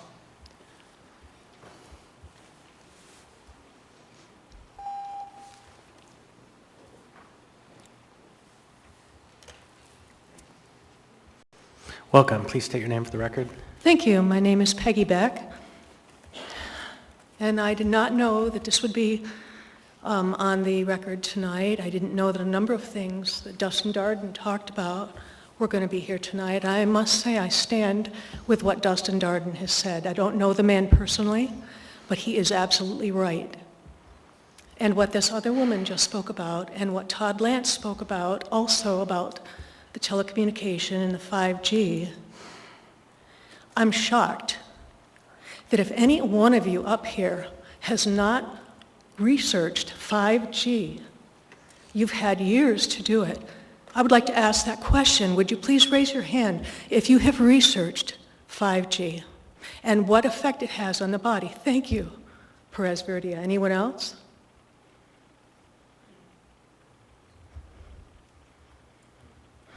What about Ms. Allard? Ms. Allard, have you researched this? My hand's up in the air. Great.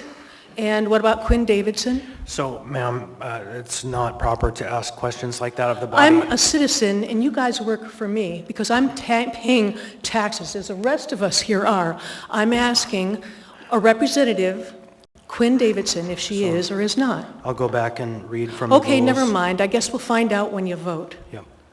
Thank you. Well, you're welcome, but I really charge you to do what is right for the city, to do for what is right for the humanity and the health of humanity. If you don't want, taxpayers pay a lot of money. I suppose the very least of the thing is, the more of us that die from the 5G are not able to pay taxes that pay you. Thank you. Thank you. Anyone else? Please come on up if you're planning to speak and kind of line up behind the current speaker so we can move through the hearing. My name is Gail Doty. I'm the real estate manager for Alaska Communications. And the first thing I want to say is this is not 5G. These are small antennas that operate on unregistered frequencies. I have plenty of FCC safety data available. If somebody would like it, I can always provide that. We're doing a mesh. It's a series of small antennas. The antenna is about a third of this size. They're very small.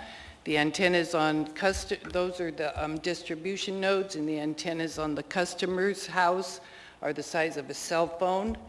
And they're up on the roof, and so you are not ever directly in the frequency path. I'm basically here to answer any questions you might have.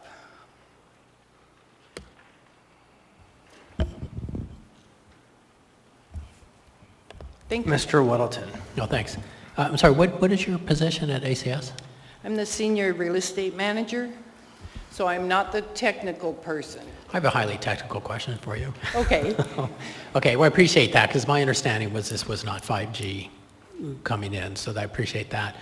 And you might know, my understanding on all types of cell phones is that we have instructions from the federal government that when we permit or not permit antennas, we can't say we can't take into account any health impacts, we have to assume that there are none. Is that Right. correct? Yep. So we're not really allowed to say that's unhealthy, we won't allow it. That's correct. Sounds bizarre. That's why we have the FCC. Right, okay, thank you. Mr. Presverdia. Actually, Mr. Weddleton asked the same question I was going to ask. Thank you. All right. Anyone else? Seeing none, thank you very much for your testimony. Thank you. From the public wish to be heard?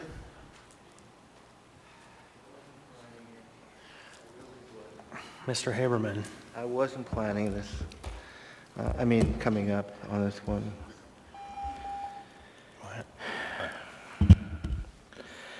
My name is Eugene Carl Haberman. I follow the public process. When the public process is done appropriately, the decision made by the governing body is more likely in the public interest. You know, what's being asked here and proposed is something that's been going on for years. What's changed? Some people have a right to address concerns, and I support that, which was done before I spoke. But one thing does come to mind, and not necessarily the frequency issues and all that, is because, as you know, I cover a lot of territory, a lot of years. And I remembered one thing coming up back in the Massachusetts Borough. It was called a tower ordinance.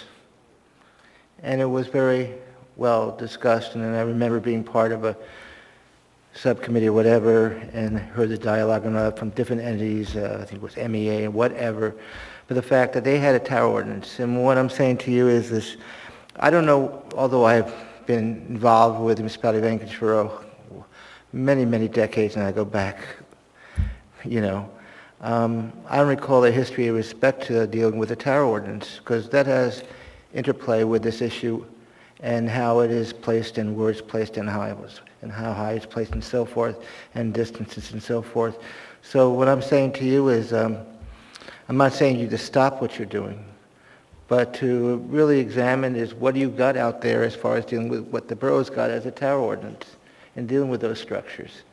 And have you fully examined it, and when did you do it, and what's the history of that, and bring that information out and re-examine that and take a look at it. Anchorage is becoming more and more compact with more people being closer together, and I think it's very critical to re-examine that issue, and that's all I have to say with 1 minute, 7 seconds to spare. And it was on topic. Thank you. Anyone else wish to be heard on this item? Anyone at all? Hearing and seeing none, the public is closed. What's the will of the body? Move to approve. Second. Moved by Mr. Rivera, second by Mr. Peterson. The item is now on the floor.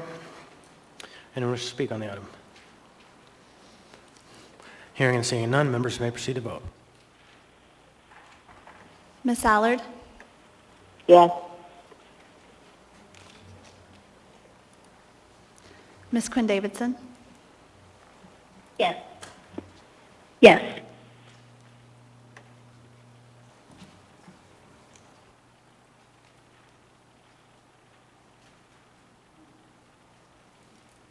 So that item passes 10-0.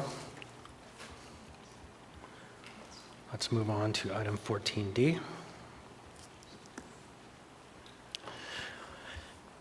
14D, ordinance number AO 2021-67, an ordinance authorizing a 5-year lease with, wait, did we just, no, okay, that's right. 5-year lease with 1-year option to extend, with one 5-year option to extend between the Municipality of Anchorage and the Anchorage Convention and Visitors Bureau lessee for premises known as the Historic City Hall building located at 524 West 4th Avenue, PID 002-105-09. The public hearing is now open.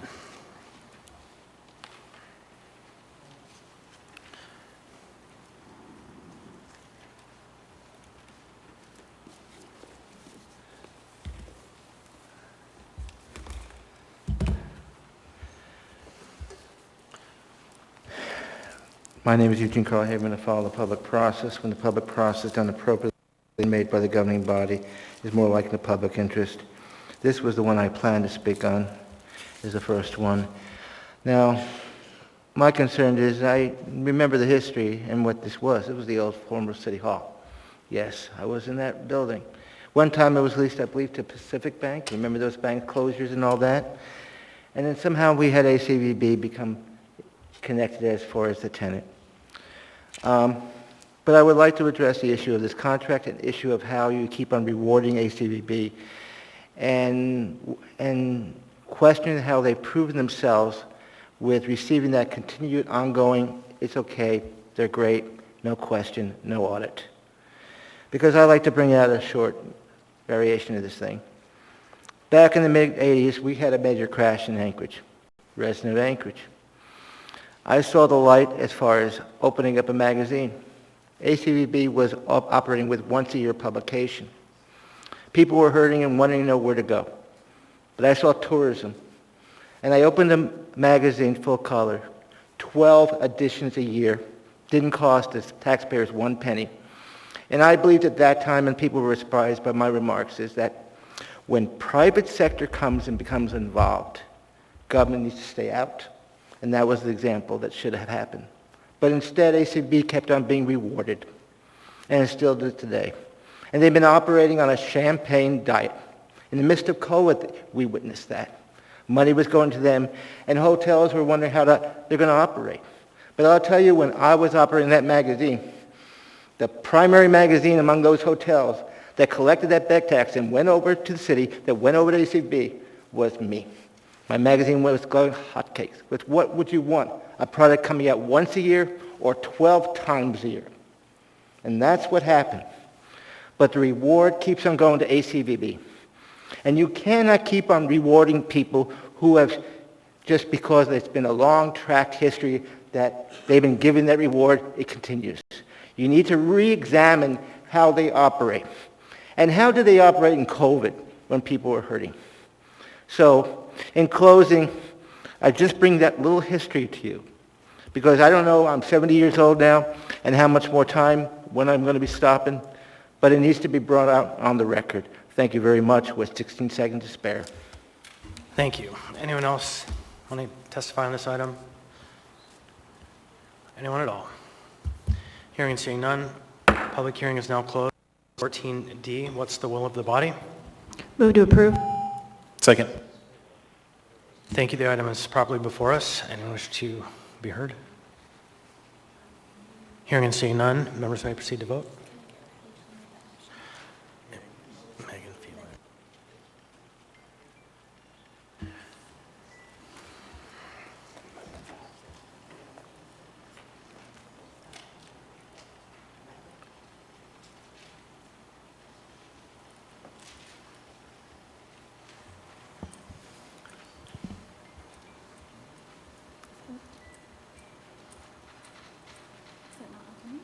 No.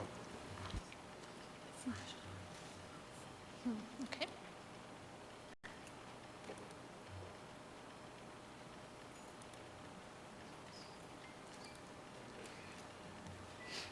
Ms. Allard? Yes. Ms. Quinn Davidson? Yes. That item passes 10-0. That is AO 2021-67. Thank you. Mr. Chair? Mr. Rivera. Thank you, Mr. Chair. I'd like to move to change the order of the day to take up item AO 2021-66 next, which is 14D, and then if we have time, finish the remainder of the agenda. Is there a second? Second. Was that Ms. Allard? Yes. Thank you. Okay, so the item is, the motion before us is to change the order of the day.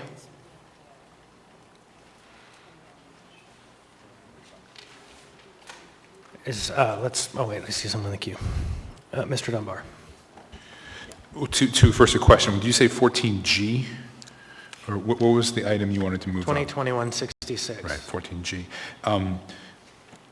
I want to just make sure there aren't things we need to pass tonight, and particularly 14E with the operation of the 49th State Angel Fund. I don't know if there's anyone here from the Angel Fund that could speak to that, but it looks like there's somebody back there. I guess my preference would be to pass this first. Okay, so mind amending the motion to take up 14E, then 14G, and then the remainder of the agenda. Yeah, and I did see someone raise their hand, so it looks like we have probably Erin back there. She's nodding her head. Yep. So I'd like Okay. to hear from her and let her go home. Is there a second for that motion? Second. Mr. Peterson, thank you. Oh, wait, I'm sorry, Ms. Allard was the seconder. Ms. Allard, are you okay with the change of that motion? Sure. All right, thank you. Now we have the motion before us. Change the order of the day. Any comments from the members? Hearing none, members may proceed to vote. Ms. Allard? Yes. Ms. Quinn Davidson? Yes.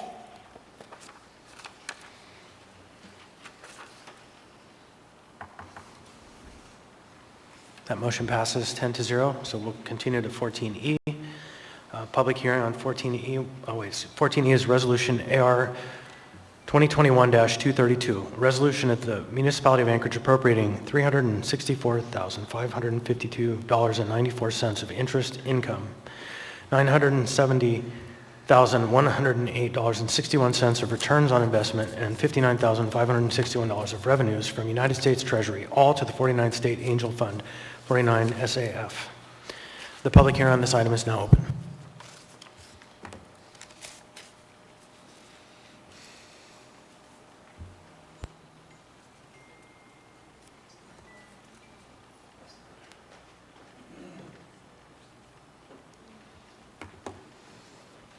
Welcome.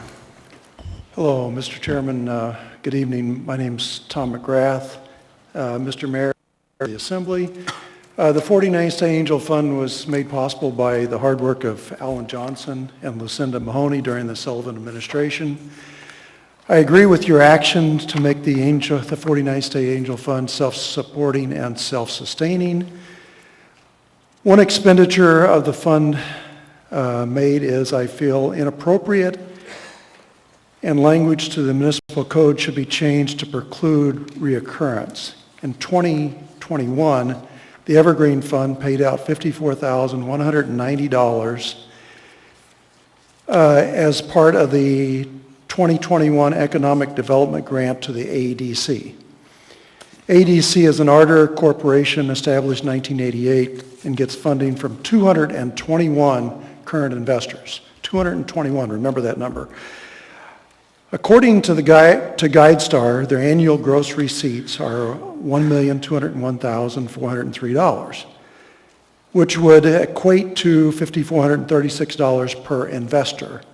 The municipality of Anchorage is one of those investors. Not only did the Muni give them $299,380 in 2021, $54,190 came from the Evergreen Fund. Additionally, the CEO of AEDC is also the chairman of the 49th State Angel Fund. I find that there is an extreme conflict of interest, or I feel this is an extreme conflict of interest. I feel you should explain why the Muni has to give so much more than is proportional to the AEDC, but also provide instructions to the 49th State Angel Fund Board to preclude conflicts of interest or appearances of conflict of interest. Thank you. I see Mr. Dunbar in the queue. Okay. I think that was from the From the previous item, sorry. Well, thanks for coming up. And, Okay. these are your comments in writing here? It's just the backup and the comments. Thank you very much. Anyone else wish to be heard on this item? Anyone at all? All right. Public hearing is now closed. We'll now move to... Is there a motion? Move to approve. Second. All right. Moved by Mr. Rivera, seconded by Mr. Dunbar. Mr. Waddleton is in the queue. I wonder if Erin Baca could come up. That's an interesting point that Mr. McGrath made. I wonder if she could tell me how that, if there's a financial conflict, how do you handle that? Or an appearance of one. Hello? Erin Baca Can here, you pull the Director of microphone down? Okay. Perfect. Oh. There you go. Sure. So according to Code 6.5010, the Chief Fiscal Officer has the right and the ability to determine how evergreen funds are spent.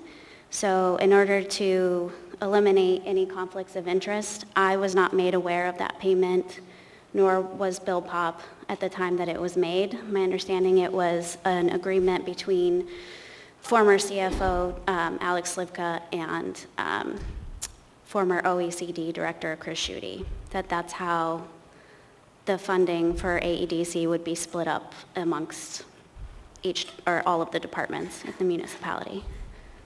So we've made this payment historically for the past few years, and it has not been in my purview in any way.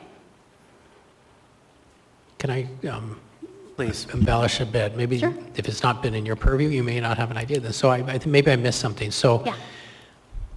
there's some payments out of the 49th State Angel Fund bank account that are made just by the CFO and without your yes. board approval? Correct, yes. I mean, is it like any expenditure, or is there limits on it? Correct. I can quote the exact code. So 6.50.010, the Chief Fiscal Officer is the custodian of these funds, and he administers all financial affairs for them. Sorry. I gotta scroll down a little bit, apologies. But, there we go. I'm in the trust fund. Okay, sorry. So 6.50.070. The Chief Fiscal Officer of the municipality is responsible for the Evergreen Fund, and is it investment of the money in that fund, earnings on our fund, so the money that are in the Angel Evergreen funds may be used for any administrative expenses, and yeah, it's up to the CFO to determine how they're spent entirely. Okay, well, I guess that deals with this conflict of interest issue, but that's something I need to learn more about. It's interesting. Sure. Thanks. Thanks. Thank you. Thank you very much. The public hearing is already closed, Mr. Darden. Thank you. So we have a motion on the floor. And wish to get... Chair? Yes, Ms. Allard, sorry. Thank you. I'm sorry, I wasn't. Is it possible we can move to postpone, please?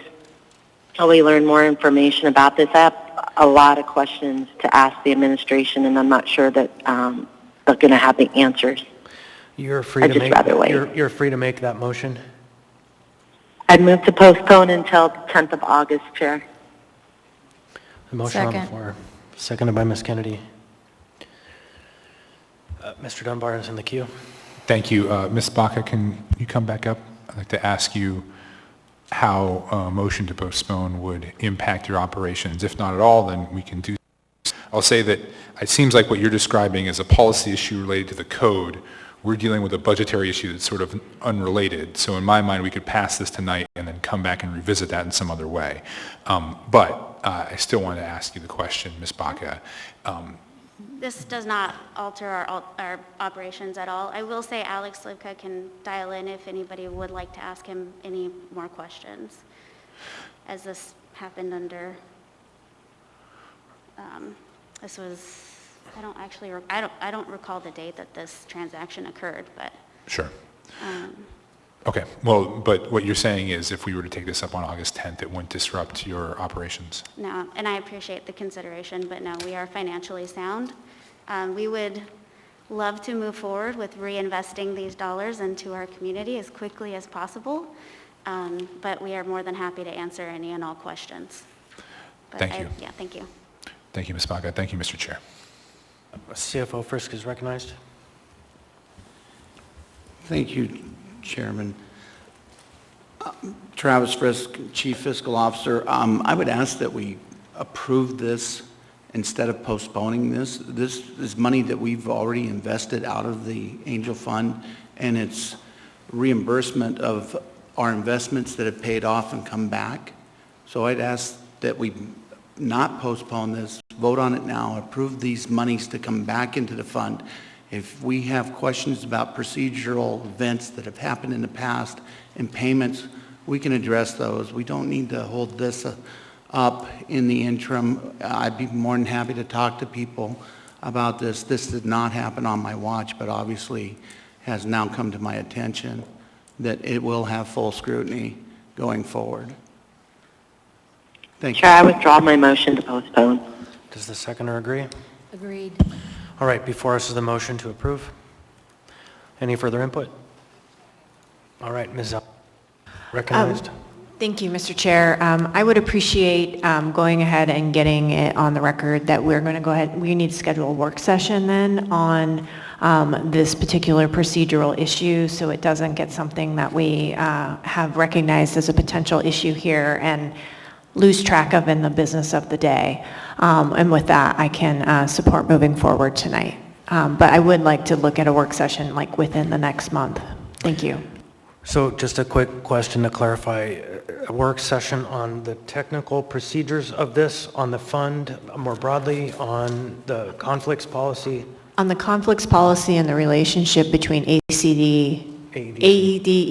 the 49th Angel Fund, and the grants that go out with those funds. Thank you. Thank you. Anyone else? Seeing and hearing none, members may proceed to vote. Ms. Allard? Yes. Ms. Quinn Davidson? Yes.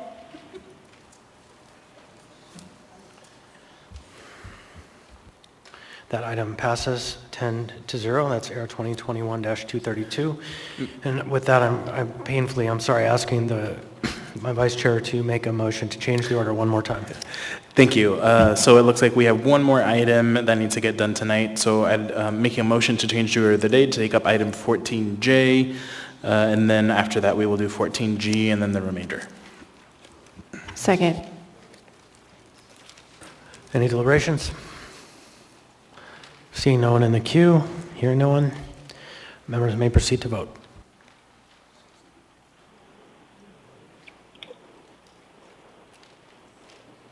Ms. Allard? Yes. Ms. Quinn Davidson?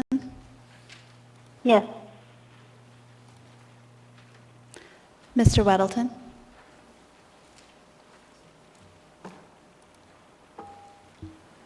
The motion to change the order of the day to take up item 14J next passes 10-0.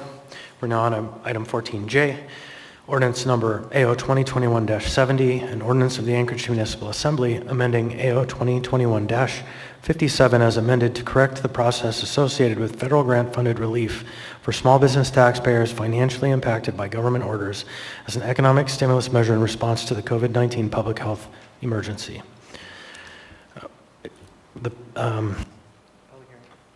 Public hearing is now open.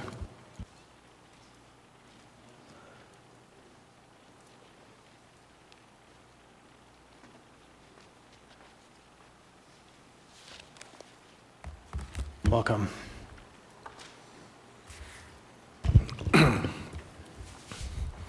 Dustin Darden, D-A-R-D-E-N. I represent the people of Anchorage. I'm also a watchdog. I just made a video of the MOA giving jabs to 12-year-olds, incentivizing them with a $50 gift card. So this ordinance that we have all the letters in the ordinance by plain observation are capitals when the sentence begins. There's one disgusting portion of this paragraph before us today, and all the letters are capital. To me, that's disgusting. That word disgusts me. Anything associated with that word is satanic and from the pit of hell, including the aftermaths thereof. And it should be duly noted in this ordinance by an amendment which I urge the Assembly to make that would solidify constitutional liberties to the United States of American citizens that live and dwell and thrive in the municipality of Anchorage. As to such extent that no unconstitutional order shall ever be imposed on the people of the municipality of Anchorage, that no clear plastic wall shall ever be erected in front of the public podium, which is a symbol of a guillotine that's put in front of the Christian conservatives' house, that if they don't bow the knee to the satanic global elite's injection, then their head will be removed. I'm having to warn you now, if your testimony skews off of the item before us in a public hearing, we'll have to end your testimony.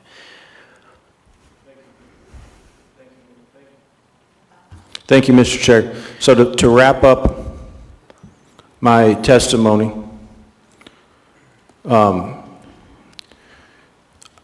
we need to solidify the Constitution within this by making an amendment, which I was doing, to clarify your incorrect statements.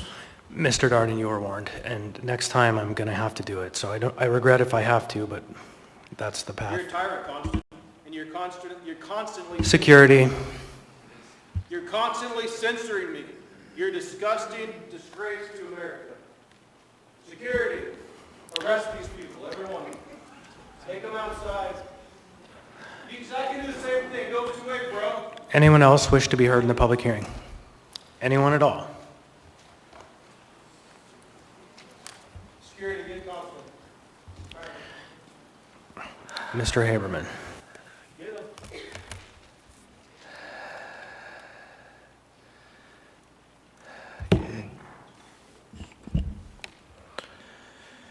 My name is Eugene Cohaven. I follow the public process. When the public process done appropriately, a decision made by the governing body is more likely in the public interest.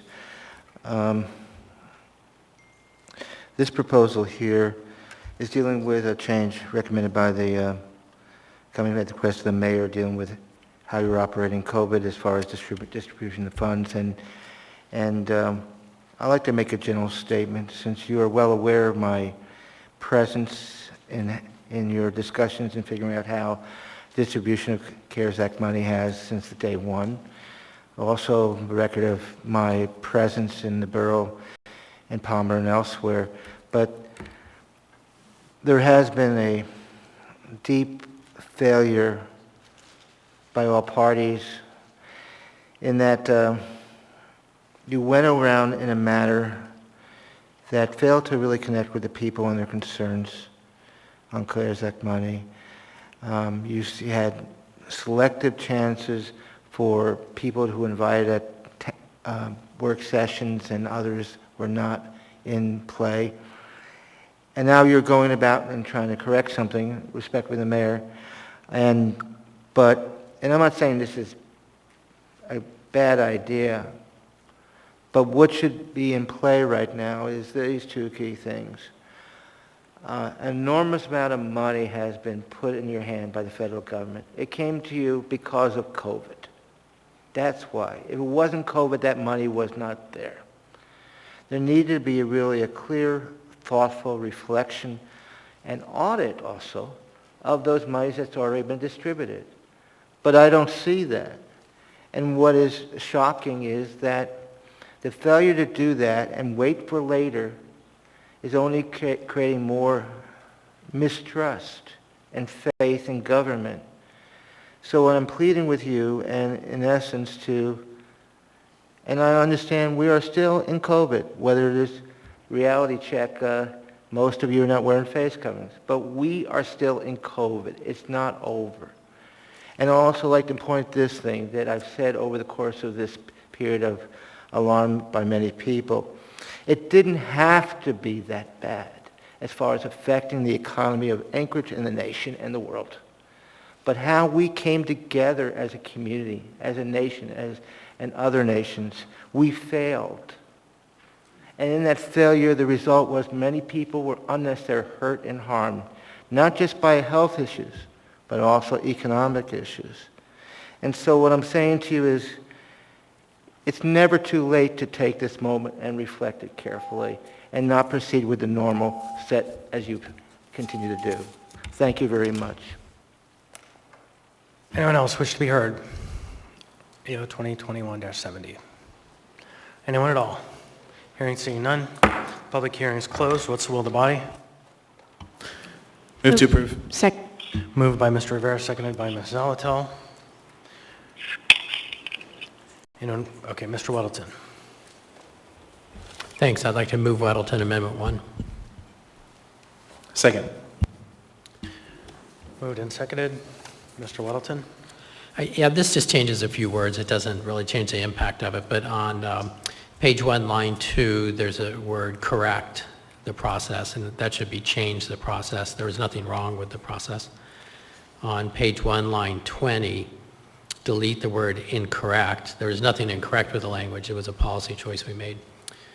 And on page 1, begin at line 4, and that whereas, change the word corrects to changes. Ms. Kennedy is in the queue. Thank you, Mr. Chair. I just wanted to clarify on that third part of the amendment where the page 1 beginning at line 24, whereas this ordinance amends AO 2021-57 as amended and changes, corrects the, are we getting rid of the word corrects again? I mean, it's in there, it's actually in there as in parentheses, which means it's cut out, but then it's repeated again. So The intent was to delete the word. Completely delete the word correct. Right. So we need to make sure that that is out of that language. Do we need an amendment to do that? No, it's just a scrivener's detail. We got it. Thank you. Okay, thank you. Ms. Quinn-Davidson is in the queue. You recognize? Thank you, Mr. Constant. I wanted to ask if Mr. Weddleton would be willing, in the same vein, to add to his amendment to change the word correct in the title to change. It's the second line of the title of the ordinance. If we are allowed to change the title in that way, yes, I would. Mr. Gates?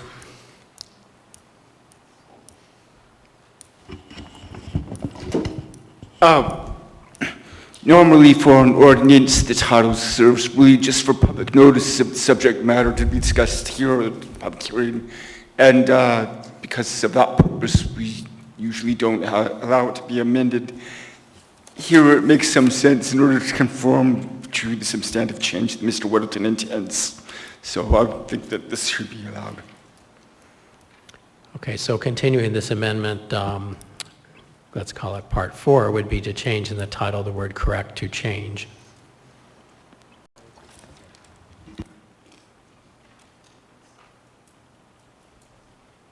You know what? I think, Ms. Quinn-Davidson, you probably don't have the paper version before you, but... No, it's already in there. It's the first change. Oh, I'm sorry, Mr. Chair. I'm sorry, you're not, we didn't get the paper to you, so, yeah, I think we're square on that. Good Okay, catch. excellent. I withdraw that comment, and thank you, everyone. All right, thank you. Anyone else? Hearing and seeing none, may proceed to vote. Ms. Allard? Yes. Ms. Quinn-Davidson? Yes. That item passes 10-0. Now we have before us AO 2021-66, an ordinance, the Anchorage Assembly amending Anchorage Municipal Code, Section 2.20.060. Oh, I'm sorry. That was just the amendment. I'm ready to get moving. The main motion is before us. Mr. Weddleton, you're in the queue. Well, thanks. You know, I do support this change. I mean, we dealt with this, I guess, just a few weeks ago. we had a choice. We could do it the way we did it or the way that it's presented here. And the way we did it really, it doesn't provide much help for the businesses. I mean, if you have, if it's just, you're talking a couple $100 for the typical business. These are businesses that do $1 million in revenue. That's a lot of money, but in revenue for a business, it's not much. Most of it goes away. So, for example, if you had $500,000 worth of stuff, your inventory or fixtures or whatever, that you were paying taxes on, and that would be a lot for $1 million revenue company, you would get $720 back if you were closed for 30 days. And it's like, okay, that's nice to get, but you know, if you're a busy business and you probably aren't bothering with that. Most businesses this size, it would be $200 or $250. And I think that's why we didn't get much interest. Bumping this up so that we do it the other way that we had the choice last time and say, look, let's get some money out to these people. They were closed. You know, this mechanism for deciding how much to reimburse them is just one way of doing it. The way we chose isn't particularly effective. This is far more effective, and recommend we go with this. Ms. Quinn-Davidson is in the queue. Yeah, thank you, Mr. Chair, and thanks, Mr. Weddleton. That, I think, helped me. My question is around Section 1 and how it practically would make a change. So I think in order for me to understand that, I need to know what people typically pay in business personal property taxes to understand the effect of adding the language that's being proposed. The way I'm reading it, it feels a bit confusing because the language inserts the possibility of giving that business less than $5,000. And so it seems sort of counterintuitive to the idea that we are giving them more. So if someone from the admin could explain the intent and sort of practically how it would apply as an example, that would be really helpful for me. Thank you.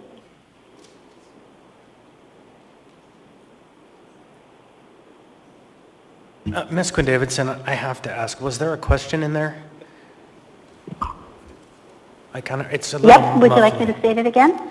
Can you briefly reiterate? I heard your comments, but I just want the pointed question. We can get someone from the administration. Yep, the question is, what would the language do? And please give me an example of someone paying business personal property taxes and how this section would change it. And then please on to the fact that it appears that adding the language that says the lesser of business personal property taxes or $5,000 appears to bring the amount down that they could be eligible for. And I think that's not the intent. So I'm missing something. Mr. Moore. Okay, thank you, Ms. Chair, and to Ms. Quinn-Davidson. We don't have specific statistics on the number of businesses, but we know the focus of this particular ordinance is on really small businesses. So when you think about a business that may have taxable business property that's in the $50,000 to $100,000 range, if you were to go with the bracketed language that was approved at the June 22nd meeting, that would result in what Mr. Weddleton described as hundreds of dollars of possible grants. A lot of these businesses that we expect to qualify are ones that probably pay anywhere from $1,000 to $3,000 or $4,000 a year in taxes. They're quite small. And we would rather, the reason this is being proposed with the revised language is we want to allow them to get $1,000, $2,000, $3,000, $4,000 of a grant. What the limitation is, the lesser of, is if they, say, paid $6,000 in property taxes in 2020 for their business, they would be limited to the $5,000 grant. And that is so we can spread the money across more businesses that are small. And the correction here was actually to result in what the Assembly had approved originally back in December, and we had found a sort of an error in some of the drafting that had occurred, and we realized in watching the video, that I watched the video from the last meeting, there was a lot of confusion about why was this language still in there, and it really was not supposed to be in there. So this is just, that's why we use the word correction, but I have no problem with change. So that's what it's about. We're just trying to allow more money to the small businesses, going from hundreds of dollars to single thousands of dollars, but not to pay a business a grant, to grant a business money more than what they actually paid in 2020 taxes. So that's what it's about.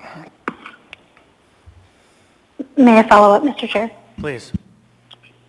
Mr. Moore, that was perfect. Totally answered my question. I think I was neglecting to look at the bracketed piece coming out and that applied to the 5,000, and so I was only focused on adding the words, and that confused me. So now I get it. Thank you so much. Thank you, Mr. Moore. Are there other questions from members? Other comments? Hearing and seeing none, members may proceed to vote. Ms. Yes. Ms. Quinn Davidson. Yes.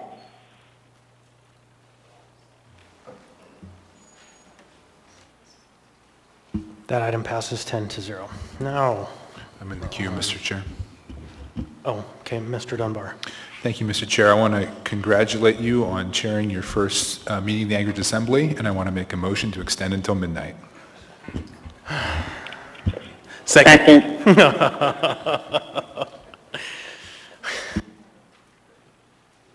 There is a motion and a second. So the motion before us is to extend the meeting until midnight. It's a motion that takes 8 members to vote in the affirmative. Members may proceed to vote.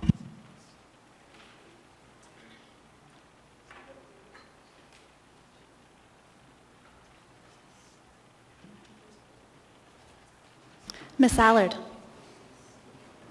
Yes. Ms. Quinn Davidson. Yes.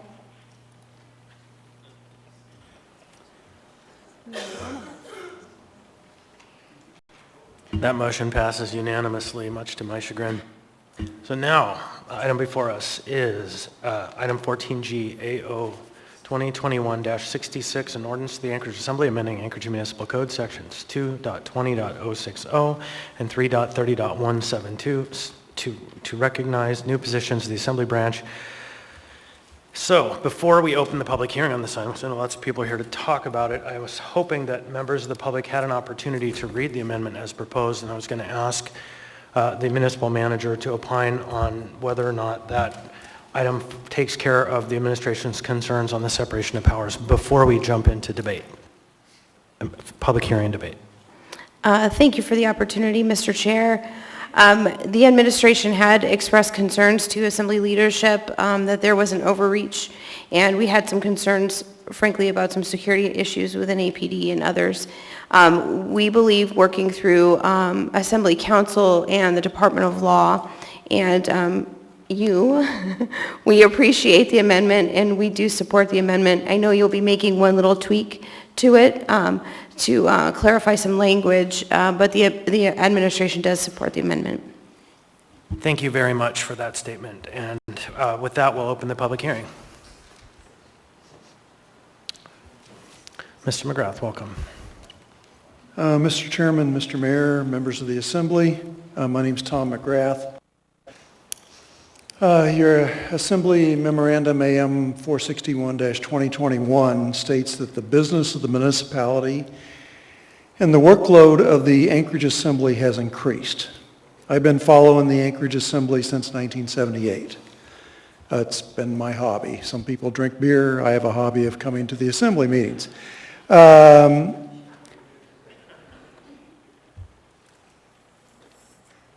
1978 was just after unification when the Assembly met on Tudor Road.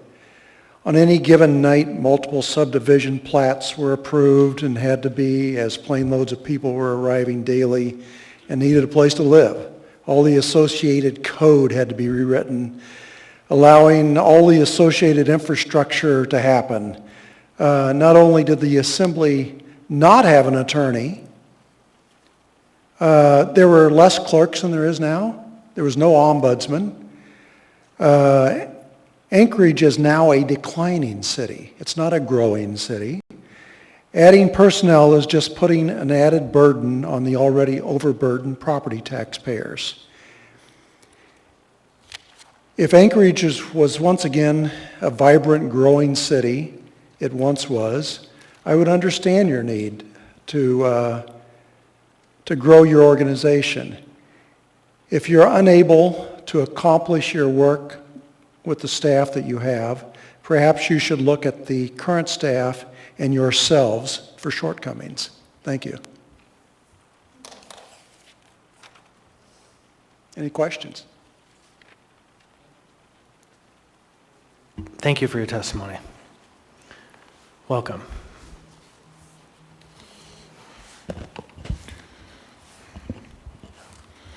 I'm William Topol, resident of Alaska since 1966, and of Anchorage all but 5 years of that time. Good evening, Acting Chair Constant, members of the Anchorage Assembly, and Mayor Bronson. I'm against AO 2021-66. The proposed language calls this position a special assistant to the Assembly, but the duties specified are akin to either an ombudsman or a shadow mayor, as one journalist has called it. Since we already have an ombudsman, I presume the shadow mayor functional tag fits more appropriately. I do not believe the municipal charter authorizes such a position with this potentially duplicate functions, which is maybe why the sponsors of this ordinance, Assembly Chair LaFrance and Assembly Vice Chair Constant, are using the name Special Assistant to the Mayor, or to the Assembly, excuse me. Even if this amendment number 2 passes, the new payroll cost is unnecessary, especially in the pay grade of 20E. If you look on the back page of the amendment, 20E includes municipal clerk, deputy municipal clerk, assembly council, ombudsman, deputy ombudsman. Those are high pay grades for a special assistant. Okay. With this proposed ordinance, it appears that certain members of the Assembly are not willing to work with the new mayor and new administration. The new mayor, Dave Bronson, has already said he wants to work with the Assembly on solving Anchorage's problems. This Anchorage Assembly as a whole has not been able to solve many of Anchorage's problems the past 6 years, which is why a new mayor was elected, for starters. And instead, certain problems have gotten worse under the reign of the Assembly, Mayor Berkowitz, and the unelected acting mayor, Austin Quinn Davidson, like the homeless and vagrancy problems, for example. Stop this charade. Start working together, because I'm tired of my property taxes going up and up, while the visible problems in this city also go up and up. I urge a no vote on AO 2021-66. Thank you for your testimony. Welcome.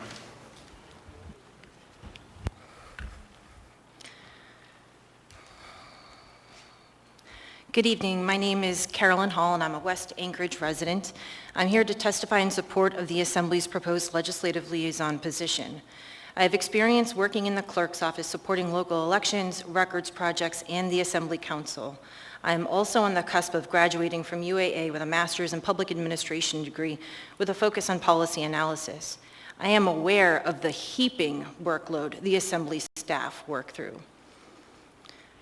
It takes time for any public servant to craft quality policy with adequate research, writing, and building stakeholder engagement and outreach. For this body, multiply that by 11.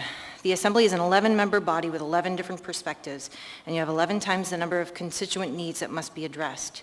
You are aware your positions are part-time.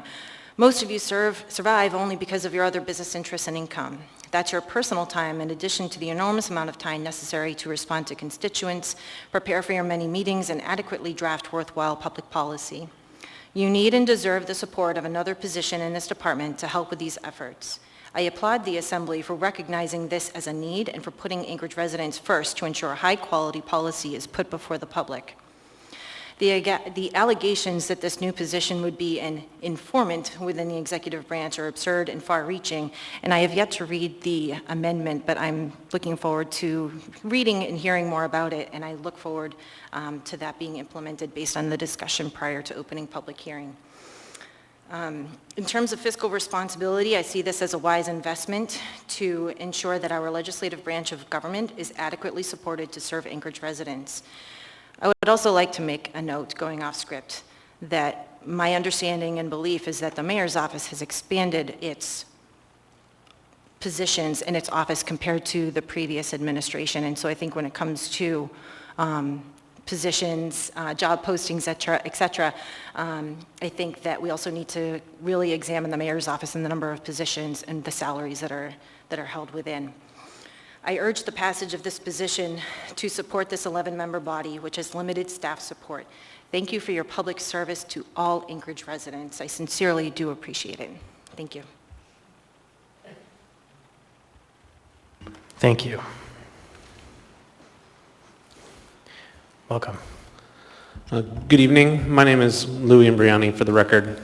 Had something typed up, but after reading the proposed amendments, number 1 and number 2, and hearing the frustration coming from this body with workload and juggling and how some people feel that they're not handling it well or whatever the case may be, you also said that you're 11 people.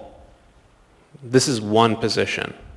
I'm sure if you had the budget, you'd probably try to get 10 more Mr. Gates. I'm sure he would probably appreciate that as well.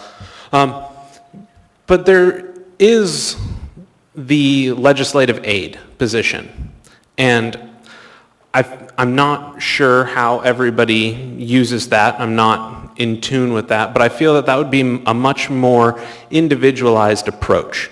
You have the ability to pick the person that each and every single one of you like individually.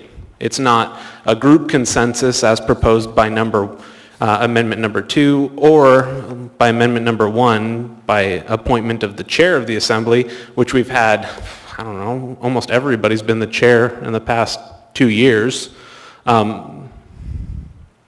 one point in time, but there's been a lot of turnover in the chair position, a lot of swapping of positions, and I feel that if you were to use that legislative aid position to fill this at a lower pay than what is proposed as the 20 range, you'd get individualized needs, somebody that you choose to work with, and you'll get that additional help.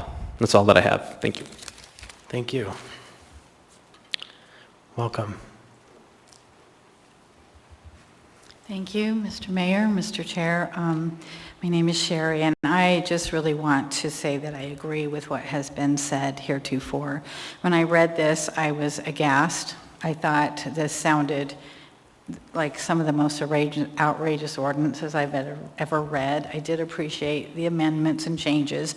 It feels like this is a very unilaterally appointed position, which I am very uncomfortable with. Again, as has been said very eloquently, the amount of money that is going to be paid to this position is outrageous.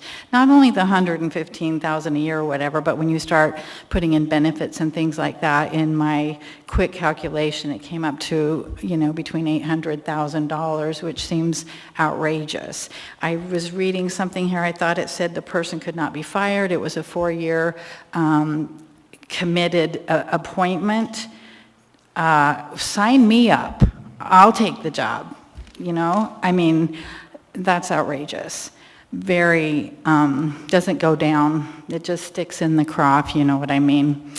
I think a good point, a good resolution. I know you guys have a hard job. There's a lot of things that you have to do, but I have come to these meetings till midnight many a times, and I have been less than impressed at your inability to do the work of the people. I think before you start spending $800,000 for this position, work together as a body. See where your stopgap is. Hire an aide. Hire a college student. Do you want someone to do research? That would be a good option. And I think that if you all already have aides, maybe work on sharing that load a little bit. Maybe if your aide isn't as busy, maybe you can share with another assembly member. It just seems like there can be more done before you do something as drastic as spend that kind of money. Thank you for your time. Thank you for your testimony. Mr. Chair, I had a question. Ms. Zalatel. Ma'am, could you tell me where you're pulling the $800,000 figure from? Well, it's not anything, again, it was just quick in my head. If you're paying somebody $115,000 a year for 4 years, that's almost $500,000. You were doing a cumulative total. Okay, thank you. It I was appreciate the clarification. And then I was Thanks. thinking you're paying insurance and unemployment. Thank you. Yeah, so that's where.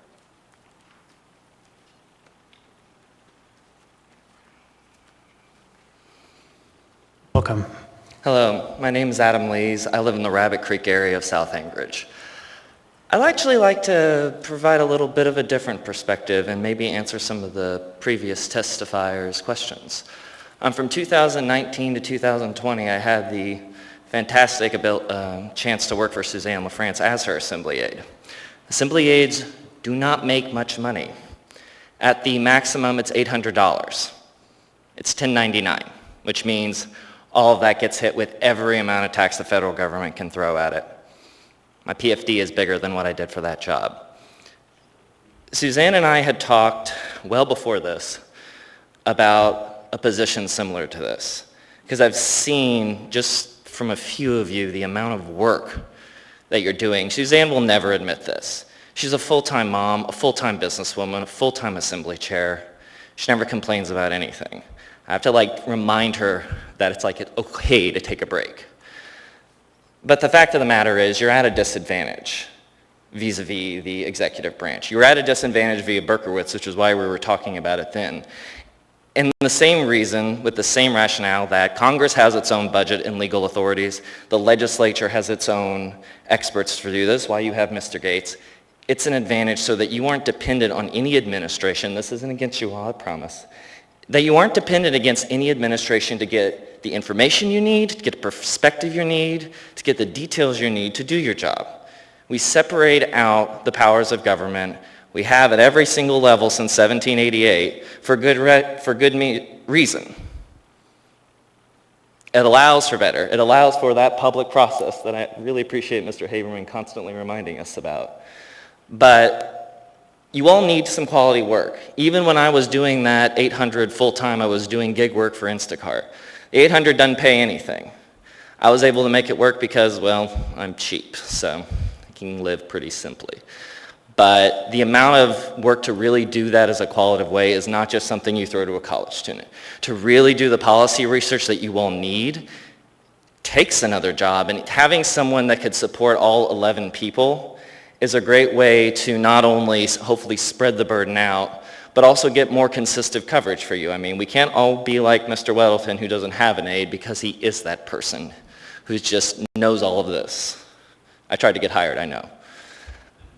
But I do support this, and I do hope everyone in the audience knows that these folks do work hard. They're people, they screw up. You don't like what they do half the time, and sometimes neither do they.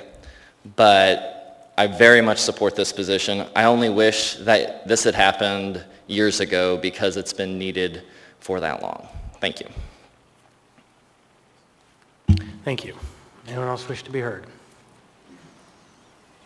Oh, I'm sorry. Actually, Adam, I had member Allard in the queue to ask you a question. I'm sorry, I almost forgot.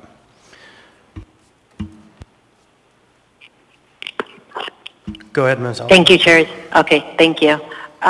You said your name was Adam. Adam, what makes you think that $800 is the max amount of pay for a legislative aide? That was my understanding at the time. If it's changed or I'm wrong, I'll welcome a clarification. You could take that up with Suzanne LaFrance. Thank you. All right, thank you, Adam. And next, Mr. Haberman.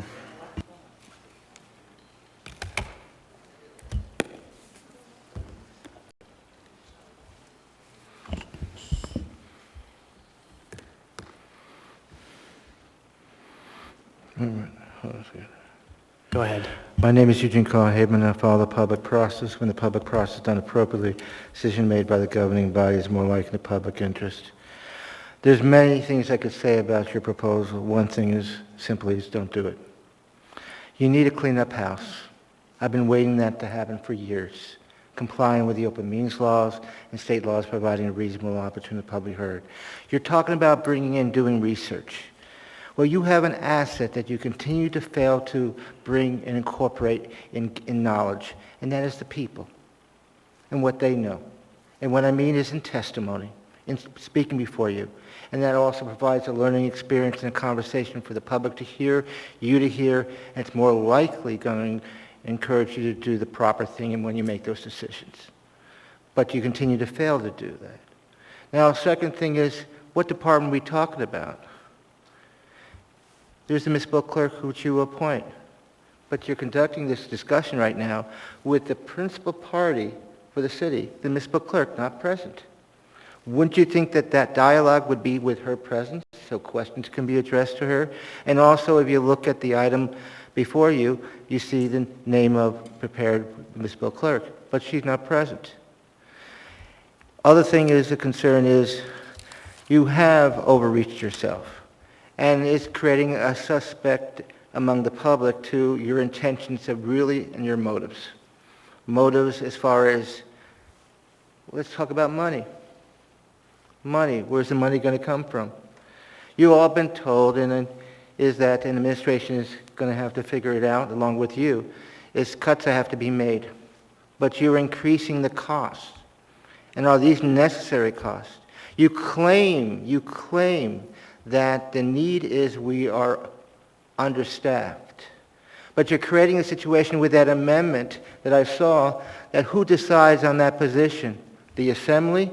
The amendment is with the chair's approval. Many people may not have seen that amendment. It was on the floor, and I caught that written piece of paper. That authority going to the chair, not the Assembly, one word, outrageous. As a team, you need to work together. And you need to also respectfully work with administration yourselves in dealing with people's concerns. But by taking your steps in this way, it's not the way to go. There's so much needs to be done, yes.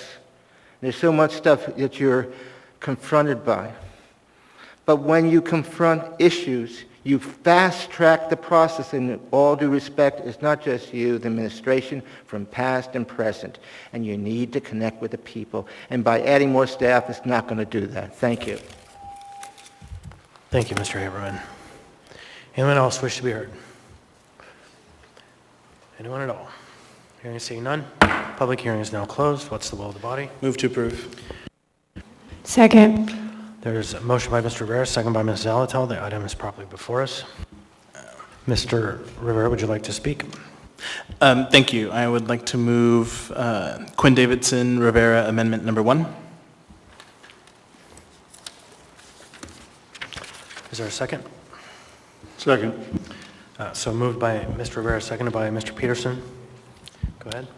Thank you, Mr. Chair. So what this amendment seeks to do is simply change this from what I would dub an unintended draft to make this a appointment position and change it to, of the subject to confirmation, and change it to the chair of the assembly. This position is not a director's level position. So just like we have seen in our last couple of meetings, and like we saw earlier today with Chief Mccoy, there is a confirmation hearing and an entire process. This position is nowhere near that level. And just like with most of the positions in the legislative branch, these are positions which the chair has the say on. The chair has the say on a variety of deputy positions within the clerk's office, within the ombudsman's office, within the council's office. And so this is in line with our practices and really just, I think, mirrors the reality and the intent of this position. Thank you. Thank you. First in the queue is Ms. Allard. Mrs. Allard. I'll get that right one of these days. Thank you. Are we discussing whether or not on this amendment, or am I just going to go ahead and say where I stand. So this is the amendment that would take out the confirmation process and make it a appointment.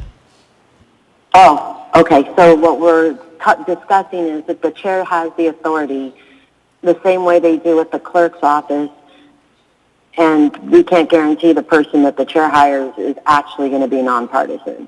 So, no, I don't support this amendment. Thank you. Thank you. And Mr. Weddleton, are you in for the main motion or the amendment? For the amendment, I'd like to make an amendment to the amendment. And that would be to also on line 20, change the words presiding officer to chair. Is there a second? Second. So moved by Mr. Weddleton, seconded by Mr. Peterson. Mr. Weddleton, you want to go ahead and describe? Well, that makes it consistent with the rest of the amendment. I think that was just an oversight. And when we think of the chair of the assembly, not the presiding officer. Okay. Yeah, that's right. Anyone else wish to be in the queue? I have a long queue, but I think it's for the main motion.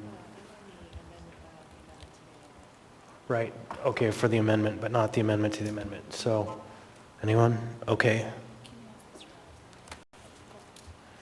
Well, I think we're at the point now where we're ready to vote on the question of the amendment to the amendment. Oh, Miss. Well, you are. I just thought it was for the amendment, not the amendment to the amendment. So go ahead. Thank you. Actually, I just want clarification because it looks to me like that whole section is being deleted in this amendment. So I believe, Mr. Weddleton, you had line 20, right? Correct. So, yeah, there's a section at line 12, 13, and 14, but at line 20, there's another section. Okay, all right. Okay, but I guess I will just comment then too, if I could, Mr. Chair. Please. So, I'm not in support of this amendment because I do think that there needs to be some kind of approval process in this. It's my understanding in just some of the conversations that I've had and that this person, whoever it is going to be working for the entire assembly. The way, at least the way that it's been presented and labeled at this point. And so it seems to me that we have to make sure that there's somebody that can work with the entire assembly, not just the chair or not just a select few on the assembly. So I think there's got to be an approval process if the selection, or even a selection process, if you will, would be more effective than just everything being approved by the chair without any kind of confirmation by the assembly. So I have real reservations about basically eliminating that portion of the language. Thank you.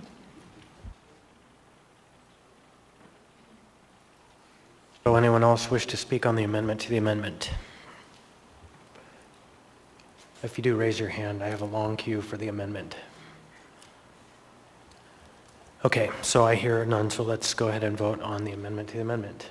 And the question before us is whether we change the term presiding officer to chair. Ms. Allard? No. Ms. Quinn Davidson? Yes.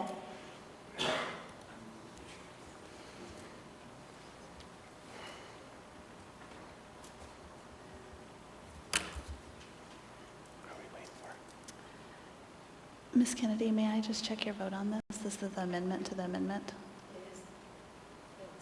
Okay. That amendment passes 9-1.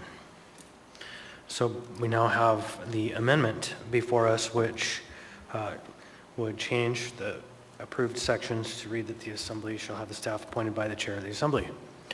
And in the queue, we have Ms. Salatil first. Thank you, Mr. Chair. Question to the sponsor of the amendment, and then a follow-up comment afterwards. Is what's imagined here how we handled our assistance we received in getting out information and crafting policy with regard to COVID-19? Mr. Rivera. Thank you, Mr. Chair. Yes, I envision a very similar process where there will be interview committee, and they will make a recommendation, and then the chair will make the final decision. But that is, of course, up to current Assembly leadership. Thank you, Mr. Rivera. Excuse me. So my comment is, as I support this change. I think that we were able to rely on Assembly leadership to find that talent when we needed extra help during COVID-19. And I think we have always been queried about our needs. We've actually already been queried about our needs for this position. And I doubt any of us are shy in making our needs known for the type of person that we need hired that can respond to all of 11 of us. So I'll support the amendment. Thank you.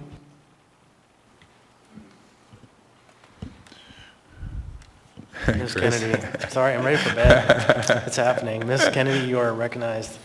Thank you, Mr. Chair. For the same reason that I just stated previously, I do have concerns about this, especially even in the fact that we haven't outlined any of the selection process. There are just assumptions being made about how that will happen. So again, I have reservations about completely taking any kind of selection or confirmation or approval process out of the selection of this person. Thank you. Thank you, Ms. Kennedy. Mr. Dunbar. Thank you, Mr. Chair.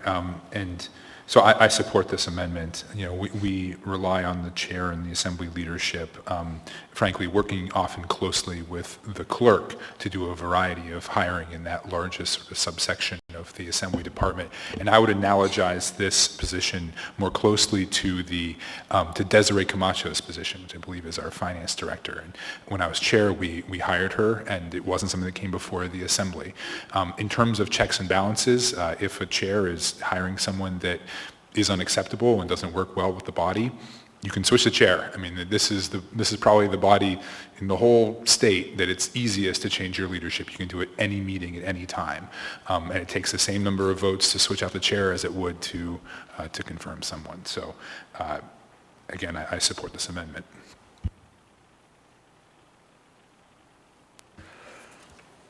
All right. Anyone else on the amendment?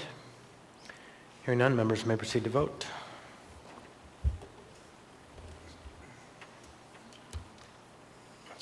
Just one sec for the clerk to catch up.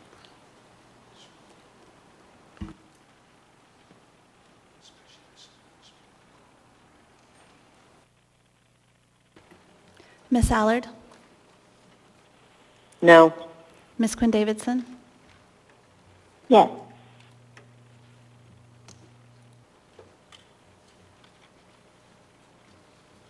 That motion passes 8-2. We're now back to the main motion. Mr. Chair. Mr. Rivera. Thank you. I'd like to move Weddleton-Rivera Amendment Number 2. Second. Thank you. Mr. Weddleton, do you want to take the lead on this one?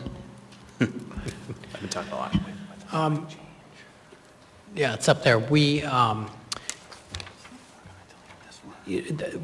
narrowed down this section, the access to information, which caused an unfortunate amount of angst with the administration, and to really just to what we really expect that this aid would need for access.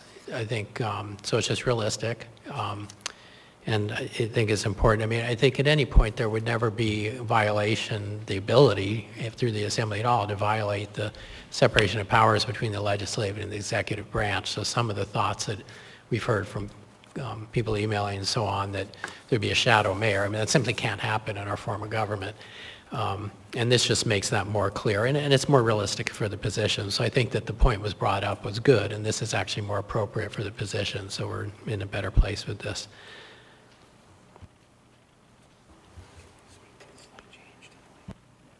Thanks.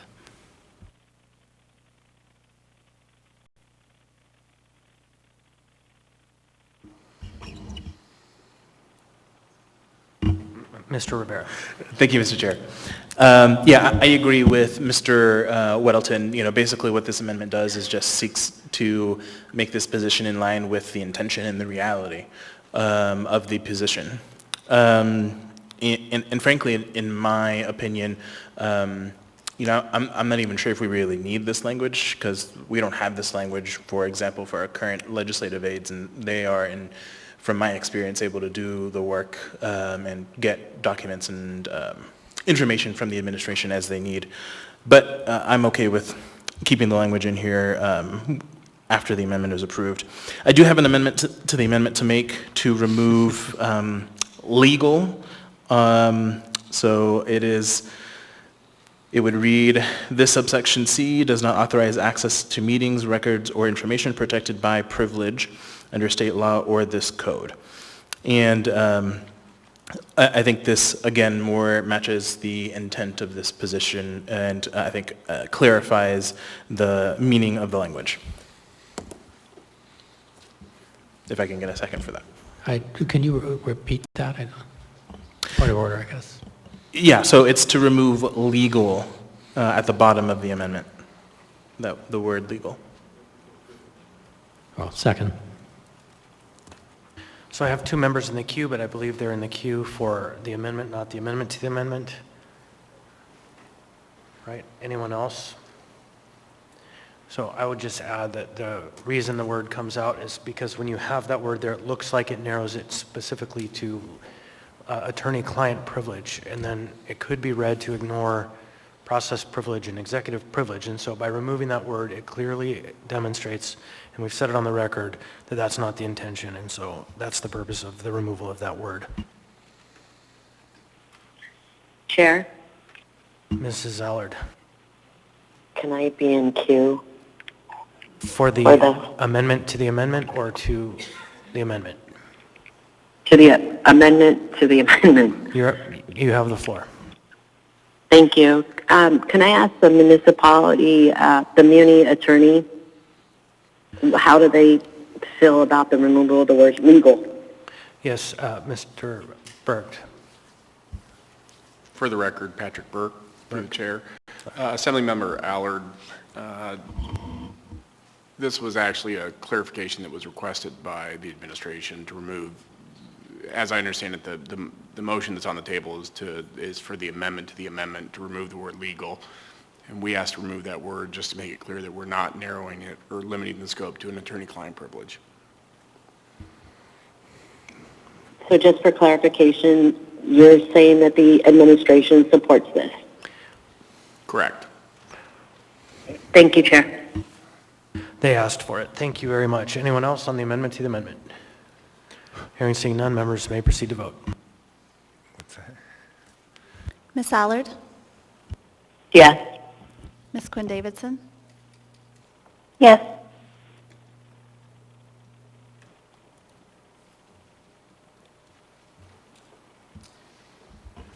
The amendment to the amendment passes. We're now back to the amendment.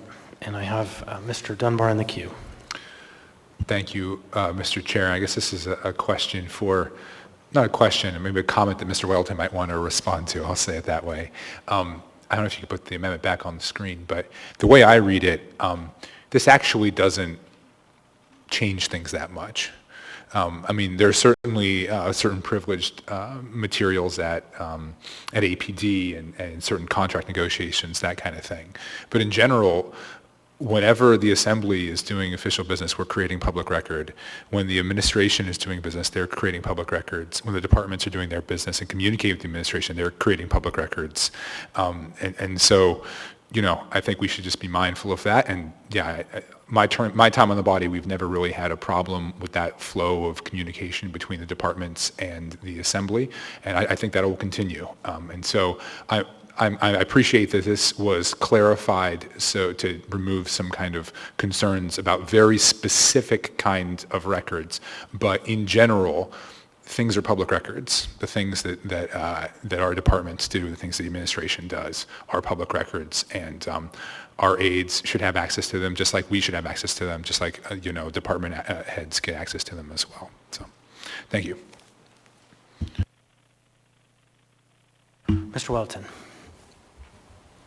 Yeah, I agree with Mr. Dunbar on that. I mean, that's my sense. We do public records, and the general public has access to them, and it's just the way it is. And it's fine.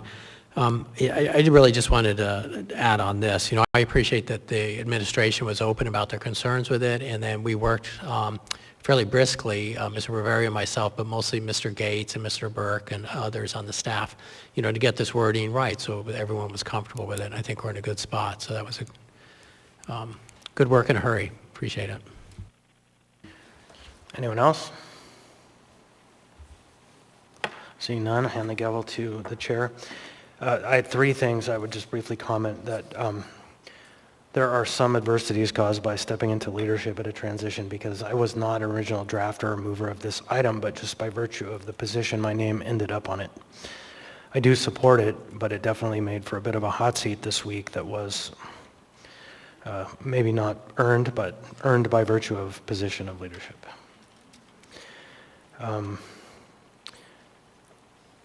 I wonder if a majority of the body could have the position unfilled, say the chair appoints and then the majority says no, without going through a leadership change, but ultimately that's the leadership change is the biggest hammer. And so I think we'll see, like Ms. Camacho, a very well-representative and hardworking person into the position. And kind of obtuse to this debate, I would just suggest that, like Mr. Weddleton commented and Mr. Berg, Mr. Gates, Ms. Domboski, and myself, Mr. Weddleton, we worked our tails off to find what was the right path forward. And I think that that is evidence that this administration and this assembly can in fact work together, and hopefully this is a sign for more to come on the bigger issues, not the smaller issues. Thank you. If nothing else, members may proceed to vote.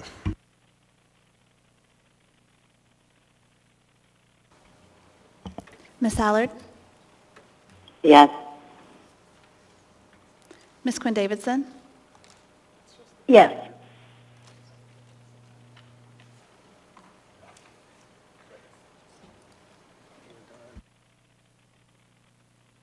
Mr. Rivera.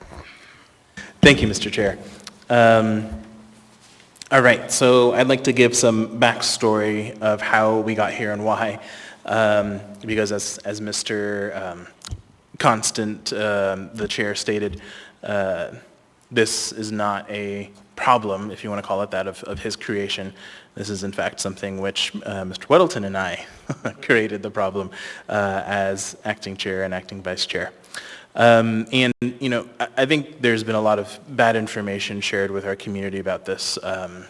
So, as I've said many times as chair of the Assembly, one of my priorities was to strengthen the legislative branch of our government, one of two co-equal branches of government. I began this work when I became chair in 2019 under the Berkowitz administration and continued it until my last days as chair in June under the Quinn-Davidson administration. Politics had absolutely nothing to do with my work because we need a strong assembly no matter how closely aligned the two branches of government may be. One day I may write a memoir on the topic. So when I became chair in 2019, I found a legislative branch that had been decimated by budget cuts for years. The Assembly had no full-time support for our policy work. Important positions in the clerk's office were vacant. Burdening remaining clerk staff to fill the gaps, and our Assembly Counsel's office was amazingly overburdened. I was intent on not only stopping the pain, but reversing it and providing help for our amazing team. That meant pushing for increases in our budget to fill vacant positions, to fill out the clerk's office, increasing expense accounts for Assembly members so that we can get more work hours out of our individual Assembly aides or any of the other approved items you can use the expense account for, adding the equivalent of a paralegal position into the Assembly Counsel's office, and securing office space for Assembly members. This was all incremental progress I successfully got included into the 2019 and 2020 budgets, changes which I had to fight tooth and nail for, even with a very friendly administration. Then came the 2021 budget process. It was apparent to me that it was time to focus on the Assembly itself and its policy work. And thankfully, there was a model for me to work off of. 20 years ago, the Assembly had what was known as an Assembly Budget Office and eventually was called the Assembly Legislative Office. This was a team of 4 or 5 full-time staff dedicated to the policy, constituent, and communications work of the Assembly. Unfortunately, this office was slashed entirely and all of its functions were moved over into the clerk's office. And frankly, the Assembly has been suffering from inadequate staffing ever since, leading to a huge imbalance in our system of governance. So my goal with the 2021 budget was to begin to rectify this error by adding 2 positions. 1, a second attorney in the Assembly Counsel's office, and 2, adding a special assistant to the Assembly with the current title of Legislative Liaison to begin recreating that old Assembly Support Office. Although I realize some of my colleagues have been skeptical of this work, I think we all realize the benefit for ourselves, the Clerk's Office, Assembly Council, and most importantly, our constituents when we are able to get work done effectively. Thankfully, a majority of my colleagues supported this concept when we approved the budget revisions in April. The ordinance today is simply to put the position in code and create the classification to allow the Assembly to move forward with filling the position. You know, I think we heard a little bit during public testimony today that, you know, folks want us to do more, and do more. It's a constant drumbeat that we hear, but we have historically had less and less resources to do that. So this position is a step in the direction of right-sizing the greatly diminished legislative branch. And responding to a couple of comments made during public testimony, this position can be fired at any time by the chair, and there is no 4-year requirement for this position. Thank you. Mr. Weddleton. I think Mr. Rivera covered all that much better than I was prepared to do, but I'll go ahead and reiterate some of those points in a little different way so people know, because we got a lot of emails about this. There's a lot of concern, and I think key point is that this is a position that was needed, not just now, but it was needed last year and the year before. You know, we have had a very tight staff, and they're stressed out, and they're doing an amazing amount of work. They're an incredible team, but they just can't handle the full workload. And particularly in the last year, we've ramped up the amount of work because we've increased the ways that the public can interact with us through our phone and testimony, videotaping more of our meetings, and so on. That all takes staff time. And more requests for information and documents and so on. I mean, the list goes on and on. The work has increased substantially. So we knew last year we needed more help. And Mr. Rivera and I agreed, I think it was in December or January, working with the staff to hire this position well before the election. Funding for this was put into the budget in April, so before the election. And it really, while this has gotten a lot of attention, it is very simply what any organization should do, a business or otherwise. If you are struggling and not meeting your mission because of lack of staff, you hire someone. And that's really all we're doing here is hiring someone. And it is hiring someone to help the Assembly, the legislative branch. So it's really that simple. Thanks. Municipal Manager Amy, Ms. Domboski's in the queue. Thank you, Mr. Constant. Just for clarification, maybe for the record and for the administration's knowledge, I know this is a 20E, but can you tell me what the annual fully loaded fiscal note is on this position? How much are we talking? I'm afraid I don't know the answer. Mr. Rivera may. Yeah, thank you, Mr. Chair. I don't know the exact answer, but there's no fiscal note on this particular ordinance because this was funds that was approved in April. Right, and how much did you allocate for that, for this position in April? I can look that up fairly quickly. Thank you. Ms. Kennedy. Thank you, Mr. Chair. I absolutely appreciate the amendment and how this really changed the flavor and the tone of this ordinance. So my thanks to Mr. Weddleton and Mr. Rivera for bringing this forward. I certainly understand the issues that we've had with trying to get things done and having enough staff time to accomplish some of our goals. And I think we can probably say that both as an assembly as a whole and as individual assembly members. That's been my concern, just in terms of the things that I believe I've had to wait on. And that kind of leads me to my question or my skepticism about how this will actually work, because typically there are certain assembly members that manage to create maybe more work than others. Maybe that's part of it. Or for whatever reason, there's kind of an inequity about whose particular bill or ordinance or whatever gets the attention of the moment. So I have real concerns about how equitably distributed the staff time would be for this particular position. Personally, I would rather be able to increase my own staff member, my legislative aide's time, because I know that person basically just works for me. And in terms of anything that I have that I would like to see done. So I have some real concerns about that. And so I do have a question, though, for...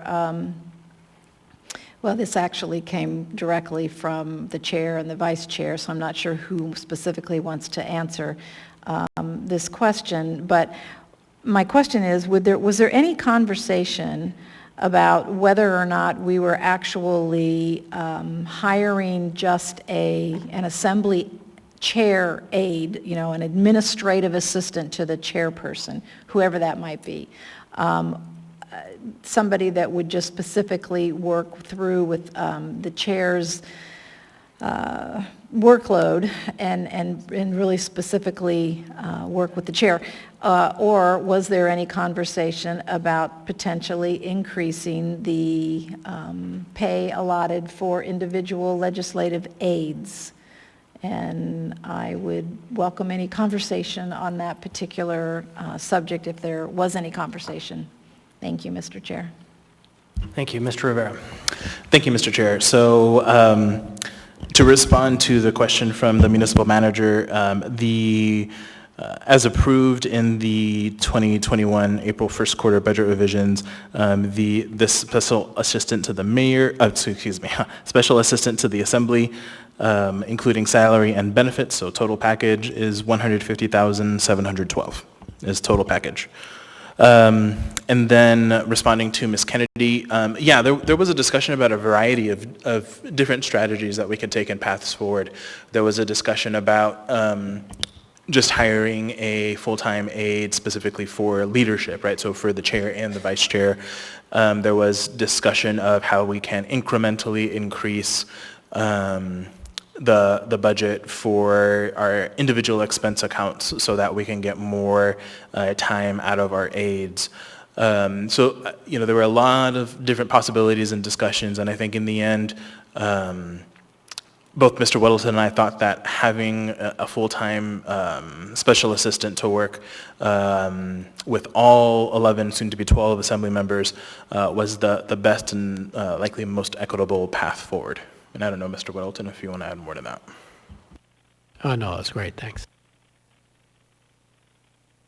Well, first, I have Ms. Quinn Davidson in the queue, and she hasn't been heard, but we'll come back to you. Oh. Thank you, Mr. Chair. May I go ahead? Yeah, we'll come back to that, Ms. Kennedy. Go ahead. Okay, thank you. Thank you, Mr. Rivera, for laying out, and Mr. Weddleton, too, a lot of the work that's been done. I just want to say thanks to Mr. Rivera. He's really been a champion for the legislative branch, which the better work we do, of course, the better we serve our constituents.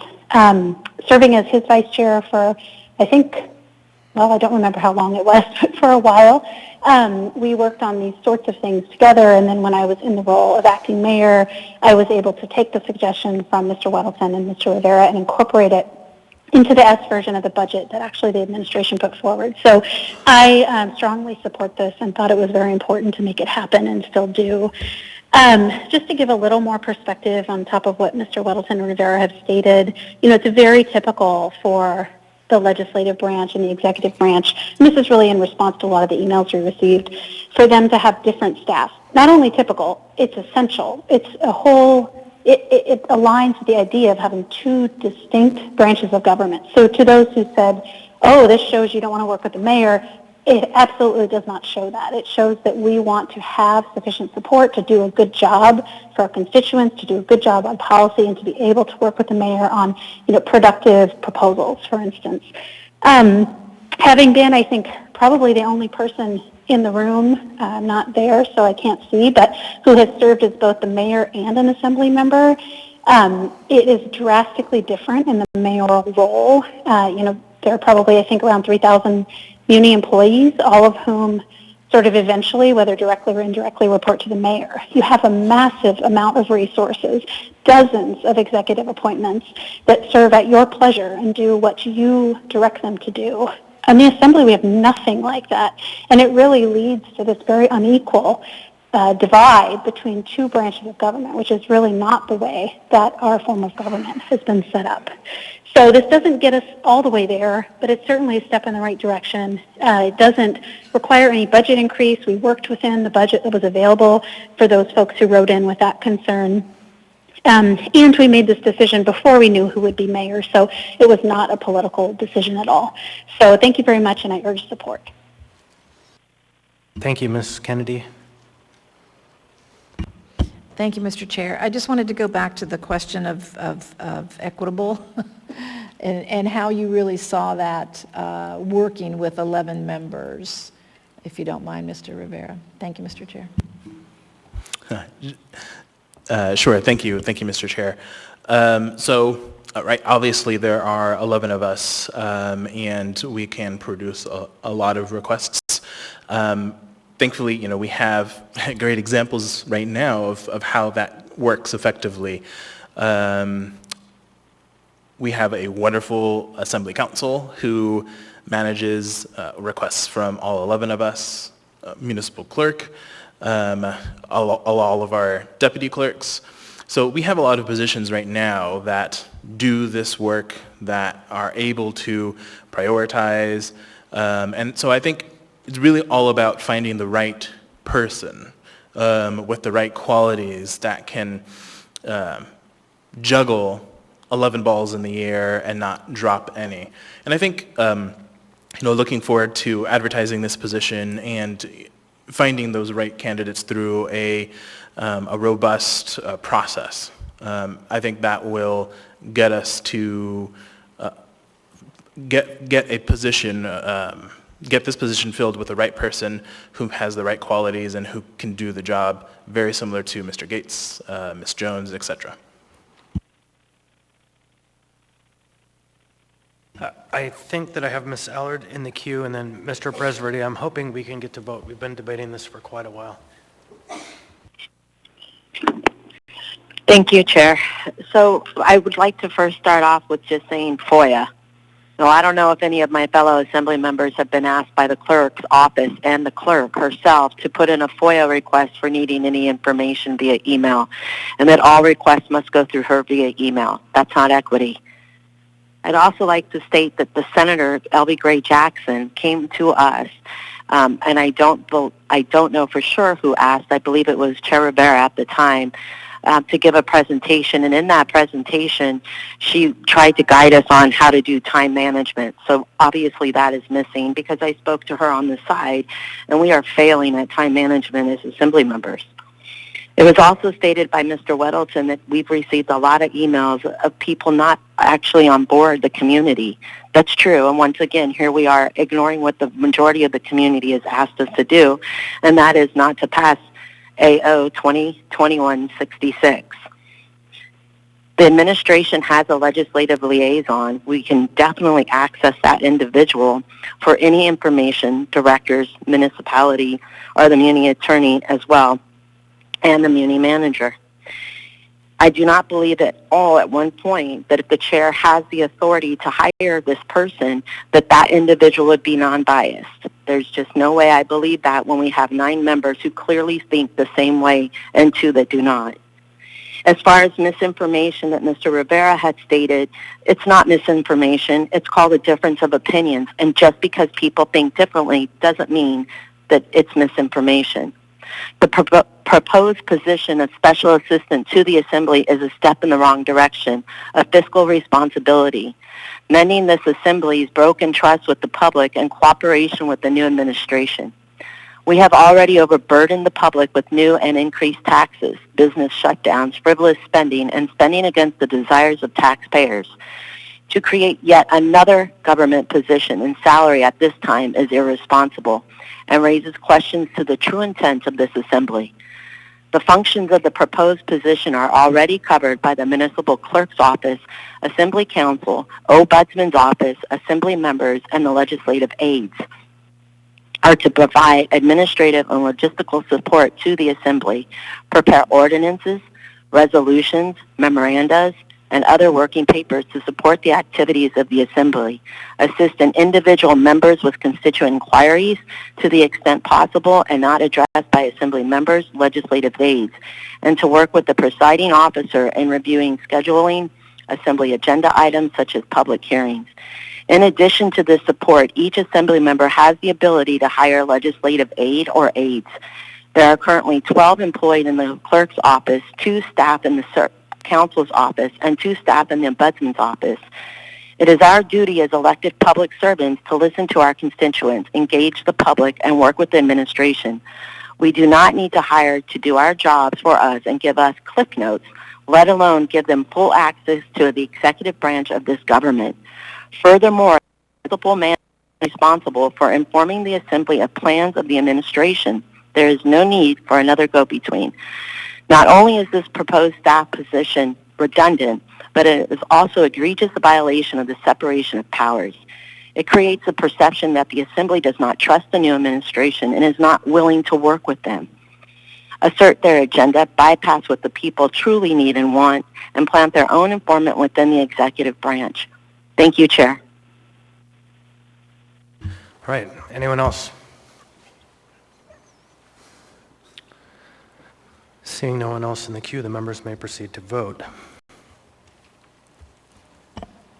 Ms. Allard? No. Ms. Quinn-Davidson?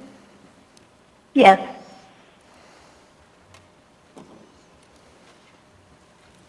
That item passes 8-2. That's AO 2021-66. Next, we'll roll back up the calendar and the agenda.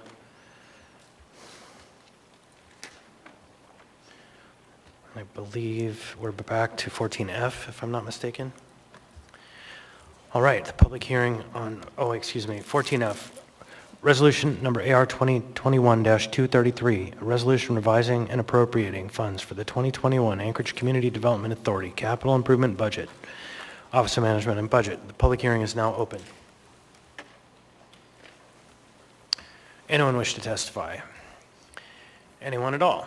Seeing, hearing none, public hearing is now closed. What's the will of the body? Move to approve. Second. Moved by Mr. Peterson, seconded by Mr. Rivera. Ms. Alatel. Thank you. I have a few questions about this item, and maybe if ACDA could answer them. In particular, the change to the CIB to remove the people mover relocation and the garage structural improvements.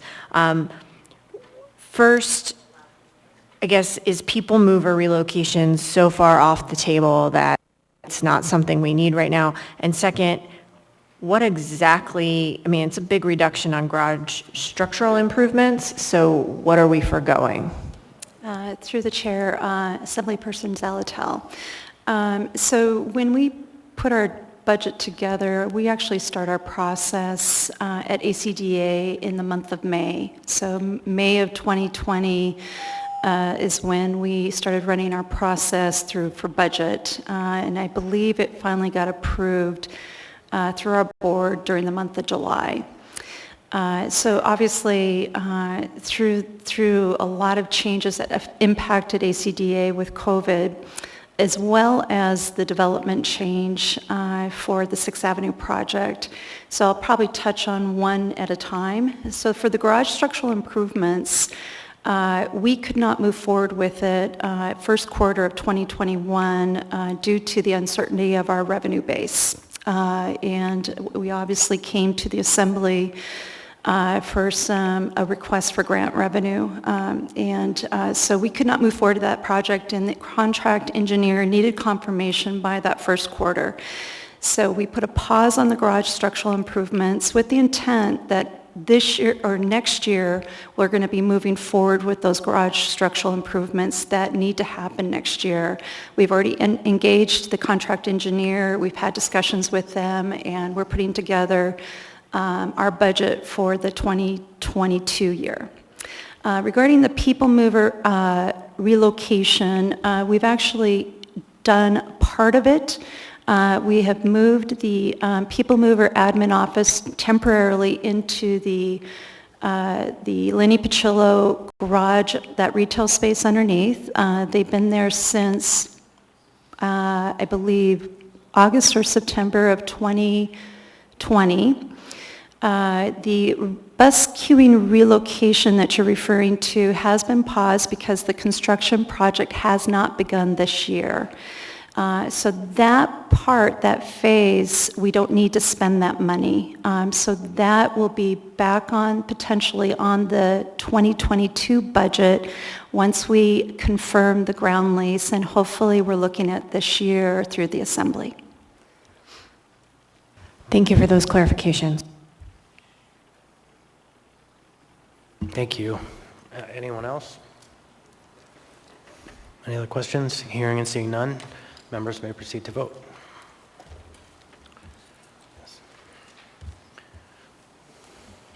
Ms. Hallard? No. Ms. Quinn Davidson? Yes.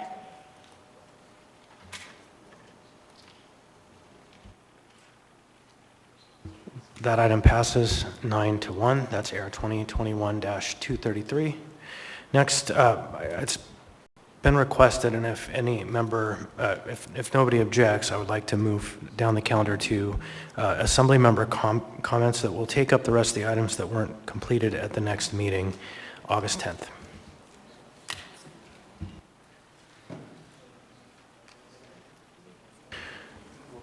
Okay, hearing no objections, start at the, on the phone. Mrs. Allard. No, I would just say that as far as any comments, I look forward to hearing what my fellow member in Midtown will have to say. And if he wants a brownie button, I can always furnish one. I didn't understand. It's okay. Thank you. And Mrs. Quinn Davidson? Nothing from me. Thank you. Mr. Presverdia. No comments from me. Have a good night, everyone. Mr. Dunbar. Just want to say Lydia Jacoby rules, and we'll have a resolution in her honor soon. Mrs. Alatel. No comment, thank you. Mr. Rivera. Thank you, Mr. Chair. So I think as Ms. Allard alluded to, I originally did have a plan to give maybe some fiery comments, which some may remember last time that I did that. Instead, what I will do today, rather than sink low, is go high. And in defense of my fellow Midtown colleague, who I believe was attacked and maligned by a fellow colleague, I will take my time to give her glowing praise because I don't think any member of this body really realizes the amount of work, dedication that my Midtown colleague, Assemblymember Meg Zalatel, has for this position that she holds. And she works countless hours on homelessness, as she has stated, but also on a myriad of other issues. I mean, she is an expert, and I say that meaning it, an expert on transportation issues, Title 21 issues, and homelessness, and she just does amazing work on behalf of our constituents in Midtown. And so I just want to thank her for all of her great work. And that is it. Thank you. Thank you. Ms. Kennedy. Thank you, Mr. Chair. I guess I just want to reiterate a comment that I made, that I'm actually encouraged by some of the conversation that we had earlier, especially regarding homelessness. I think that is actually progress. And even though it can be messy and seemingly ugly sometimes, like I said, I'm always willing to stick to the bitter end in any kind of a controversial conversation. So I hope that those of you that are in the midst of this conversation will do the same thing, and we will see some progress shortly. So thank you. Thank you, Ms. Kennedy. Mr. Peterson. Thanks, Mr. Chairman. No comment this evening. Thank you, Mr. Weddleton. Nothing to add, thanks. And for my part, I'm just glad I didn't break it tonight. So, thank you, everybody, for a very interesting meeting. Chief McCoy, congratulations. To the administration, many more of these to come. And thank you, everybody. We're adjourned. I would ask for a motion to adjourn. Move to adjourn. We're adjourned.